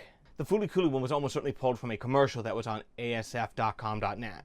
This avatar was used from March 10th to the 27th, 2013. A mere 17 days, the shortest tenure of any avatar I used. I think what it was is after the XM forums kind of disappeared, this one just sort of sat in the stack for a little while unused, and I was like, yeah, let's use it on this one. But I don't feel like I was excited about it at that point because it sat around for so long, and I hadn't made it specifically for the lure boards, so it didn't have that new avatar smell, so to say. Based on the next avatar you'll see, I think something brand new was what I was craving at that point. The first attempt I used was called derp.gif. The second attempt was named gravy004.gif, again because I renamed them to be anything other than img.whatever, but then I just named them stupid stuff like that, and I keep looking around like, why can't I find anything? Honestly, I stopped renaming stuff like that because at least if they're the original file names, at least they're in order, so whatever. The 47th avatar is of Elizabeth, from the teaser trailer to BioShock Infinite. Lots of my avatars are from old things or forgotten things, that's part of the fun, but this was one of the most up-to-date things I ever referenced in an avatar. The version of the trailer that I found on YouTube was from March 18th, 2013, and this avatar began its service less than 10 days later. I have not played BioShock Infinite, but I don't believe this sequence with Elizabeth about to be hanged is actually in the game. It's a pre-rendered trailer, after all, which I generally really don't like at all. For a dedicated teaser trailer that sort of gives you the flavor of the game, I think it's kind of fine. They're meant to be more representative than informative. On the other hand, games that promote themselves exclusively with pre-rendered bullcrap go directly into the dustbin of games that I do not play. Blizzard was very bad about this for a long time. Not that we needed more reasons to not support them at this point. Even those mobile city building game whatever nonsense you see on TV sometimes will have at least a little snippet of gameplay at some point in it. I wrote here in the script, not sure how much mobile games are being promoted on television anymore anyway, but I just saw one, so maybe these things are swings and roundabouts or something, I don't know. BioShock Infinite went on to become very popular, successful, and influential. It was possibly the last time the AAA market actually gave us something pretty good. At the end of 2024, former Escapist contributor Yahtzee Croshaw re-legislated some of the top 10s he did. At 2013, he first had, number 1 was BioShock Infinite, number 2 was Papers, Please. The fact that BioShock was so colorful and swashbuckling helped it stand out among the gray shooters at the time. But as time goes on, Papers, Please has simply grown and grown in his estimation. So that's one I think he would like to have a redo on. Lucky for me, I never have anything on my top 10 list that I regret putting on there. I'm still probably the only person who put Selfless on the top 10 list. Holy cow. Never even got a thank you basket from Ryan Reynolds. This was my avatar from March 27th to April 29th, 2013. 33 days. The file name was liz.gif. The 48th avatar was from The Day the Earth Stood Stupid, Season 3, Episode 7 of the original run of Futurama. Fry attempts to eat an intact pineapple hanging from a string like a piñata with all the grace you might see from a toothless donkey. This is a holographic representation of how Fry's brain is different from everyone else's, as he lacks the delta brainwave and thus is unaffected by the brain invaders. Apparently in the pilot episode of Futurama, you can see the shadow of Nibbler or something underneath the table when he falls over. Not sure if Nibbler being intelligent was always meant to be like a long-term retcon. I mean, you're bringing Frank Welker in just to go in there and make chittering noises or whatever. You eventually want to come in here and say, hey, do this too. It's like, yeah, sure, here's my voice. I certainly don't think they introduced Nibbler to sell little Nibbler plushes, though honestly, now I'm thinking about it, that'd be kind of cool. I already talked everyone's ear off about Futurama, so I don't know what more I have to say about this one. I found the clip somewhere, probably just on YouTube somewhere. I was like, I think this will make a funny avatar. Let's crop it in so it looks right, you know. This is the second avatar that features Fry, the only person other than Homer to be appearing in more than one avatar. Wrong again, I'm afraid. Marge appears in 2 avatars, 2 that we have already seen. So that's just wrong. Oopsie. Ow! But I really don't like that one I use with a butt spinning back and forth like that, so maybe this is just me taking a mulligan on that one. This is my avatar from April 29th to June 26th, 2013. 58 days, twice as long as almost any of the ones that had preceded it. I don't know why I kept this one for that long, I just must have got lazy or something. Anyway, the file name is pineapple2.gif. The 49th avatar was from the music video for Love You Like a Love Song by Selena Gomez and The Scene. Similar to the You in Your Hand music video, it shows Selena Gomez in a series of different costumes representing different musical styles. The avatar shows the first half of the bridge of the song, where Selena stands in a field of pink grass, someone wields a lightsaber sort of thing, someone has a spooky looking thing, which I guess is an actual instrument. It's a Yamaha WX5 wind controller. I think I assumed it was like a fictional thing, but I guess it's a real instrument. When I looked up the Yamaha WX5, the pictures I looked up don't look anything like that one, so maybe it's not one of them. Or maybe it has a bunch of different form factors like the 3DO or something. The guitars featured by the mariachi band are obviously real, as featured in LoadingReadyRun's own guitar when they didn't really even have a guitar. A few of the mariachi band are evidently played by other members of Selena Gomez and The Scene, none of whom have Wikipedia pages. I think originally when I saw this, I wanted to make it, there's like a robotic Max Headroom style version of her that goes repeat, peat, peat, peat. I was going to have that be the avatar, but maybe it was simply too close to the Robo Red one I had from ages ago. I mean, it was a television screen that showed a mostly robotic face where you can't see their eyes and they're repeatedly opening their mouths, so they're pretty close. But I think I just changed it. I thought the other part of the video was funnier, even if it just goes on forever. The bridge of the video, the part of this where my avatar is, when you look at it on YouTube nowadays, it says it is the most rewatched part of the video, for which I take full credit. Call me a trendsetter, boy. Ironically, this is the part of the video where they keep hitting repeat, peat, peat, peat, peat, peat. The YouTube version of this was from Disney Channel UK, which runs a hair faster than the normal song, and I think also is slightly distorted. Let me check that. Yeah, dang, look at that. That's way out of whack. Oh well. Didn't notice at the time. Doesn't really notice until you put them side by side. Like, oh, dang, that doesn't look right at all. There was apparently some controversy with this video, where apparently they had spray dyed some horses pink or something, but it ended up not getting into the video anyway. Selena herself was apparently shocked that this wasn't accomplished with some sort of post-production effect. Like, if you don't get a white horse, you can just make a horse any other color if you just kind of fiddle with it, you know? The previously mentioned pink, she apparently rose a stink, a pink stink, la la lol. Don't use that. The previously mentioned pink apparently got up in arms about most of this. PETA got involved, which always makes things better. Now, the dyes that were used in the horse evidently weren't toxic, but I think even in 2011, you can't just kill a horse to, you know, make a music video. So yeah, PETA was the broken clock for once in the last 6 years or something. It's sort of like that one time that Matt Walsh railed against raw milk. Not that Matt Walsh, the bad Matt Walsh. But honestly, whenever you hear him say something, it's always just so much funny to think that it's the other Matt Walsh, the good Matt Walsh, saying it, and that it's all just an Upright Citizens Brigade sketch. Makes him a lot easier to take. I wouldn't even bring up that jerk unless I was going to make that joke, so you know how it is. This was my avatar from June 26th to July 30th, 2013. A mere 35 days. I thought I had this one a lot longer than that, but I think I was mostly moving through them about once a month at this point. The file name was love3.gif. The 50th avatar was from the Newgrounds Flash animation Cocket the Fish from June 9th, 2002. Our titular hero avoids the fishing attempt from a shark, but not enough at one point to avoid being eaten. The shark sleeps well through the night, but a satisfying splat stock sound effect reveals Cocket intact at the other end of the shark. Cocket the Fish dances back and forth at his escape and says, "Ah ha ha! Diarrhea!" In the pantheon of Newgrounds Flash animations, Cocket the Fish is not particularly noteworthy. Cocket the Fish was a daily feature and a review crew pick, for whatever that's worth. I looked on the Newgrounds page and the guy didn't really do anything else. If you do look up this cartoon, there's some jokes in here that will probably come off as offensive nowadays. But again, this was 2002. This was pre-YouTube. This was pre-Lure.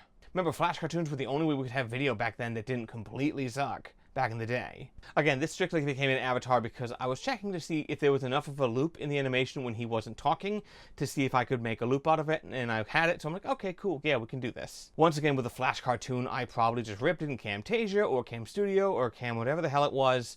I don't know. This was my avatar from July 31st until September 22nd, 2013. 53 days. Things seem to be stretching out a little bit here. The file name is fish3.gif.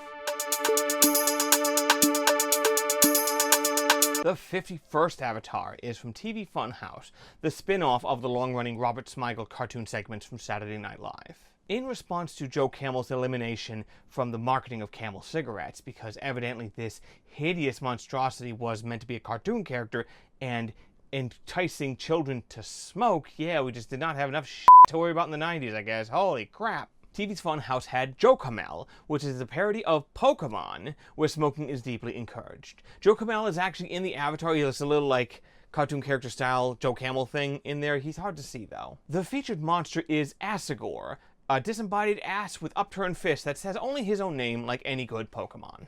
Y'all remember Assy McGee from Adult Swim?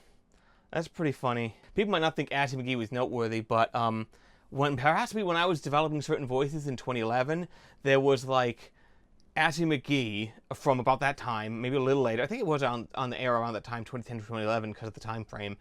And at first, Assy McGee was like, adios, blimp. And it was kind of, it was very kind of Sylvester Stallone, Clint Eastwood-y. But then somewhere along the way, it became a lot more gruff and mumbly, where, like, his partner would go, like, they gotta go do something, and he's like, but Assy, it's Sunday, and he'd be like, tell me before you got to tell crime. So he has this, like, this really odd way of speaking on the side of his mouth.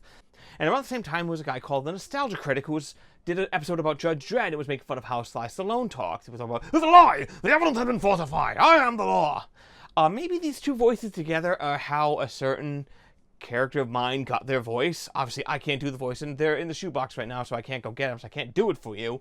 Obviously, I need him to go get them, and I don't know, all those stairs, man, I can't be doing that. I actually met Robert Smigel in 2023 at Rhode Island Comic-Con, and I got to tell him in person how much an influence everyone on Late Night with Conan O'Brien, but especially him, was for me.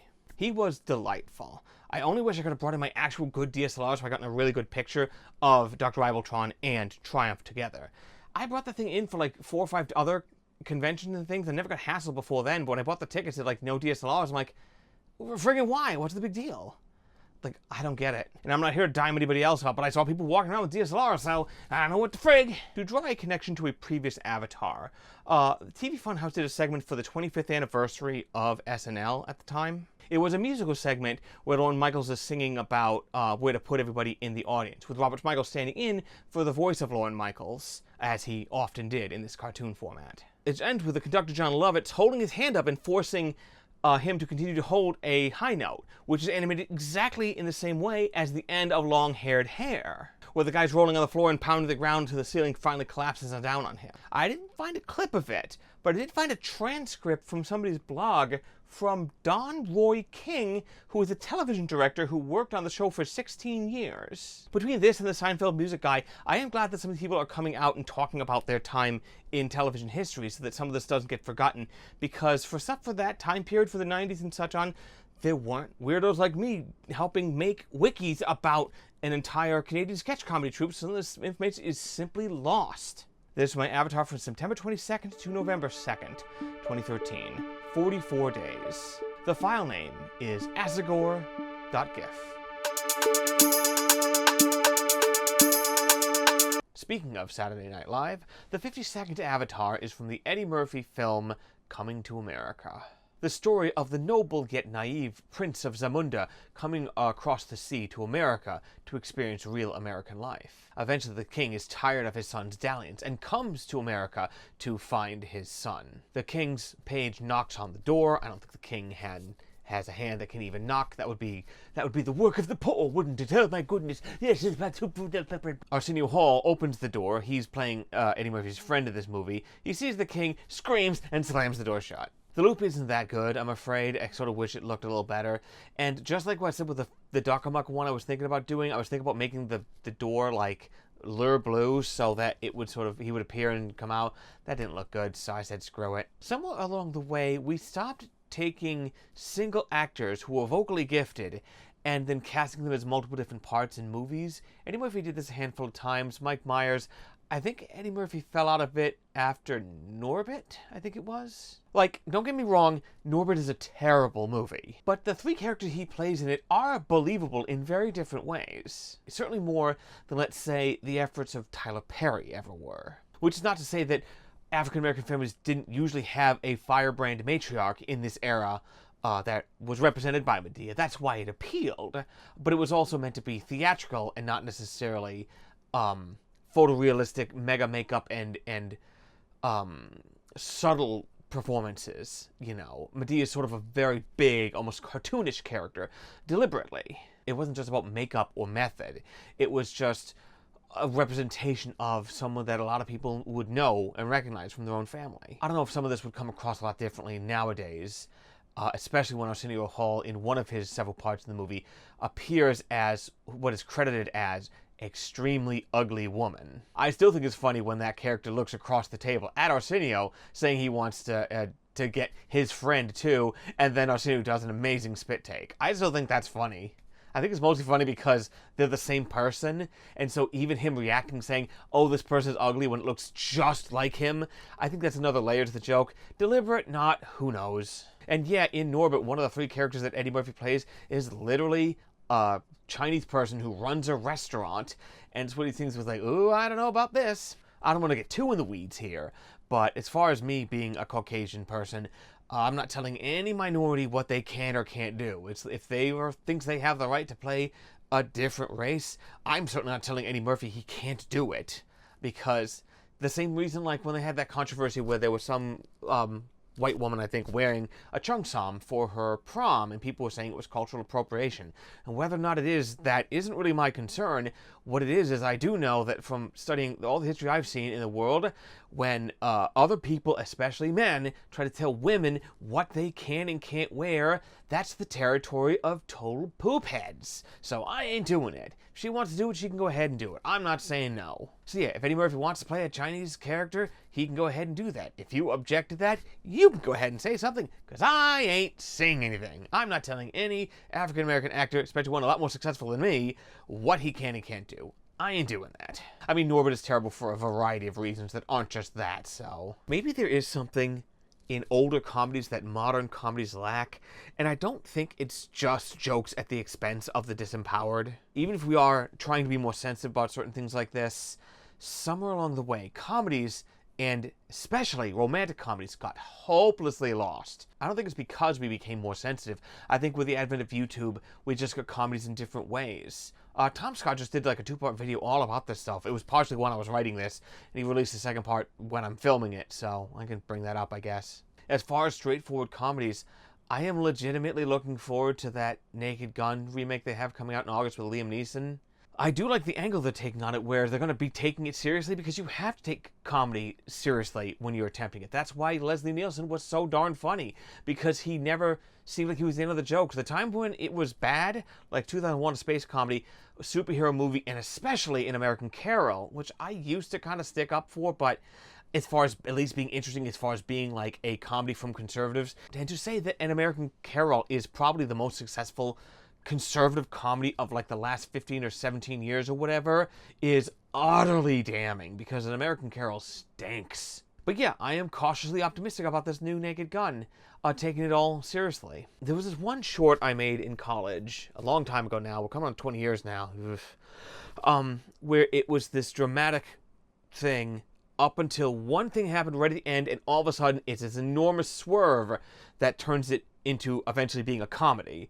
But what it was, I remember when I was doing the direction, I was talking to the actors, and I'm like, at the crucial moment where everything switches, I'm like, we can't find this funny here in the moment. We have to be taking this seriously as if this is real, because if it's funny to us now, it won't be funny when people watch it. It seems obvious now after I said it, but I think I might have come up with it at the time. Like, oh yeah, like people who just goofing off. They did that with Starball. In Starball, when they had the other friends of his were trying to do the voices, they apparently were doing, I'm doing these voices now, and it's like, no, you have to like be able to put something more seriously in there, because just being stupid at the time doesn't always translate to comedy. This is why the most pernicious thing that any improv troupe says is, we should write this down. No, you shouldn't. It was only fun because it was spontaneous. How many times have anyone heard that? Anybody do improv stuff out there? Oh my god, I'm so far off the script right now. But yeah, Norbit still sucks a lot. I think I'll talk more about troublesome comedy a little further down the list. This was my avatar from November 2nd to December 6th, 2013. 36 days. The file name is knock2.gif.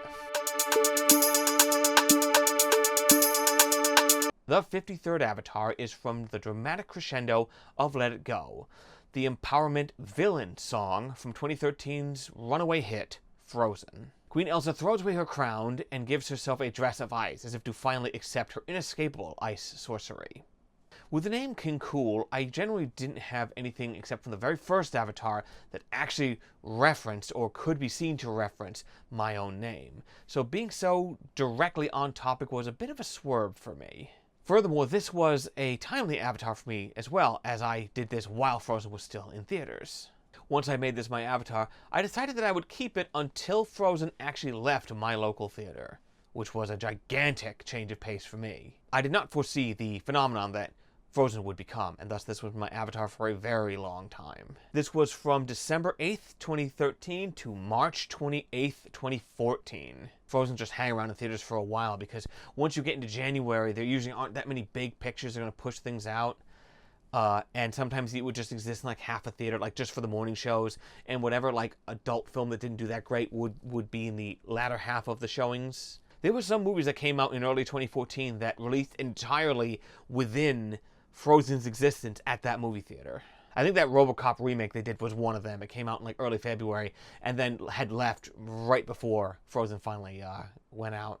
I believe that was the longest that theater had ever held a movie at that time, except for that one-time phenomenon that was completely unrepeatable, Titanic. Frozen's record at that theater, at least, was beaten by Bohemian Rhapsody a little later, because they got that during its original release in like October, and then it held on through the holidays, and then stayed a little while, and then stayed a little longer when it got nominated for an Oscar, and then stayed a little longer when it won the Oscar, so it beat it out by a handful of days. I hear, pray tell, that theater had its busiest day on Black Friday 2024, with Moana and Wicked pulling in gobs of people, so they had their busiest day they ever had before they closed in 2025.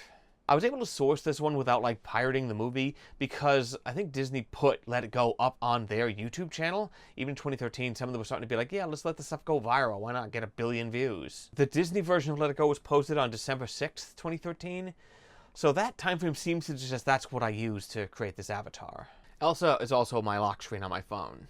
I've done this for a few reasons. First, I suppose it's on brand, though nobody, people don't call me that in real life, for the most part. Second, I'm in my 40s, and I'm going to make my phone screen whatever the hell I want, and I just don't quite have the nerve to make it actual pornography, I guess. I mean, Tinkerbell is the backdrop of this computer, and when I got a second monitor, I put Tinkerbell on that one too. I'd show it to you, but it's filled with icons, so you wouldn't even see it. Third, if I ever happen to lose my phone, someone will pick it up and say, oh my goodness, some little girl lost her phone. I don't know if I still have it, but I remember someone on the forums, I think it might have been Jester, was drawing like caricatures, not really caricatures, but lure denizens as superheroes and such. They drew like Empath, a couple others. They drew me roughly how I am with sunglasses and ice powers, and that was pretty cool. I hope I still have a copy of that somewhere. A lot of them became people's avatars, but I never quite had the nerve to do that because I was on this silly train doing silly other stuff. I hope that the person who did it, I hope I still made them feel appreciated, of course. As I said earlier, Elsa reigned from December 8th, 2013 to March 28th, 2014. 110 days, the longest-serving avatar since the first one. The file name is sensibly elsa.gif. The 54th avatar is of singer-songwriter Bruno Mars and several monkey-masked men from his music video for his song, The Lazy Song. The funny thing is, I really dislike this song, but something about the gestures and the things being made by the masked people made me kind of amused. Oh, it was kind of funny. It's not even a perfect loop, because when he turns back around, you can see where it loops. I kind of wish it was better, but it was good enough to pass muster for a small avatar, I guess.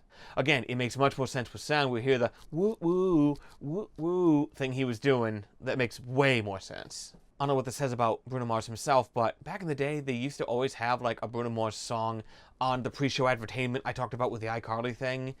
One of the ones I heard there a lot was Flowers, the song about a sort of post-breakup song where he's sad that he didn't treat his girl quite the way he should have. Bruno Mars didn't name his song Flowers, you dope.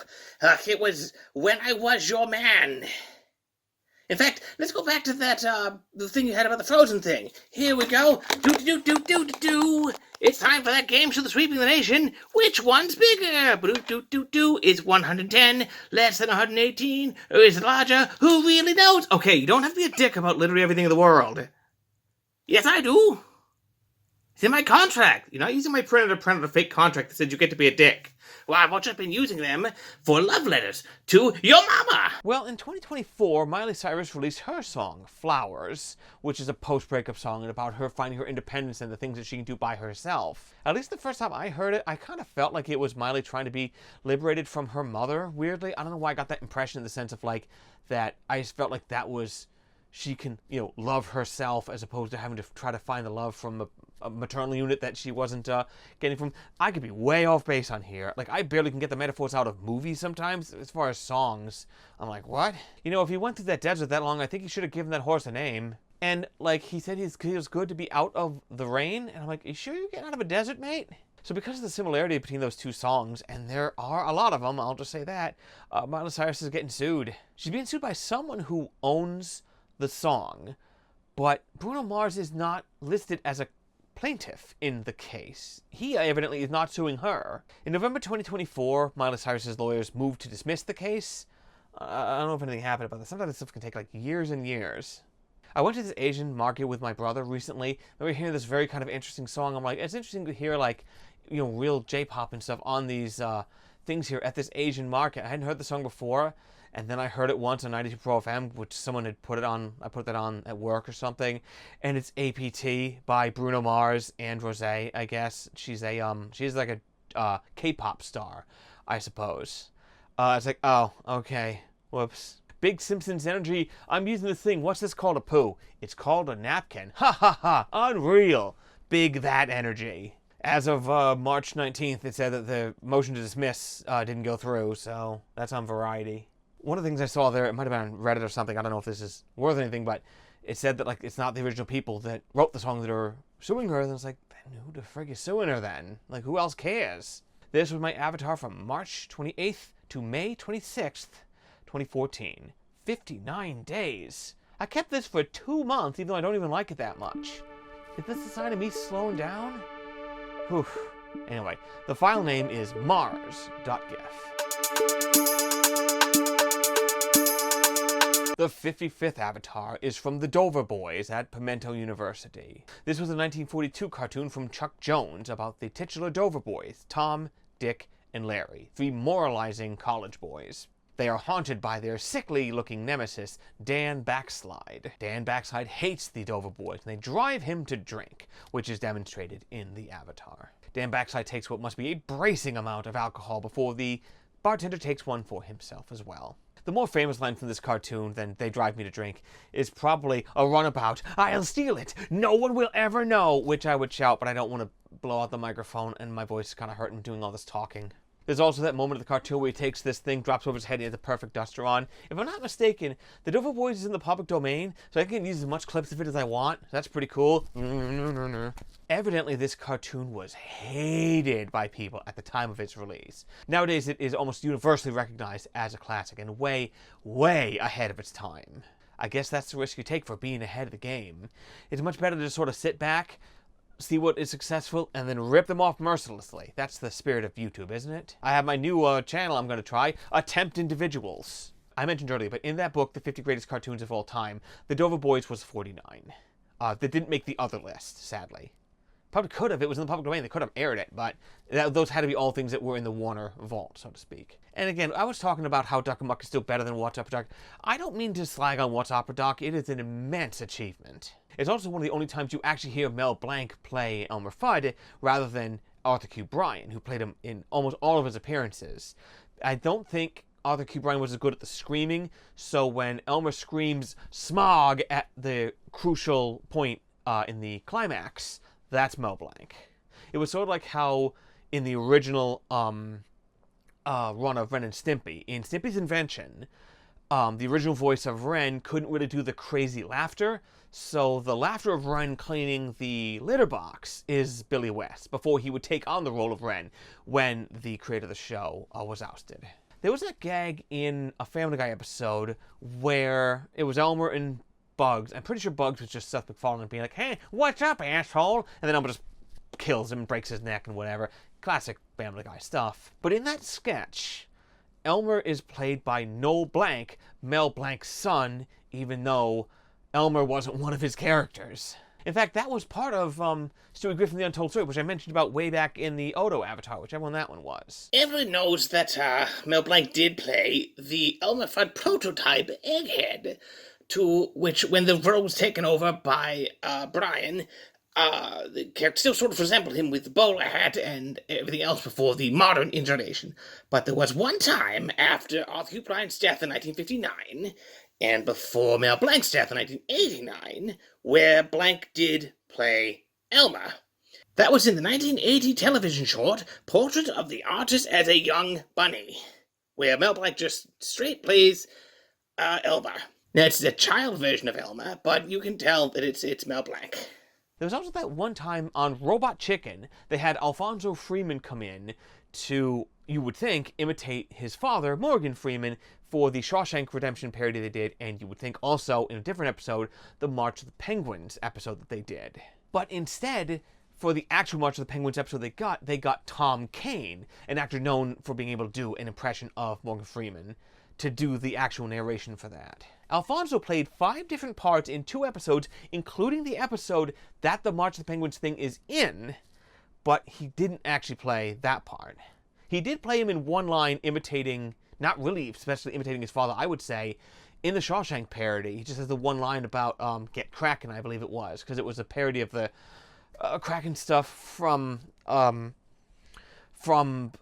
what the hell is it called? Clash of the Titans. I would like to say that Robot Chicken got a little bit too downbeat for me, but Robot Chicken has always been sort of downbeat of a show. Oh boy. It also might be more of a coincidence that Tom Kane then later appeared in Batman material in Arkham Asylum as Quincy Sharp and Amadeus Arkham, way after this thing had sort of brought him into the DC. I bet he did something in the DC before that. He also was a voice of Yoda for a couple of times. He was pretty good at that too. I think in that terrible Clone Wars movie, he was in that too. And sadly also, Tom Kane has retired from acting for health reasons. That sucks. He was really good. He had 9 kids. Holy cow. This was my avatar from May 26th to July 24th, 2014. Another 59 days. The file name is drink2.gif.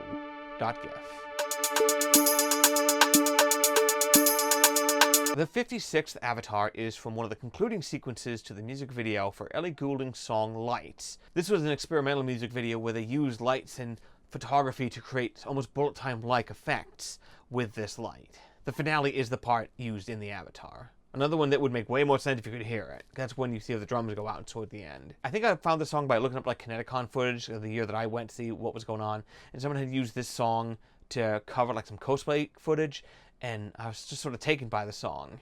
I like a lot of her songs. I do really like that one for reasons I can't really express. I can tell you why I like a movie, but as far as a song, I don't know. I like it when I listen to it. It's about as deep as that. Music is an incredible mystery to me. Isn't it kind of weird there's a singer named Lights at this point? She was the one who did Up We Go. I don't know if she's held onto the public's attention the way Ellie has.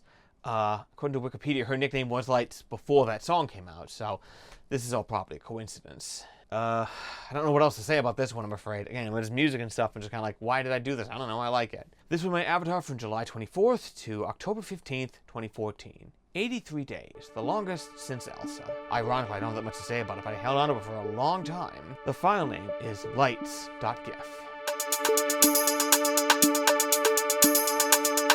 The 57th avatar was from Aloha Hoek, Season 4, Episode 17 of Ren and Stimpy. I've clearly given up on not repeating sources for avatars at this point. Homer Simpson even appears in 2 of my avatars. Later 3, maybe 4, but we'll cover it. Maybe this represented a maturing of this whole thing, where I wasn't quite so stubborn about not repeating things. Everything in moderation, including moderation, after all. Anyway, in Aloha Hoek, Ren and Snippy are marooned on an island, and Ren begins to live in a beached whale carcass. Ren cruelly sends Stimpy away into the jungle, but then Ren is beset by a family of crabs who had previously lived in the carcass. They returned from a long vacation, and the mother actually says, "Carcass, sweet carcass!" In the avatar, you can see the little kid saying, "I can't wait to go play with my fly." So we later see that the fly is an analog for like a dog because they enslave Ren and force him to walk the fly all over the place. I don't know why you have to walk a fly because he can fly, but whatever. But also, did they just leave the fly behind, like, to starve? Like, you don't necessarily do that with your dog. When you go to Disneyland, you're not just like, well, have fun, dog. No, you board him up or something. Maybe they assumed the fly had plenty of whale house to eat or something. I don't know.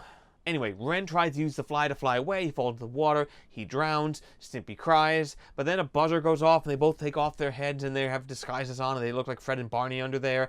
And a Russian submarine appears with a hammer and sickle on the con tower, and they walk directly into the water towards it, and they're talking about it, even though they don't have Russian accents. I have no idea what's happening in this cartoon. According to the Ren and Stimpy wiki, this is one of the least favorite episodes, because people don't like how cruel Ren was to Stimpy to send him away. Like, I was a major wimp about stuff like that as a kid, but even I knew that Ren was just a jerk, and I didn't take it personal. I actually like this episode a lot, even with the non sequitur ending. So on the Ren and Stimpy wiki, they do actually use the O with the diaresis on it in the page name. There were pages like that on the LoadingReadyRun wiki, but at some point that caused some huge problems and broke any page that had like a non-standard character in it. Every Fail House page, Season Passé, and Le Café might have been affected. I think that one wasn't. I don't think that one actually officially has it in there, but anything with like a non-standard title in it. So the new policy on the Lure Wiki was to avoid using special characters in page titles and simply have a note at the top that corrects the spelling. And yes, at least in the case of this episode, it is a diaresis. It is not an umlaut. In the Fail House, the umlaut indicates a different pronunciation for the vowel. In Ren Hoek's name, the diaresis indicates a syllable break with unmodified vowel pronunciation. This was my avatar from October 14th to December 10th, 2014. 56 days. The file name was carcass.gif. The 58th avatar was from Saturday Night Live, and their noteworthy Da Bears sketch about Chicago football fans. The previously mentioned Robert Smigel appeared in some of these sketches. Alright, so finding specific episodes of Saturday Night Live is still, to this day, roughly as hard as finding specific episodes of Siskel and Ebert. Not everything quite made it to the internet. But this one is on the official SNL YouTube channel. This avatar was extracted from this particular sketch, which aired after Mike Ditka was released from Chicago Bears after having a not that great season. The superfans through their existence worshipped Ditka, so it is no surprise that this sketch was aired afterwards, where they wrote an impassioned letter to the management after the Bears fired Ditka. Because January is when you get fired if you're a coach in the NFL, unless your name is Eberfalls and you do some nonsense on the Thanksgiving day so the entire country watches you fail to throw a timeout. When we were watching that, my brother was appalled, just could not believe it. In one of my notes, I wrote down something like, "Are you guys ready for some football?" And it was before a Pats game. And it was that one that ended in a really bad thing. All they need to do is take a knee and go to overtime, but they tried some trick play, lost control of the ball, tried some weird lateral, coughed it up, the other guys ran back in, Brady's trying to catch the guy to tackle him, not usually his job, and then they lose when all they need to do is take a knee and do this. So my response to that was, I guess I wasn't ready for that football. Big Lego Movie energy there. Are you all ready for this? Dunk. Oh no, they were ready for that. Chris Farley was absent from the sketch, instead appearing in a tiny pink vignette, as if like a flashback or a dream sequence in the corner, where he continues to pound his chest as the people writing the letter report on his most massive heart attack to date. Is that my thing? This is like Peter Griffin here. Holy crap, Lois. I think there's a comment on the video that says that this was in a time when Chris Farley was in rehab. Not sure about that, but I do believe this is stock footage. Alright, I think I found it. I don't have all the footage of this, but there was one time where the superfans had Michael Jordan on. Remember, they love all Chicago sports, so needless to say they were thrilled with the Bulls for most of their existence. I mean, we think that people were obsessed with the Bears or whatever, but back in the 90s, like the cult of personality surrounding Michael Jordan was absolutely enormous. It convinced a generation of people that Space Jam was good. And like Space Jam isn't good, but compared to Space Jam 2, Space Jam is pretty good. And there's a moment in that sketch where Chris Farley pounds his chest in the exact same sequence as the other one. So what I think happened is that both cameras are running, but they obviously, since it's live, they switched live. So they cut from a wide angle with everyone to a close-up towards the end of the sequence. But the other camera that was on him already recorded the entire thing, and that's the footage they use for the flashback for this one. I'm almost certain that's it. I don't think I necessarily understood the depth of the superfans' obsession with the Bears until I finally got a taste for football for myself. We had a lovely little dynasty for 20 years here. 7 fat cows, followed by the 7 lean ones of 3-14 records. Oh my God, if they get to 8-8, I'm going to throw a parade. But it didn't happen last year, and didn't happen this year. It's probably going to happen next year. Why would I be happy again? I wrote all this before November 2024. Oh my God. Remember how someone said that you can be sent to an El Salvadorian prison because they say that the Bulls cap was a thing that meant you were in gangs? That meant that probably like 70 or 80 million people back in the day were in some kind of gang. What absolute nonsense. You know how bad this has to be that I will just put it in this video completely unlike this? Maybe cut this, but I probably won't because this is garbage. This was my avatar from December 10th, 2014 to January 4th, 2015. A thin 25 days. The file name was dabears.gif. The 59th avatar is from an early episode of Squidbillies. Early. LOL. Is it worse to say LOL or LOL? I think it's worse to say LOL. I think they both are bad, which is why I want to do both. Anyway, the episode is Season 1, Episode 6, Office Politics Trouble. In this episode, our protagonist, Early Kyler, invents a party liquor made out of denatured alcohol that becomes popular and causes almost immediate blindness. He's tasting a mass-produced version of his party liquor, to which immediately destroys his optic nerve, and he says, darkness. I remember back in the day on Adult Swim when they first showed off Squidbillies on April 1st, and I think everyone thought it was just a joke, that nobody would actually make a cartoon about squid hillbillies, because why would anyone do this? As a show, Squidbillies is decent, I guess. It's interesting to center the entire show around Early Kyler, a character with essentially no virtues at all. I normally don't comment on things like this, but I think I've done it a couple times like this, so whatever. But the original voice of Early Kyler was fired from the role after he shot his mouth off in opposition to Dolly Parton, stating her tacit support for the BLM protests and movement. Dolly Parton has been apolitical for most of her career, but she's never been quiet about supporting people for being who they are. Be it with supporting African Americans or gay people, or recently I do believe trans people. She said that she's known people of every sort of color and gender in her life, and they've all given her support and things. So it's like, yeah, like that's just who she is. She's not going to judge anybody for that sort of thing. None of this is a surprise if you know what a queen Dolly Parton is. I don't really care about that much of the music, but anyone who knows one thing about Dolly Parton is that she's an angel. He whined about losing his job and saying how it ruined his life, but maybe he was just one of these comedians who played the hit character a little too well. I swear, like Larry the Cable Guy wouldn't get so completely lost in the weeds. I think that might be the reason why he's been so successful, to be able to sort of put things up on that. Anyway, you never cross Dolly Parton. No matter who you are, no matter what you think you are, she's an actual saint who's done more with her wealth than almost anyone else you can think of. Nobody in the world is going to cross Dolly Parton. I don't care how much you hate country music. Anyway, I don't think this was like a response from fans demanding that this guy be fired. I'm pretty sure the bosses at Adult Swim just saw this like, uh-oh, no way, boom, you're gone. As it is, I don't remember there being like a fan backlash to this. The time I heard about it was when he was fired for doing it. The thing didn't spread very far, as far as I'm aware. The bosses became aware of it, and they were like, get rid of him. You know, I think they decided to move on that without having any fan or other external pressure. Maybe the guys are Dolly fans, maybe they ain't, but I don't think that matters. I think anybody who even did hear about it looked at that, might have seen what he said, and been like, oh yeah, that kind of, you could see this guy having these not that good opinions. Okay, sure. And they recast him with Tracy Morgan, of all people, who sounds absolutely nothing like him. It's almost like a flagrant show to be like, hey, I'm going to cast whoever the hell I want because you ain't important. They did the same thing with Solar Opposites after someone had to leave that show too, and they changed the guy's voice by, oh, he got hit in the throat, and now he sounds like, I think it's Dan Stevens replaced the guy, who sounds nothing like him either.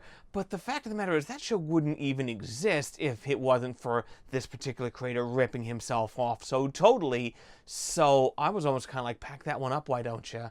Like, why are we even still making this if this guy is gone? I get that, like, Rick and Morty simply had to continue without this person, and maybe, like, Dan Harmon is more responsible for the tone and humor in Rick and Morty than the other creator was. But Solar Opposites, the thing that I'm pretty sure only airs on Hulu or whatever, just send everyone home. Solar Opposites has 6 seasons? This is why I consider the continued existence of the Connors, formerly called something else, to be such a joke. Is she still getting paid? Did they buy her out? Did they just dead-ass steal her part of the show? A show that originally bore her name? None of those are really that acceptable to me. Remember when they removed the reruns from whatever the hell stupid redneck network that was, CMT? Yeah, so more like DMT. Yeah, more like TMZ. Yeah, more like CBT. Anyway, that network took off their reruns for like maybe a year, if I'm being generous, before bringing them all back after everyone forgot about it. Or maybe it's because some of the people who were through the show, who are some incredibly limited actors, wanted to stay off the breadline because they didn't get anything else after this. I'm obviously not talking about John Goodman here. So there was this other Southern-aligned comedian who I used to follow and enjoy, who has apparently moved into like the anti-woke comedy crowd. And I'm one of the people who will stand up for an offensive joke, if you want to call it that, if it is actually funny. I think it's better to take a joke like that and check it on a case-by-case basis, because we all personally have things that offend us, and we have things that don't offend us. And maybe Instagram isn't really the place to be the funniest, but if you're a comedian on social media, what are you doing except putting your funniest foot forward, I don't want to repeat the joke he said here. I don't want it in this video. But let's just say it was a joke equivalent to saying, like, thanks, babe, now make me a sandwich. Instead of being sexist, it was transphobic. I think no matter your career, if you just feel like posting something like that, maybe just don't.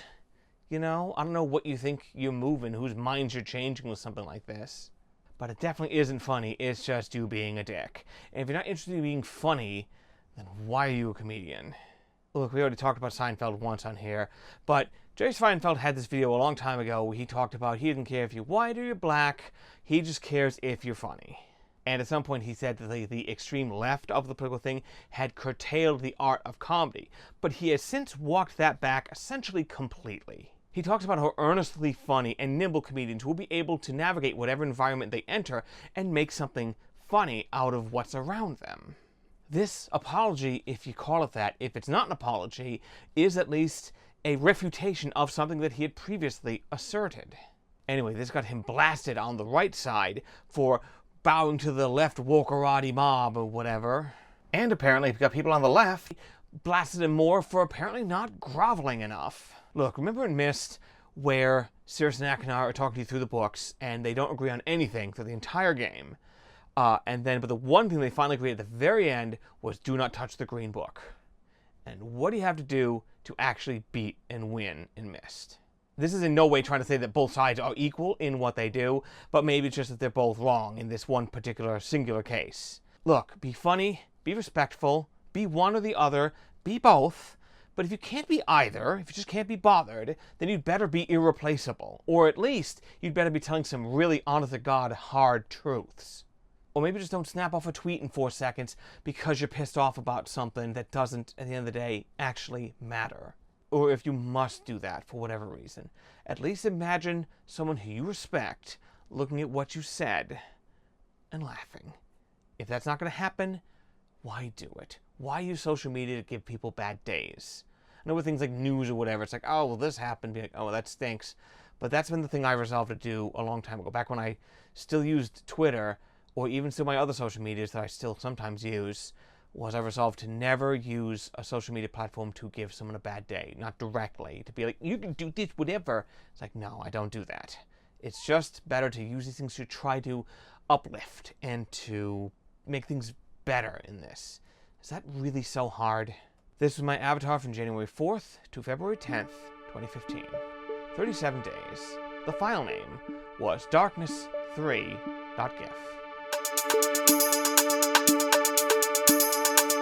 The 60th avatar is from Two Stupid Dogs. One of the many times the gruff fella yells at somebody, but it's wrong, when accompanied with a foghorn. His name is Mr. Hollywood, at least according to Wikipedia.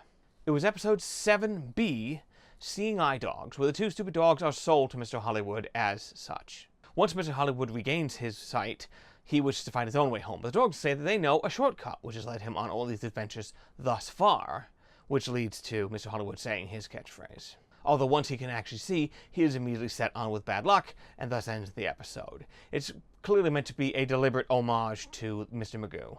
I probably could have gotten a shot of Mr. Hollywood yelling, but it's wrong, in almost any episode he appears in. But this was probably the best one to take because it has him standing there with the two stupid dogs and a full body shot of everything. It's probably the best one I could have gotten. Is Two Stupid Dogs good? I think it's at least halfway decent. The 90s were filled with television shows about idiotic protagonists. I'm not so sure about Schnookums and Meat, a much more deliberate rip-off of Ren and Stimpy. But shows, and especially cartoons, about stupid characters are probably evergreen. Everyone clutched their pearls about the transgressions of Beavis and Butthead, but the creator of that show was in on the joke. In theory, so were the creators of Squidbillies, but the voice actor for the main characters has apparently got completely lost and forgot exactly which way was up. Brad Garrett, the voice of the larger dog, is now much better known for his appearance as Robert Barone on Everybody Loves Raymond. There was almost a spin-off that followed Robert Barone's character through the whole thing. I was almost hoping it would be like a police procedural or something. I don't really watch a lot of them, but I think it would be an amazing swerve. They also wanted to do that with Jackie Childs, I heard, after Seinfeld went out, to make an actual legal potboiler starring Jackie Childs. I mean, a show about an ethical lawyer as a main character, we surely couldn't have that, right? And it wouldn't win like 2,000 Emmys. Some people say Better Call Saul isn't even that great. I'm like, I don't know. I mean, if you think of it through the lens of like a prequel, sometimes like, and this is how this happened, and this is how that happened. It's like, okay, guys, come on. The one time they did it, where they had like a big swerve like this, I guess you could say, was Young Sheldon, where they made like a single camera, like almost like a drama comedy based on one of the broadest comedies of the last 25 years. It can't just be the creator of those shows being a poop head, because I saw bits of Barb Hart Abshola, and that show's actually like not bad at all. So they'd be like, yeah, like it's a sitcom, it's broad, it's kind of dumb, but it got some actual kind of heart. It's got actual jokes.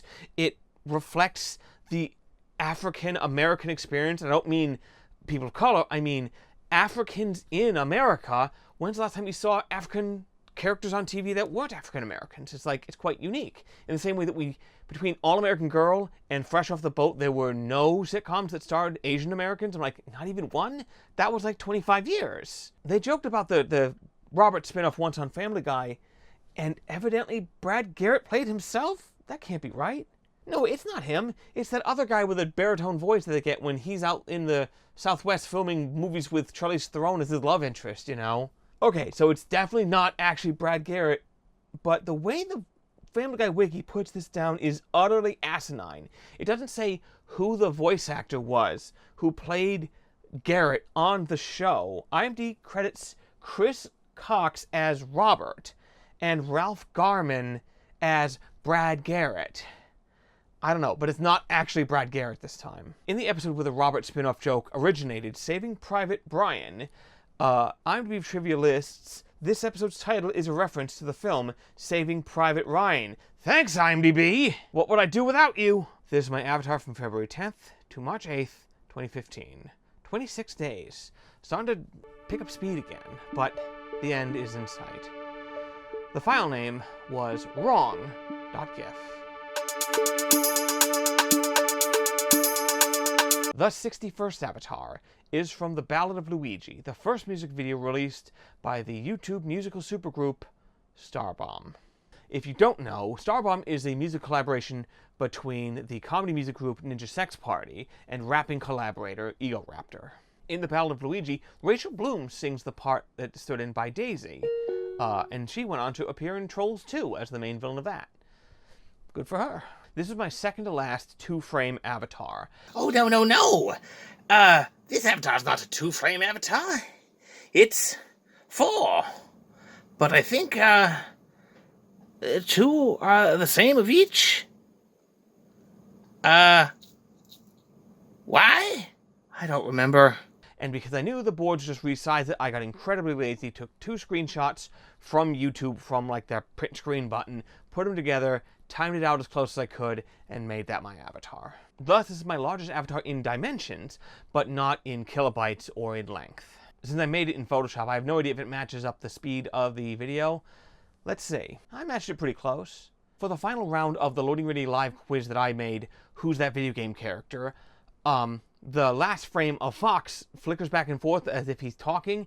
That's just a 1920 by 1080 GIF with 2 frames in it. It's the only GIF in the sequence.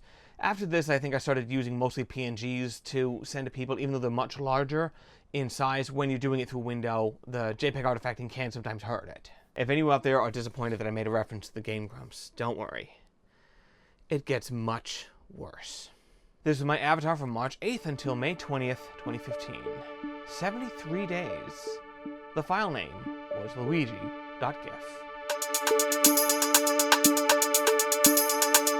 The 60-second avatar was once again from The Simpsons. Season 4, Episode 9, the memorable Mr. Plow. Homer barely makes it home in the snowstorm, but crashes into Marge's car as he pulls into the driveway. More like Gone in 60-second avatar.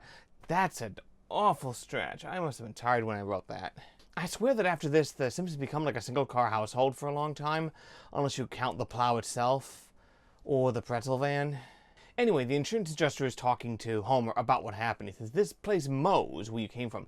This is a business of some kind, and it pans up to Homer's head, and he's thinking, he at least has enough sense they don't say you were at a bar, but what else is open at night? And the camera pans back down to his mouth. He says, it's a pornography store. I was buying pornography. Backed up to his head. Hee. I would have never thought of that, which is an odd thing for your brain to say. The Simpsons has so many memorable moments of cutting up to Homer's mostly unoccupied brain. It's pretty funny. To be fair, this is probably one of the more clever moments he ever had, almost as good as the barking up the wrong bush joke he made in the Bush episode. Okay, not for nothing, but how does this insurance adjuster not know about the only bar in town? He must be from Shelbyville or something. Further tangent, do you remember when he had to buy pornography? There was actually amazing, not that far from here, right off the highway, because of course it's right off the highway, because you have to be able to go in and out and disappear into the sea of cars so somebody knows that, you know, you enjoy porn. It closed down pretty recently. It survived part of the pandemic, I think, but I think at that point, when everyone can do dirty Zoom calls, whatever, there just was no need for it. I'm a little surprised it didn't close down in 2002. Like, it must be just a place to market people with incredibly vanilla taste. Oh, look at that. One man, one woman. Interesting. Check out the guy who can't Google anything. I bet he's not sexually desensitized at all. I bet he has no paraphilias that can only exist in microcosms that could only exist in the internet, like a very rare lotus existing in a hyperbaric chamber and having to be fed with an eyedropper. What a loser! The word pornography is so much funnier than either porn or porno. I mean, it's context sensitive. There was one episode, the Attack of the Killer app from the reboot of Futurama, where they had like a fly that was feeding off a guy's brain or something, like feeding on his thoughts, and the fly just says, this guy sure likes porno. I think for that sentence, to drag it out to be pornography, I think would ruin it. I have this theory that jokes are kind of like music in that way, where it's almost about like having the right length of a word with the right emphasis at certain times, at least, you know, in English. And that certain things will work better than other things. And it's not necessarily about like inherently funny words, but about using the right word at the right time. So for the Futurama example, using porno worked there where using porn or pornography probably wouldn't have. It's not about inherently funny words or anything like that. I don't really believe in that. In my own series, Metal Gear Everlasting, in episode 5, the president is talking about this mini bomb that's shaped like a golf ball that if it gets struck will blow up the city that it is being engulfed in. And this character intones, oh, this was golfing someone nobody cared about, like Sacramento. So why did I land on Sacramento for that? Well, there's a few reasons. So if it's a city that someone might have thought of when you're saying a city no one cared about, that would probably become problematic either by being nonsensical. Like if you said Manhattan, like you might not like Manhattan, people who care about it, so that makes no sense. But then if you started talking about like a downtrodden city like Detroit or something, then it would really be just sort of distasteful and wouldn't really be a very good joke. Because just saying, here's a place where nobody cares about, the inversion of that has to be a city you wouldn't expect, and certainly not a place that has had as many problems as a city like that has had. I think if you live outside of California, it's probably pretty hard for you to have like a strong opinion about Sacramento, you know? But I also think that the actual length and vocal stress of the word actually makes sense, almost like a limerick. I've got some other examples here of things I don't think work. Unless it was golfing someone nobody cared about, like Toronto, like Framingham, like Johannesburg, like Salt Lake City, like Bern. You see what I mean? Those don't work as good as like Sacramento. I don't really understand music in any real way, but I do understand comedy. I don't know if I would say intrinsically, but just the thing I've studied my entire life. Making people laugh has been a big thing of what I do. I think I've said this earlier, but when the times I've had the opportunity to make the people in LoadingReadyRun laugh, that stuff is so important to me, and it's been great to be able to do that for people who I consider to be experts at comedy. Maybe I had to work in some places where I would have to accept a bunch of $100 bills, and I'd be checking them, and like, I just made it, and it's like, this sort of thing should just become unacceptable in the modern society, that we have to have an underclass of people that are forced to laugh at your stupid jokes because that's the only thing you have to say for this thing. The people are not funny. And maybe I had bosses who were like, well, make another joke back at them. And I'm like, absolutely not. We will only be funny on my own terms. You're going to be like, I'm going to make the joke, hey, why don't you print me one too? Shut up! I mean, this guy's an idiot and an asshole anyway, so it doesn't even matter. Like what he thinks. Like, go ahead and go along with jokes. Absolutely not. The only thing that I know for sure that I understand is humor. And these dopes who evidently lack any self-awareness to think that they could be not good at any particular thing. They live in this little bubble where everyone sort of bows to them and this whole thing. And then somehow they somehow reconcile their intense unethicality with their faith in the Nazarene. Don't ask me how that one works. I still don't have the way to do it when you guys are literally worshiping an actual golden god, and the gold is nothing but spray tan. I will tolerate a lot of things from people like this because there simply isn't an option at this point in this world. I guess there's simply too many of them, and we simply can't fight, you know, every single battle. But if they're going to try to come into the world that I understand with humor and be like, look at my joke, look at my knock-knock joke, and for me to then also have to kowtow to that, no, that is the line. That is the line I will never cross. Sometimes they do make a joke and it's legitimately funny. It's cool. We get to break it down. That's fine. But you gotta earn it. You gotta say something we haven't heard 1,000 times! This was my avatar from May 20th to July 30th, 2015. 71 days. The file name is mose2.gif.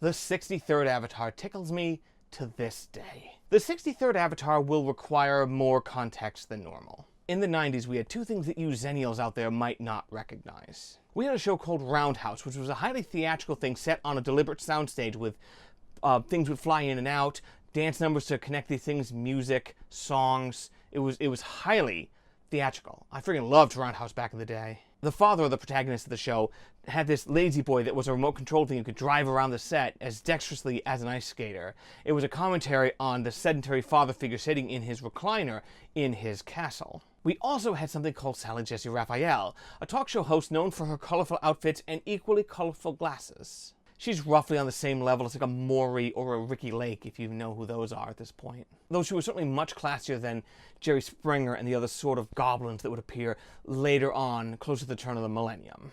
Remember when we were all sad when Jerry Springer died? I'm not going to say Jerry Springer's like a terrible guy or anything, but we were all kind of like, at least Jerry Springer was himself, I guess, you know, and just doing what he did. Remember when he was a politician and a scandal actually took him down? How refreshing would that be? I can't bring up this stuff every single thing. We gotta just keep moving on. Thus, this avatar is Roundhouse's version of Sally Jesse Raphael, a three-headed monstrosity in green silk. The first head is Sally, who has the colorful glasses and mostly resembles the real Sally Jesse Raphael. The second head is Jesse, possibly spelled with an E. The third head is Raphael, a mustachioed man of unknown foreign extraction who always speaks last and usually just says, "See." Remember Highly Questionable? See. That was a great show. I wish I knew exactly which episode this was from, but I really have no idea. I didn't hold on to the clip that this was from. I happened to find it. I extracted it somehow. I got the picture of them talking, all three of them saying something, made the avatar quickly, and then just moved on. I don't know if Roundhouse is streaming anywhere. Roundhouse seems to have slipped entirely through the cracks of the internet and simply was not around when anyone would have cared about it. There were no message boards or anything like this. There seemed to be no piracy, very few home releases. Who owns Nickelodeon stuff now? I guess, is it Paramount Plus? Are they the ones doing it? This is my avatar from July 20th to October 21st, 2015. 83 days. The file name was sjr2.gif. The 64th avatar is from the ending of the opening sequence of Gem. Not Gem and the Holograms, that refers to the movie. The holographic computer synergy's illusion fails momentarily, revealing the glamorous Gem to in reality be mild-mannered Jerrica Benton. And by mild-mannered, I mean Music Empire heiress Jerrica Benton, but whatever. She didn't even take her hat off to do the illusion. It's like that one episode of Teenage Mutant Ninja Turtles where they use like a hologram to disguise Shredder as a person wearing normal clothing, when he could just do that or whatever. A lot of times he'll walk around with his like mask on, but he'll be in normal street clothes or whatever. It really doesn't make a lot of sense. Unlike other cartoon shows, Gem actually has a dedicated opening sequence that was of original animation. Looking at you, bonkers. Gem could be lazy in a lot of other aspects, of course, including stretching for time. But then again, they also wrote a song almost every single episode, so we can probably just cut them some slack. If you don't know, Jerrica Benton owns a music studio that an evil executive is trying to take over throughout the course of the show. I don't know if the bad guy even knows who Gem actually is. Maybe she finds out later on. I've only seen a handful of episodes of Gem. It used to be on Netflix. I don't think it is anymore. It's probably on like Tubi or something like that. Jerrica Benton was played by Samantha Newkirk, with Britta Phillips standing in as her singing voice. I actually met Newkirk at a convention at one point, while I was watching Gem, slowly going through it. She was nice.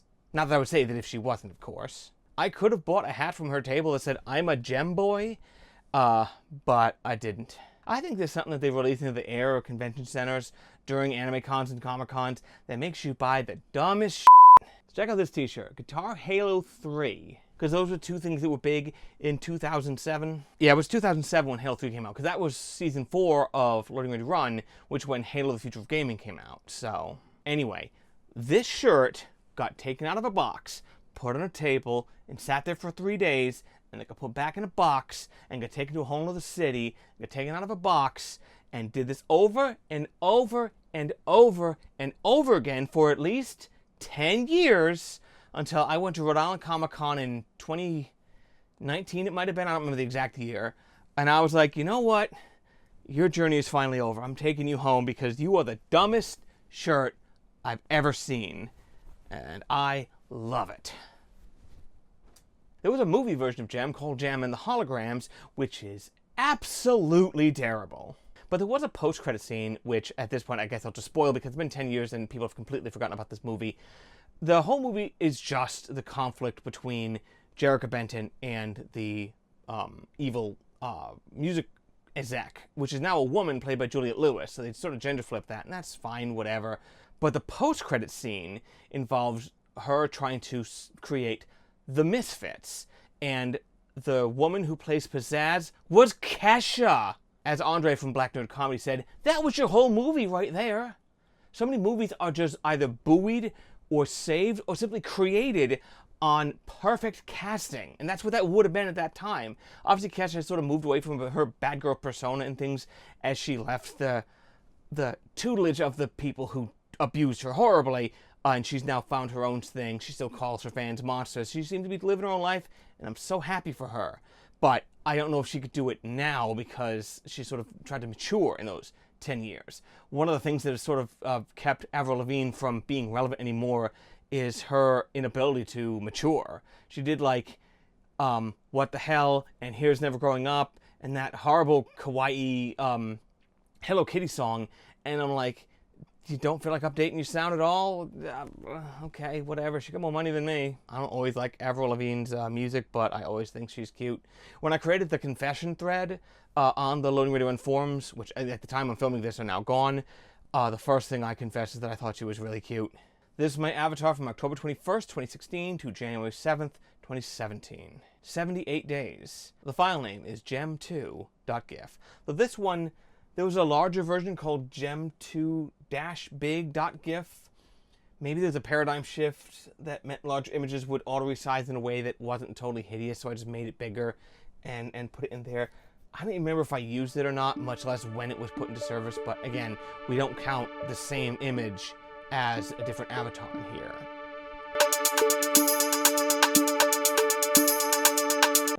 Oh boy. The 65th avatar is from JonTron, his episode about drug PSAs. He's reacting to a commercial from the 80s or 90s where a drug dealer slowly turns into a viper. Never one to hesitate to say the first thing that pops into his head, no matter what. Holy shit, man. John reacts by pointing and saying, "You look like a snake!" This is the only avatar I ever used where it was an internet source rather than TV, movies, video games, or music videos. That was also a live action source. I used a lot of cartoon sources as I did. Only 21 were live action sources, less than a third. I don't know what to add to this one, so that's why I'm padding it out with general trivia. Some of you people might not even want to see him here. This was at least before the time when he really shot his mouth off, and apparently he's done it a couple of times since then. I don't know, I've not learned his lesson yet. I mean, making videos is clearly not JonTron's passion in life. If it was, he would either have larger, crazier videos like H-Bomber Guy, or he would simply make more of them. The one time he got to make videos once a day, he left that scene within a year. I'm not made of stone, guys. I still find some of it amusing. I don't think I even watched the episode we talked about Dr. Ho. I don't think I even saw the episode proper. But there was one scene where he's making fun of somebody with all these diplomas on his back wall, and he moves through this one area in his office where it's got things all over. He goes into the hallway, and they're all over the floor and the ceiling, and I'm like, damn, that's a good joke. I like that. That's funny. That's really funny. Dang it. The last thing I ever posted to the Lure forums was this absolutely colossal rant I made about someone who ran in the same circles as JonTron, and my inability to fully emotionally decouple from them after they got into their own controversy.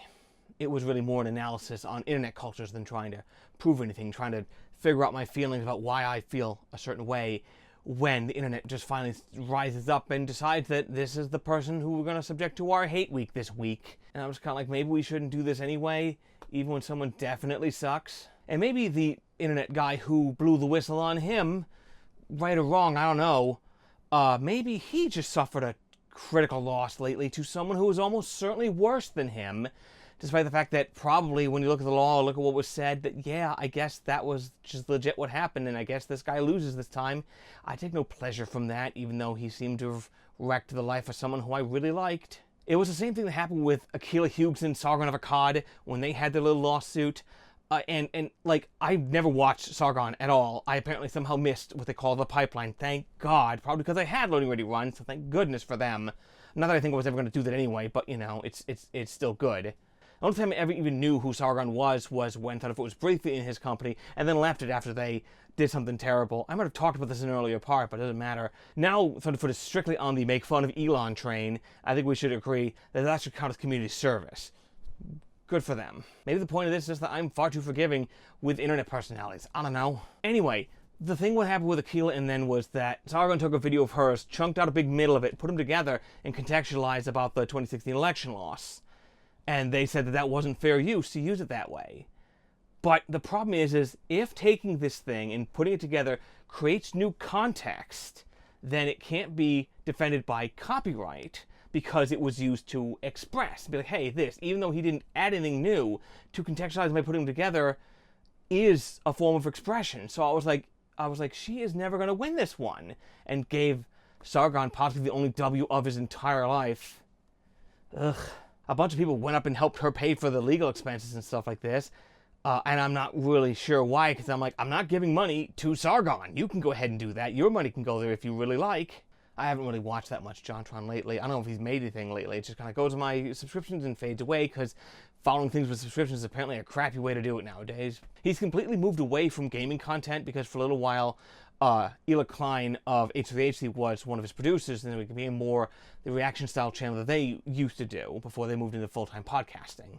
If you want that kind of gaming content, there's still Scott the Woz and Kadikarus. You can watch them. It's basically the same thing without any of the problematic stuff, as far as I'm aware. JonTron did a video about Kid Nation, and I didn't watch that one because I just couldn't watch the editing and the nonsense with reality programming. I really don't have any stomach for it at all, even for something like that. But I did watch the video he did when one of the kids who was apparently a fan of his, or at least heard about it, came forward and was interviewed by JonTron about the production of Kid Nation. That was fascinating. It was very illuminating, but also let's just say that John is not a natural interviewer, to say the least. He's very nervous and chattery. It's not his strength, to say the least. Maybe one of the reasons I can't emotionally decouple from JonTron is because he sings. He's an excellent singer. This is how I know sometimes you think someone's talking crap when they say everything about someone that they do is bad. It's like that clip that goes around of Orson Welles, where somebody uses Elia Kazan as an example of something he wants to say, and Orson Welles isn't having it. He's like, Elia Kazan is a traitor. He didn't have to name names. He could have continued to work in New York City at a high price. And then he goes on to make On the Waterfront a celebration of the informer. And so any questions using him as an example must go unanswered by me. And then he follows up with saying, I must say, though, that he is a very good director. You must give the devil his due. All his other flaws, John is an excellent singer. I think maybe that just kind of gets into my brain or something. This is how maybe you can sometimes recognize, like, pathetic narcissists who have to say that everything that someone does is bad. Like, maybe we have someone who tweets a little too much who, oh, Bette Midler said something about them. And they go, Wah. I'm a little baby. I hunger for delicious excrement. oh my God, can you let it go? Why are you picking this fight? It sure seems like billions of dollars don't make you happy. Good God. If you find my occasional watching of JonTron unacceptable, at least I never defended Strip Search. This is my avatar from January 7th to February 16th, 2016. 40 days. A short one for this period. The file name is snake2.gif. The 66th avatar is of Glenn Quagmire, perhaps reformed sexual predator, who nevertheless did not support the overturning of Mayor West's ban on gay marriage from Season 4, Episode 25 of Family Guy. You may now kiss the guy who receives. When Brian presents Quagmire with a petition to support the overturning of the gay marriage ban, Quagmire says something jokey and innuendo-y that is something that nobody wants to hear coming out of my mouth, so... He then proceeds to giggity to Rock Bagdasarian's unforgettable 60s hit, Witch Doctor. The rights to that apparently were very expensive. I think on the DVD commentary they said that it was a $10,000 joke. I think I might have had this clip on my computer for like a very long time. I don't know if I made the GIF back then, but I think I had that since like at least 2011. So I think I just knew eventually I would try to make that into an avatar. And maybe because I sort of felt things might have been wrapping up a bit, I was like, let's go ahead and use this one. Not sure what else I have to say about this one. Keep talking about Family Guy. You ever see the thing about every pizza place? That's like the best joke they've ever done.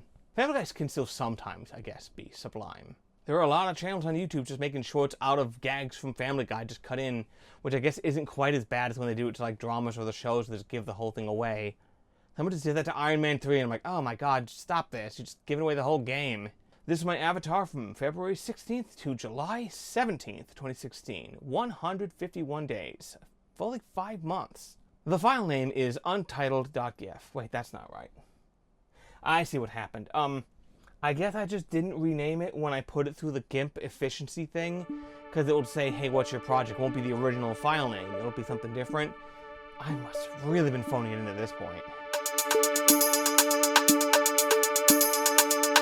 The 67th avatar was from the greatest comedy of the 2000s, Anchorman. No, I haven't rewatched it recently, and I don't intend to because I just am terrified it's not going to hold up. Anchorman 2 was still pretty good. Both the original and the R-rated cuts are both pretty good. At one point in the original Anchorman, the two of them are arguing at each other in their ridiculous fashion, and at one point, Ron Burgundy looks down at Veronica Corningstone and says, "Why don't you go back to your home on Whore Island?" Again, another avatar that makes way more sense with sound. I remember the studios apparently came to Adam McKay and said that they would make The Big Short with him if he also made Anchorman 2. At the time, it sounded great, and both those movies are really good, especially The Big Short. But those were also the last two times that Adam McKay made anything worth a single crap. I don't have a source on this quote. I distinctly remember somebody talking about Anchorman and saying, okay, yes, Anchorman is funny, but I don't know if it's as funny as Airplane or Ghostbusters or Planes, Trains, and Automobiles. I guess you're right, Professor. I guess it's not quite as good as three of the greatest comedies of the preceding 30 years. I brought this up in my Steam review of Superliminal. And Superliminal is a first-person puzzle game where there's a narrator as a constant companion. And thus, it must draw comparisons to both Portal and the Stanley Parable. To be fair, it's not as good as either one of those, but not being as good as two earnest masterpieces is no big deal. Both Portal and the Stanley Parable, both in my top games of all time list, somewhere on there. I'm not exactly sure where it shakes out. But the relentlessly downbeat attitude of the Stanley Parable was not appreciated by my more optimistic friend, so your mileage may vary. I might have made this my avatar because maybe around this time we had playing games with like a group of friends, like tabletop games, and there was a thing about moving people around these islands in like somewhere in like the Pacific, and you'd send villagers back to the center of the board. So I would just say, oh, I guess we're sending him back to Whore Island. And that's kind of how it stuck for the rest of the game. You know how you are with your friends. Sometimes you make stupid jokes that don't even make sense. But there's sometimes like that, well, I'll just give something a dumb name and it'll stick. My friend used to live up somewhere in Mass. I won't say exactly what city, but it's not really a nice part of town where there's like literal strip clubs and industrial nonsense happening.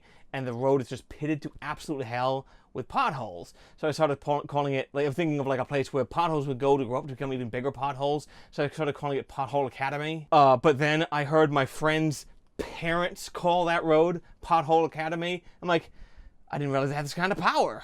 Or in my friend's house he bought somewhere down south, it got this beautiful staircase in the front of it. And so I started calling them the sitcom stairs, because it literally looks like the thing you go down like in Full House or whatever, the stairs you have in the background that lead up to the upstairs. It very much looks like one of those. It's beautiful. But now they're starting to call it the sitcom stairs because I just referred to it. I think it might have even just been a picture before I saw it in person. Can't wait to go down those stairs and have an entrance and have the audience go, woo! Remember when it was, what's his name, Sam, coming up the stairs and Clarissa Explains It All? Not the stairs, but the ladder. And he always go, blah, now, and because I guess they just knew the audience was going to cheer for him. Sam was all right, I guess. Did their parents know he would go up into their room on the ladder on the side of the house? I mean, I know at one point the dad's aware of it because he's trying to sneak back in after forgetting his umbrella or something at home, and so they think he's an invader, so he tries to go up and they push him off because they thought, well, what if that was Sam? But no, it's not. So at that point he's aware of it, but are they just aware that like the neighbor boy is coming over there and hanging out without knowing his presence or whatever? I'm like, all right. Like, the 90s. This is my avatar from July 17th to November 12th, 2016. 118 days, another long stretch. The file name is island2.gif. The 68th and final avatar is again from The Simpsons. Season 11, Episode 3, Guess Who's Coming to Criticize Dinner? In order to be free to chaperone Bart and Lisa to a field trip to the newspaper, Homer invents an automaton to stand in for him at his job at the nuclear power plant. As you might imagine, based on most things that Homer has had a hand in making, including most of his children, didn't work out that well. Homer's automaton has a pre-recorded song where he sings about how he works hard for the money and etc. And if I sing it here, I'll probably get a copyright strike somehow on this thing, so. This somehow impresses Burns, who promotes the automaton. We see the automaton sitting in a corner office far away from the cooling towers that are so significant for the nuclear power plant, and the tape recorder explodes and lights everything on fire. This is probably one of the last, what you might call a cutaway gag on The Simpsons, before Family Guy made it their trademark in 1999. Family Guy premiered in January 1999. This episode was released October 24th, 1999, but once that became their trademark, they surely started to swerve away from it a little bit. This is also the episode with the Kane from Citizen Kane scene. There is perhaps something unintentionally significant about this being my last avatar. Something that has brought joy and laughs to millions, rendered inert. I only posted 7 times in all of 2017. The forums have been a ghost town for a very long time. The file name for this final avatar was money2.gif. This was my avatar from November 12th, 2016, until the forums were closed, March 31st, 2025. 3,061 days. Obama was president when I last changed this avatar. Holy cow.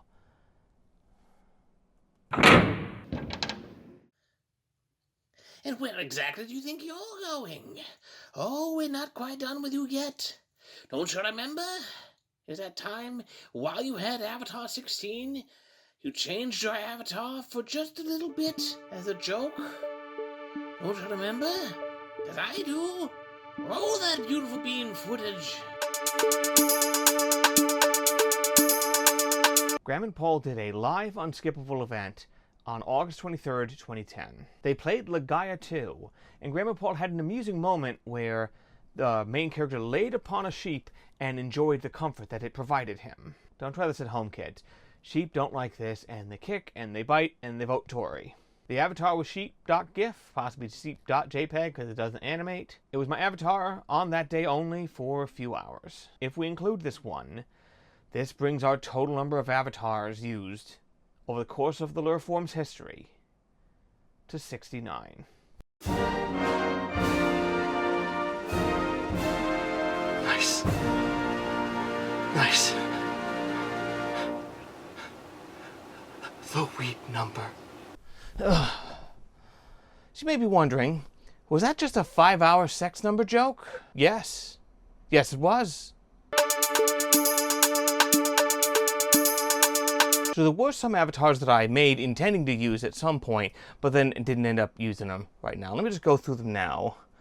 Okay, so I had this one GIF of Bender completely on fire from the episode The Sting from Futurama's first run. It's meant to cut back, they cut back, all of a sudden he's on fire, everyone surrounds him and sprays him with fire extinguisher, puts him out. It's meant to be pretty absurd. This one, which is an odd one, so back in the day, the Game Grumps emphasized the personalities of the editor, especially starting with Barry, who's now a streamer in his own right, Barry Kramer.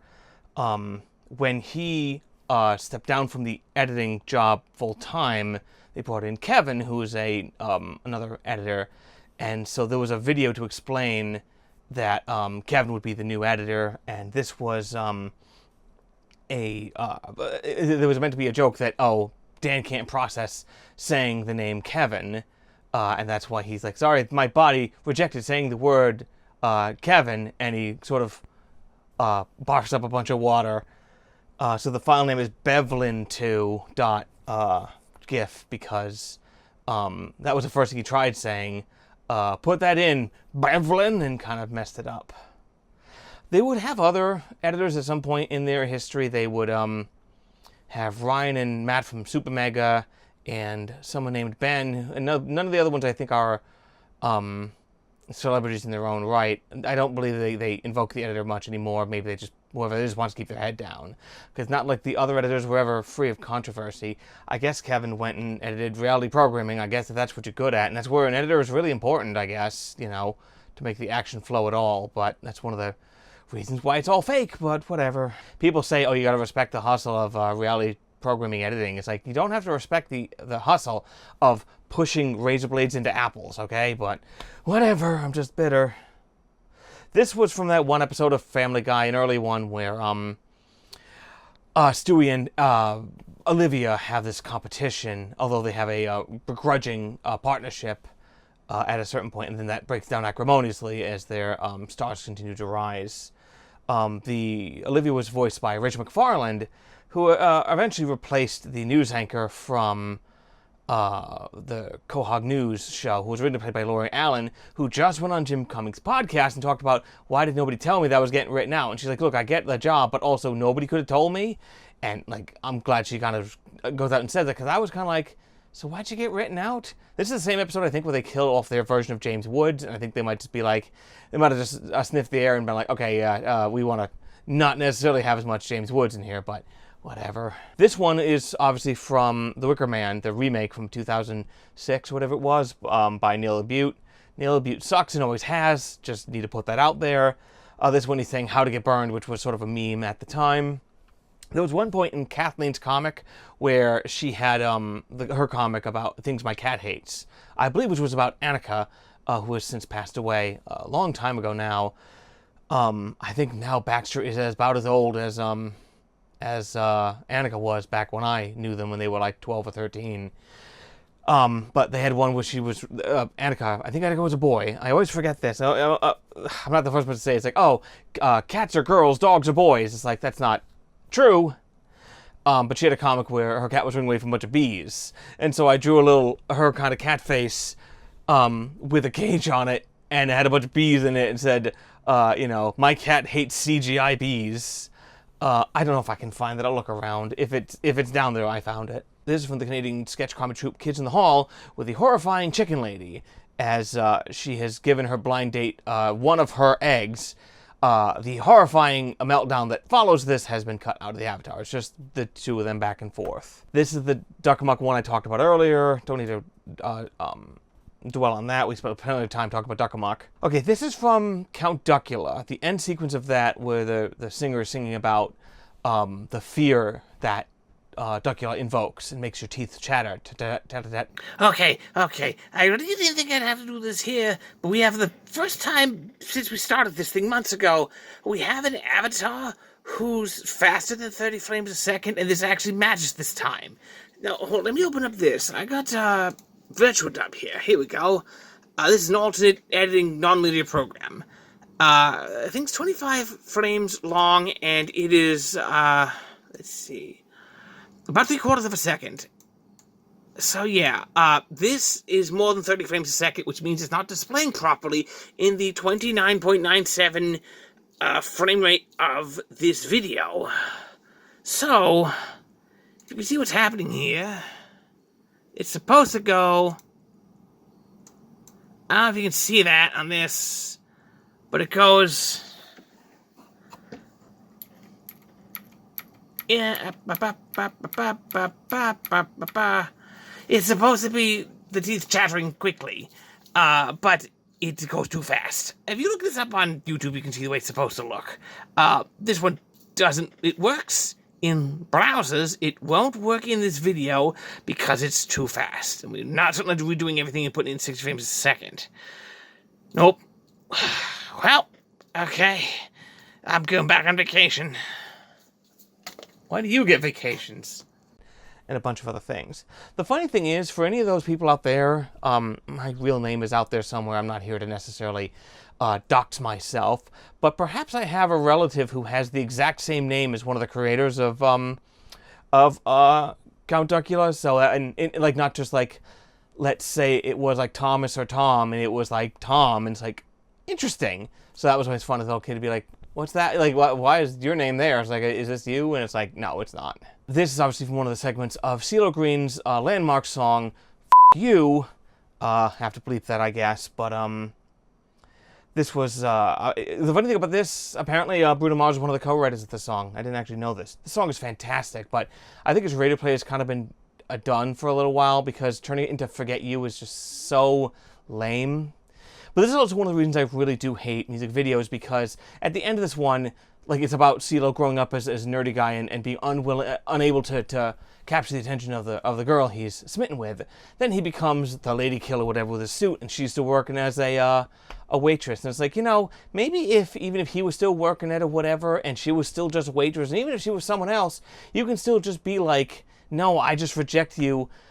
Because, you know, you played around with my heart, and I don't want to do that. It doesn't have to be just because you became successful. It's the only reason you get to get this sort of moral victory, you know, like, you know, give us some of the people who things didn't work out for a bit of a fantasy to be like, oh, I'm good enough no matter what. Why not, you know? This is that genie one we talked about earlier. I showed that one earlier. No reason to get too deep into this. This momentary avatar, and also very small I made it, is from the Eminem music video for Without Me. We talked about, and what's the lyric? And to use black music so selfishly in order to get myself wealthy. And he goes, hey, and that's the thing that we use here. This sequence is from another one from Harvey Birdman, but one of their perplexing live action sequence that started in some of the shows. For the first like 10 or 12 episodes, they would cut away to some very tall man in a suit and a Harvey Birdman costume, running around and having fun. This is him just running around this palatial estate. In this avatar, it's very hard to see him when he's very small, but it's just him messing around. This is from the music video for Mean Machine by Sugar Ray, back when they were actually a rock band and not total sellouts, which honestly at this point, if you want to be like this rock band with Mean Machine and how like lame this is, you might as well be sellouts. And I don't reproach them a moment. And honestly, some of their sellout songs are actually pretty good. Like, as far as pop music goes, it doesn't have this veneer of respect for rock that this thing has, but a lot of this stuff is just like, it comes off just kind of like they're pretending.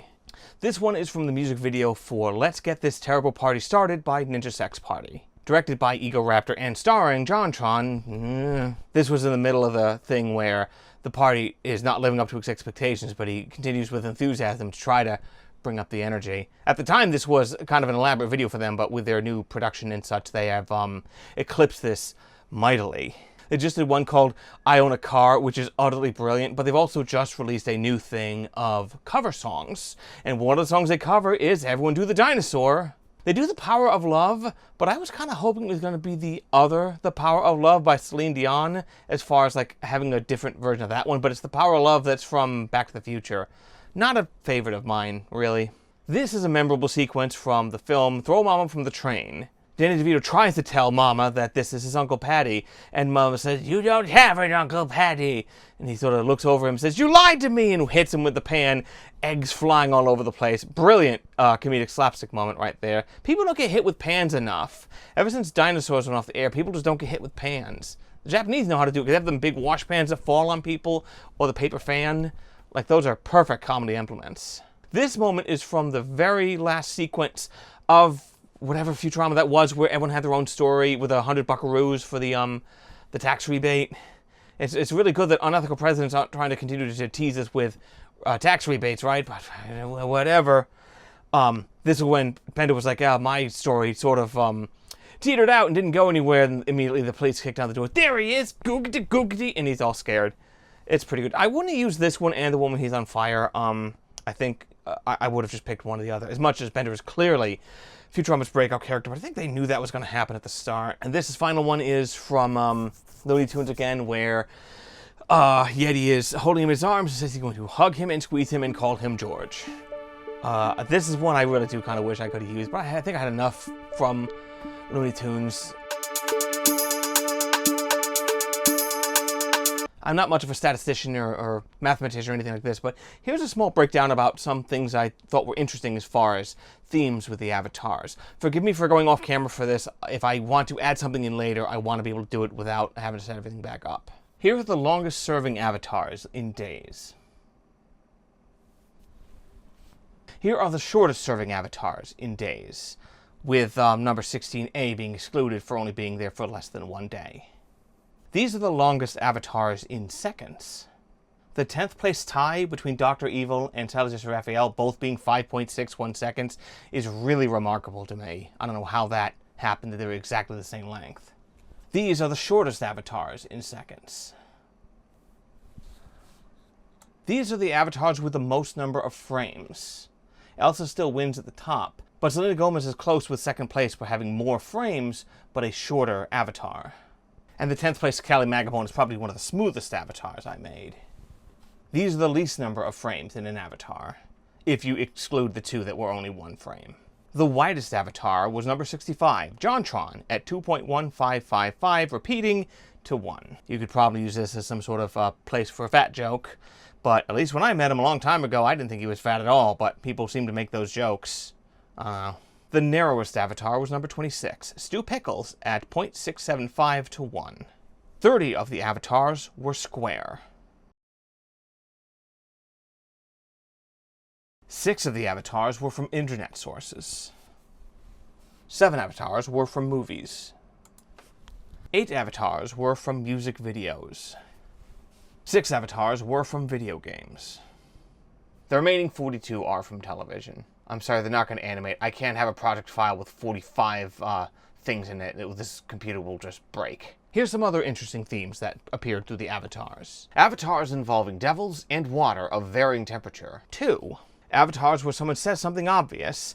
3. Avatars from the opening sequences of TV shows. 5. Avatars that involve singing opera or maybe not. 2. Avatars where someone sings a song written by Ross Bagdasarian, be he senior or junior.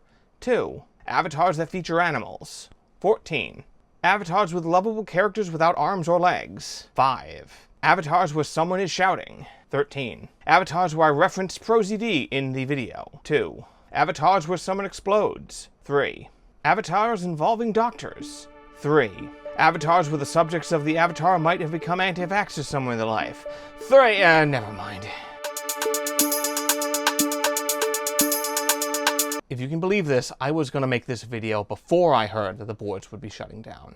Their community has grown immensely over the years, but at the outset it was focused on the forums. Discord seems to have killed the forums years ago. They do technically still exist, but they are a ghost town.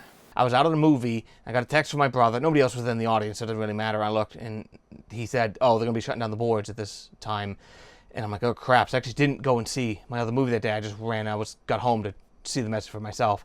I still don't have social media on my phone because I don't want to be mad in public. I do have Instagram. You know, it's meant to be a joke Instagram with Dr. Eyeboltron, but I still look at it and it still makes me sad, so I should probably do a lot less of that. The boards were taken down March 31st, 2025. But they are not gone forever, as several people were allowed to back them up. LoadingReadyRun has their own backup as well that they will intend at some point to post back up, and some of the other backups are now online, but they are now inactive. You wouldn't be able to post anything new to those forums. They are now a complete work.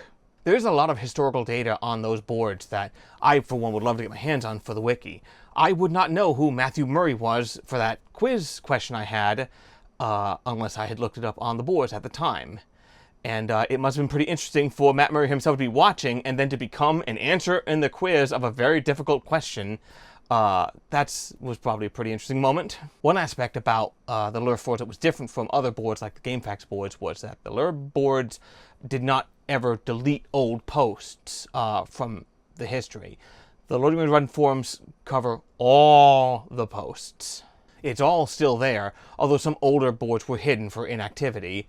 And I'd love to get my hands on some of those for like daily drop trivia and stuff. I'd love that. Got to be some real Scooby snacks hanging out in there. On the boards, there was a number underneath your avatar and name that said how many posts that you had posted on the LoadingReadyRun forums. I had the perhaps obnoxious habit of anticipating these things by looking at that and saying, hey, what will Paul's 1,000th post be? And have a bunch of hypotheticals in a poll. I loved making the sarcastic polls.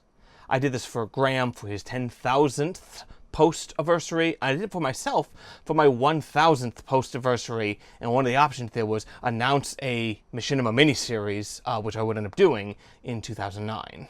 Graham was in rarefied air having more than 10,000 posts. Few people got that many, but Graham was not the most frequent poster on the forums. It was not any member of the crew. It was a fan. Master Gunner had posted to the forums about 19,000 times. He was the most prolific poster of the forum, but he also never seemed to get into arguments like a lot of the rest of us would about this or that. He just seemed to always sort of be there. Nor that I think he ever wrote a video for LoadingReadyRun. He just sort of was there. Happy to be around, watching stuff, participating. Master Gunner and I both appeared in a video that we all gathered during Desert Bus 2 when Paul shaved his beard for the first time. Back when we thought that was going to be a huge deal, I guess. It felt like it at the time. Master Gunner always insisted that his tears in the video were real, and I have no reason to doubt him. Master Gunner and I met at one of the PAXs. I think it might have been 2020. It was a time when LoadingReadyRun was here. Happened to see him walking through a hall at one point on the last day, and I was like, Master Gunner! You know, there's not many places other than PAX you can go up and call someone by their internet name and have them say nothing. I don't remember exactly what we talked about. We talked for a minute or two. He was a lot taller than I expected, or maybe I'm just small. Both can be true. Outside of LoadingReadyRun, Master Gunner worked in IT. He loved video games, cooking, and Halifax. I only wish I didn't have occasion to know this much about him, because this was all revealed when his family came forward and said that Master Gunner had sadly suffered an accident on August 5th and was unlikely to ever recover. Before he finally moved on, he saved 4 lives with what he left behind. Some people live twice as long as that and don't do anything that noble. I deliberately did not write the conclusion to this video until I was done with the lion's share of the editing. Right now, in late September 2025, it is apparently in vogue to call out creators who cry online for reasons that you don't approve of, or perhaps that you don't understand. As if every time someone cries or has an emotional reaction of any kind, it's always perfectly reasonable and explainable. And will make perfect sense to you, a person with a completely different life experience. So I wasn't going to show this, but here's a blooper from when I was filming the Avatar about Ace Ventura. I was talking about Sonic 3. Roll that. And we can see a stark difference between the Robotnik from the games and the Robotnik in the movie, in the sense that this Robotnik is a little more human because he had someone who loved him. Jesus, what's going on with me? I swear to God, I'm on like a hair trigger on this or something.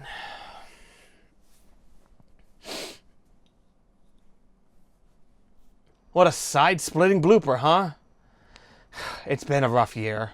We briefly retouched on the controversy involving, JonTron's friend. Nothing has ever affected me the way that one did. Like, worse things have happened in the world since then, before then, but those were usually just colossal things that I would have no chance of influencing at all, so you sort of just have to move around them. I literally can't just sit there and dig at an entire mountain with the end of a pushpin. I can't crack that nut. I just have to go around it. Again, this was someone I literally said to his face that he had a heart of gold. Was I that utterly wrong? Was there some sort of solution out there disseminated through other videos and other things of this person's content and on other channels? Was there a way I could actually somehow crack this case and find the truth, whatever the truth was? This must be how true crime podcasters think. The point was, it was just all so tantalizingly within reach, as if the solution was out there somewhere, but I just couldn't yet see it. Shattered. I was utterly shattered by this whole thing. Never wanted to watch another video on the internet again. Never want to go on the internet again. Never trust again.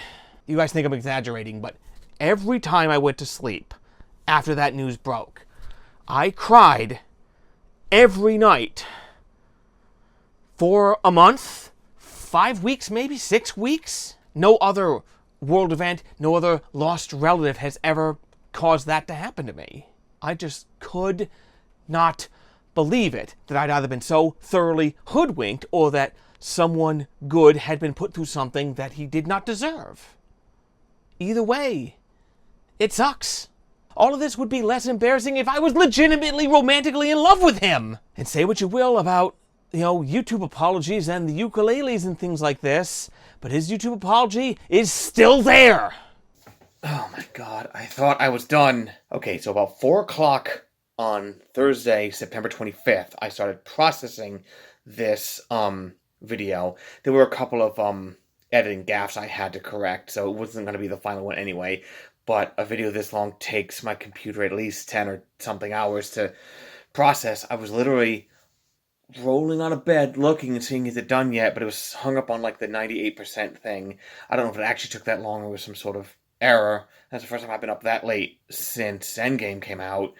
So that screwed me up for a little while. I was just sitting there processing it so I could review it to see for certain whether there were any errors or whatever. I could fix things and then hopefully just be done with this. And then, obviously, I'm talking about some things like this, not trying to get too into the weeds with details, but I thought, I'm like, well, I'm going to say the things that I feel about this and talk about it. So 4 o'clock Eastern time, I start processing this video. 5 o'clock Pacific, 8 o'clock my time, a new video drops from him. And it's like, at this point, it's like, I don't know why I'm not saying the name where I'm just so very specific about this. The whole, Donkey Kong Country 2 cartridge I used when I wouldn't say it is pretty much as big of a hint as you can get. I'm like, oh my God, what now? And there's things I could look at just by not even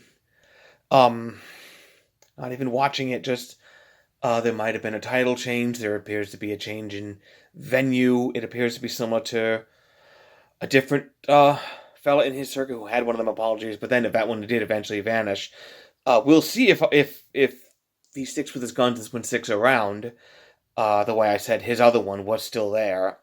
We'll see if he doesn't make a liar out of me. I don't really have anything to add, but I'm just like, I was gonna just put the capstone on my feelings for something I never thought would get a follow-up. Here we go, but I don't have the bandwidth to actually watch it. There's one story about the dear departed Bill that I haven't told. Even when he passed, I didn't tell the story, but I don't see when I'm ever going to get another chance to, so I'm just letting this one out. Desert 5 worked with 24-hour shifts for the drivers. I don't know whose idea that was, holy moly. But Bill was either unwilling or unable to do a 24-hour shift, so he did 2 12-hour shifts with someone else filling in the 12-hour bits. Desert 5 was also the only time he drove where he also never crashed, which was an immense achievement for him. maybe this split shift compromise was sort of the first public hint that he was ill. But at the time, I never knew. Nobody let me in on the secret. One of the times he was around, I went out for some air. It was probably 3 or 4 in the morning, like very, very late. I think his 2 shifts were both from 6 to 6, like up into the morning shift. That's when I was working, was doing overnights most nights. So I went down the stairs and out the Moonbase, down the little drive that the Moonbase had. And Bill was there, standing a little bit up against the building, smoking a cigarette. Even then, in my late 20s, I was done scolding people for daring to smoke. I know it's very hard, evidently, to quit.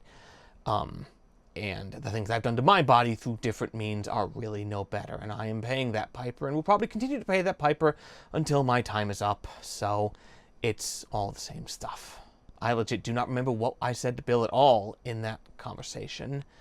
But I do remember thinking at the time, and I didn't say this, that I wasn't certain if Bill's extreme height was the result of a disorder like acromegaly or something. But I do know that a lot of people who are very, very tall like that suffer health complications pretty early on in their life. And that's when I wondered, I'm like, I wonder if Bill is going to make it to 50. 50. 50. If only we had so much time. So why did I spend the better part of a year working on a video that, let's just be real, probably nobody cares about but me, on a year that it really looked like the future was only going to look bleaker and sadder and harder? Of all the years to spend my time foolishly, why now? A long while ago, my mother and I traded 3 movies that we would watch. I had her watch the 3 Matrix movies, and she had me watch My Big Fat Greek Wedding, The Full Monty, and Babette's Feast. Okay, Babette's Feast is actually a masterpiece. You should probably just watch it. It might be on one of them services like Canopy or something for free. Give it a watch. It's fantastic. But I'm going to talk about the ending if you care. So anyway, Babette's Feast is about Babette, a French woman who is living as an expat in Denmark, and she works for 2 sisters in this sort of squabbling, quibbling Protestant community. When Babette comes upon a small fortune, she makes this extraordinary French feast for the people in her community. The feast is transcendent, and the community is healed through this generosity and splendor, even if they thought that the decadent dishes would be a form of devilry. When it's all over, Babette reveals that she spent the entire windfall on the feast and had nothing left. The 2 sisters who she works for are, as Wikipedia says, aghast. I'd come up with a better word, but it is absolutely perfect. I don't have a better one. And they say, now you'll be poor for the rest of your life. And Babette says, an artist is never poor. Will I ever do a video this big again? I've got ideas, but maybe I won't. I'm certainly never going to complain that H-Bomber Guy or Kid Icarus are taking a long time to make their videos. Holy moly. Maybe video production won't be in the cards for me at the future. I mean, I do this for free, at least. I mean, I did this video while I was working 2 jobs and writing every day and drawing a comic every day, which I've done for a little more than a year now. So there was a little bit of time I was just deeply overburdened, but there was never really a moment where I actually just thought about quitting. Maybe just the sunk cost fallacy. I'm like, I'm going to keep doing this. I'm actually backing up my saves in case something went wrong and I had to start over, just to make certain I wouldn't just lose these hours and hours and hours of work. And when this is finally finished, I don't know if I'll be back. You know, making videos is not my life's passion, but it is fun and gratifying. The LoadingReadyRun forums were very important to me. LoadingReadyRun remains immensely important to me. I really hope I get to see LoadingReadyRun in person again someday, if fate does not continue to conspire to keep us apart. But I've also just come to realize that a lot of things that I want may never happen. And needless to say, Lure was an inspiration for this video itself, with Graham's videos about the Olympic mascots and the Olympic logos and such, and even this recent one about the Final Fantasy Magic cards. As someone who's never seriously played a Final Fantasy game, and someone who hates how Magic the Gathering is just mutating into Fortnite, and how like all brands sort of have to homogenize into this big soup. We can't just have things that are interesting. Everything's sort of Funko Pop-esque. You know, as much as I really hate all of that, I thoroughly enjoyed Graham's video about that. Breaking down something that was obviously has enormous artistic importance and such in explaining all that so we could all understand why this is pretty cool. I didn't know that, like, the Cindy girl from Final Fantasy 15 wasn't actually a Cid. I thought she was a Cid, and people were like, meh, meh, meh. I'm like, she's cute. Shut up, man. I want more of her. Put her in a game. Maybe this video is just me trying to recreate something like that maybe other people can enjoy, you know? Or maybe this is just me giving the whole game away. Here's what I did, here's how I did it, here's why I did it. All the jokes explained. This is my feast. Getting it out here while I still have a chance. This will probably be the closest thing I ever do to writing an autobiography, because the fact of the matter is my life is boring. I just work, and I write, and I eat pizza, and then I do stuff like this. Even when I went to Desert Bus, I intended to write about my experiences that happened there, but even that was kind of a struggle. There are stories to be told, and some I haven't yet told yet. There was at one point, when Bill and Morgan both had to do a spoonful of Marmite, and which nearly killed Morgan. Bill got the plastic spoon after him, and he just said, "Can I get a different spoon?" He didn't want to, he didn't mind eating the Marmite, but he didn't want to have, you know, Morgan's cooties. Oh. And some of the experiences just like, hey, that 420 pizza that was nearby, that was a truly excellent piece of pizza. I haven't had its equal yet. Or the hamburger we had after it was all good was so good I nearly had an emotional breakdown because it was the best burger I'd ever had in my life. It wasn't even like a glammy fancy something with a burger. It was just a damn good burger. Maybe I was like bad burgers, whatever. Good burger, bad burger, it's all the same. Now you can eat 2 hamburgers at the same time. Mega Race reference. Back when I intended on making, I'm not supposed to do tangents in the outro, but back when I was thinking about doing a Something Awful Let's Play of Mega Race, I shot a clip of myself with 2 burgers, because the other thing was like, you get a second pair of arms, now you can eat 2 hamburgers at the same time. It's just me doing this. I might have lost that in the hard drive crash, but I hope I still have it. I'll look for it. It's not hard, people. Come on. Hey, who's that on your t-shirt? Oh my god, it was 2014. This predates the Avatar even. Okay? Like, jeez. Do you still own this shirt? I plead the whatever one means I don't have to answer that question. Can't believe you can even look at me with how ugly I am. So in 2014, before microphones and hairbrushes were invented, I am gonna leave you on the f***ing bus! So yeah, my life is boring. I would just much rather talk about the things that I make. I'll talk about them all day. Even this video, if there's any questions about it, I guess. This could be like my grand series finale, as far as just like that, maybe I'll make videos after this, but this would be the way I would end it if I get the choice. It's sort of like in Chopping Block. There's one time with Butch, like, Chopping Block's a comic about a serial killer, and at one point he kills everyone on a plane. It's like, all right, cool, but the plane's in the air, and it's like, uh-oh, wait a minute. And the creator said, if I ever end Chopping Block, this is the last episode. My brother went to the wedding of a mutual friend a long time ago. He was the +1 of someone else who knew the bride, so he went, and that's why I didn't. The bride apparently did ask what I was up to, and my brother apparently said he's on his continuing quest to do whatever the hell he wants, which was absolutely the best way I've anyone ever heard describe my particular approach to life. If I was 19, I might say I feel seen, but I'm not, so we're not going to do that. Well, maybe it's like the end of Star Trek Picard Season 2. It's not meant to be a great show, but John Lansing didn't miss a step. I didn't watch Picard Season 2, but this quote sort of appeared somewhere, and I like it. Must it always have galactic import, universal stakes, celestial upheaval? Isn't one life enough? You ask me why it matters. It matters to me. You matter to me. An artist is never poor, but nobody's ever poor if they have friends. Until we see each other again.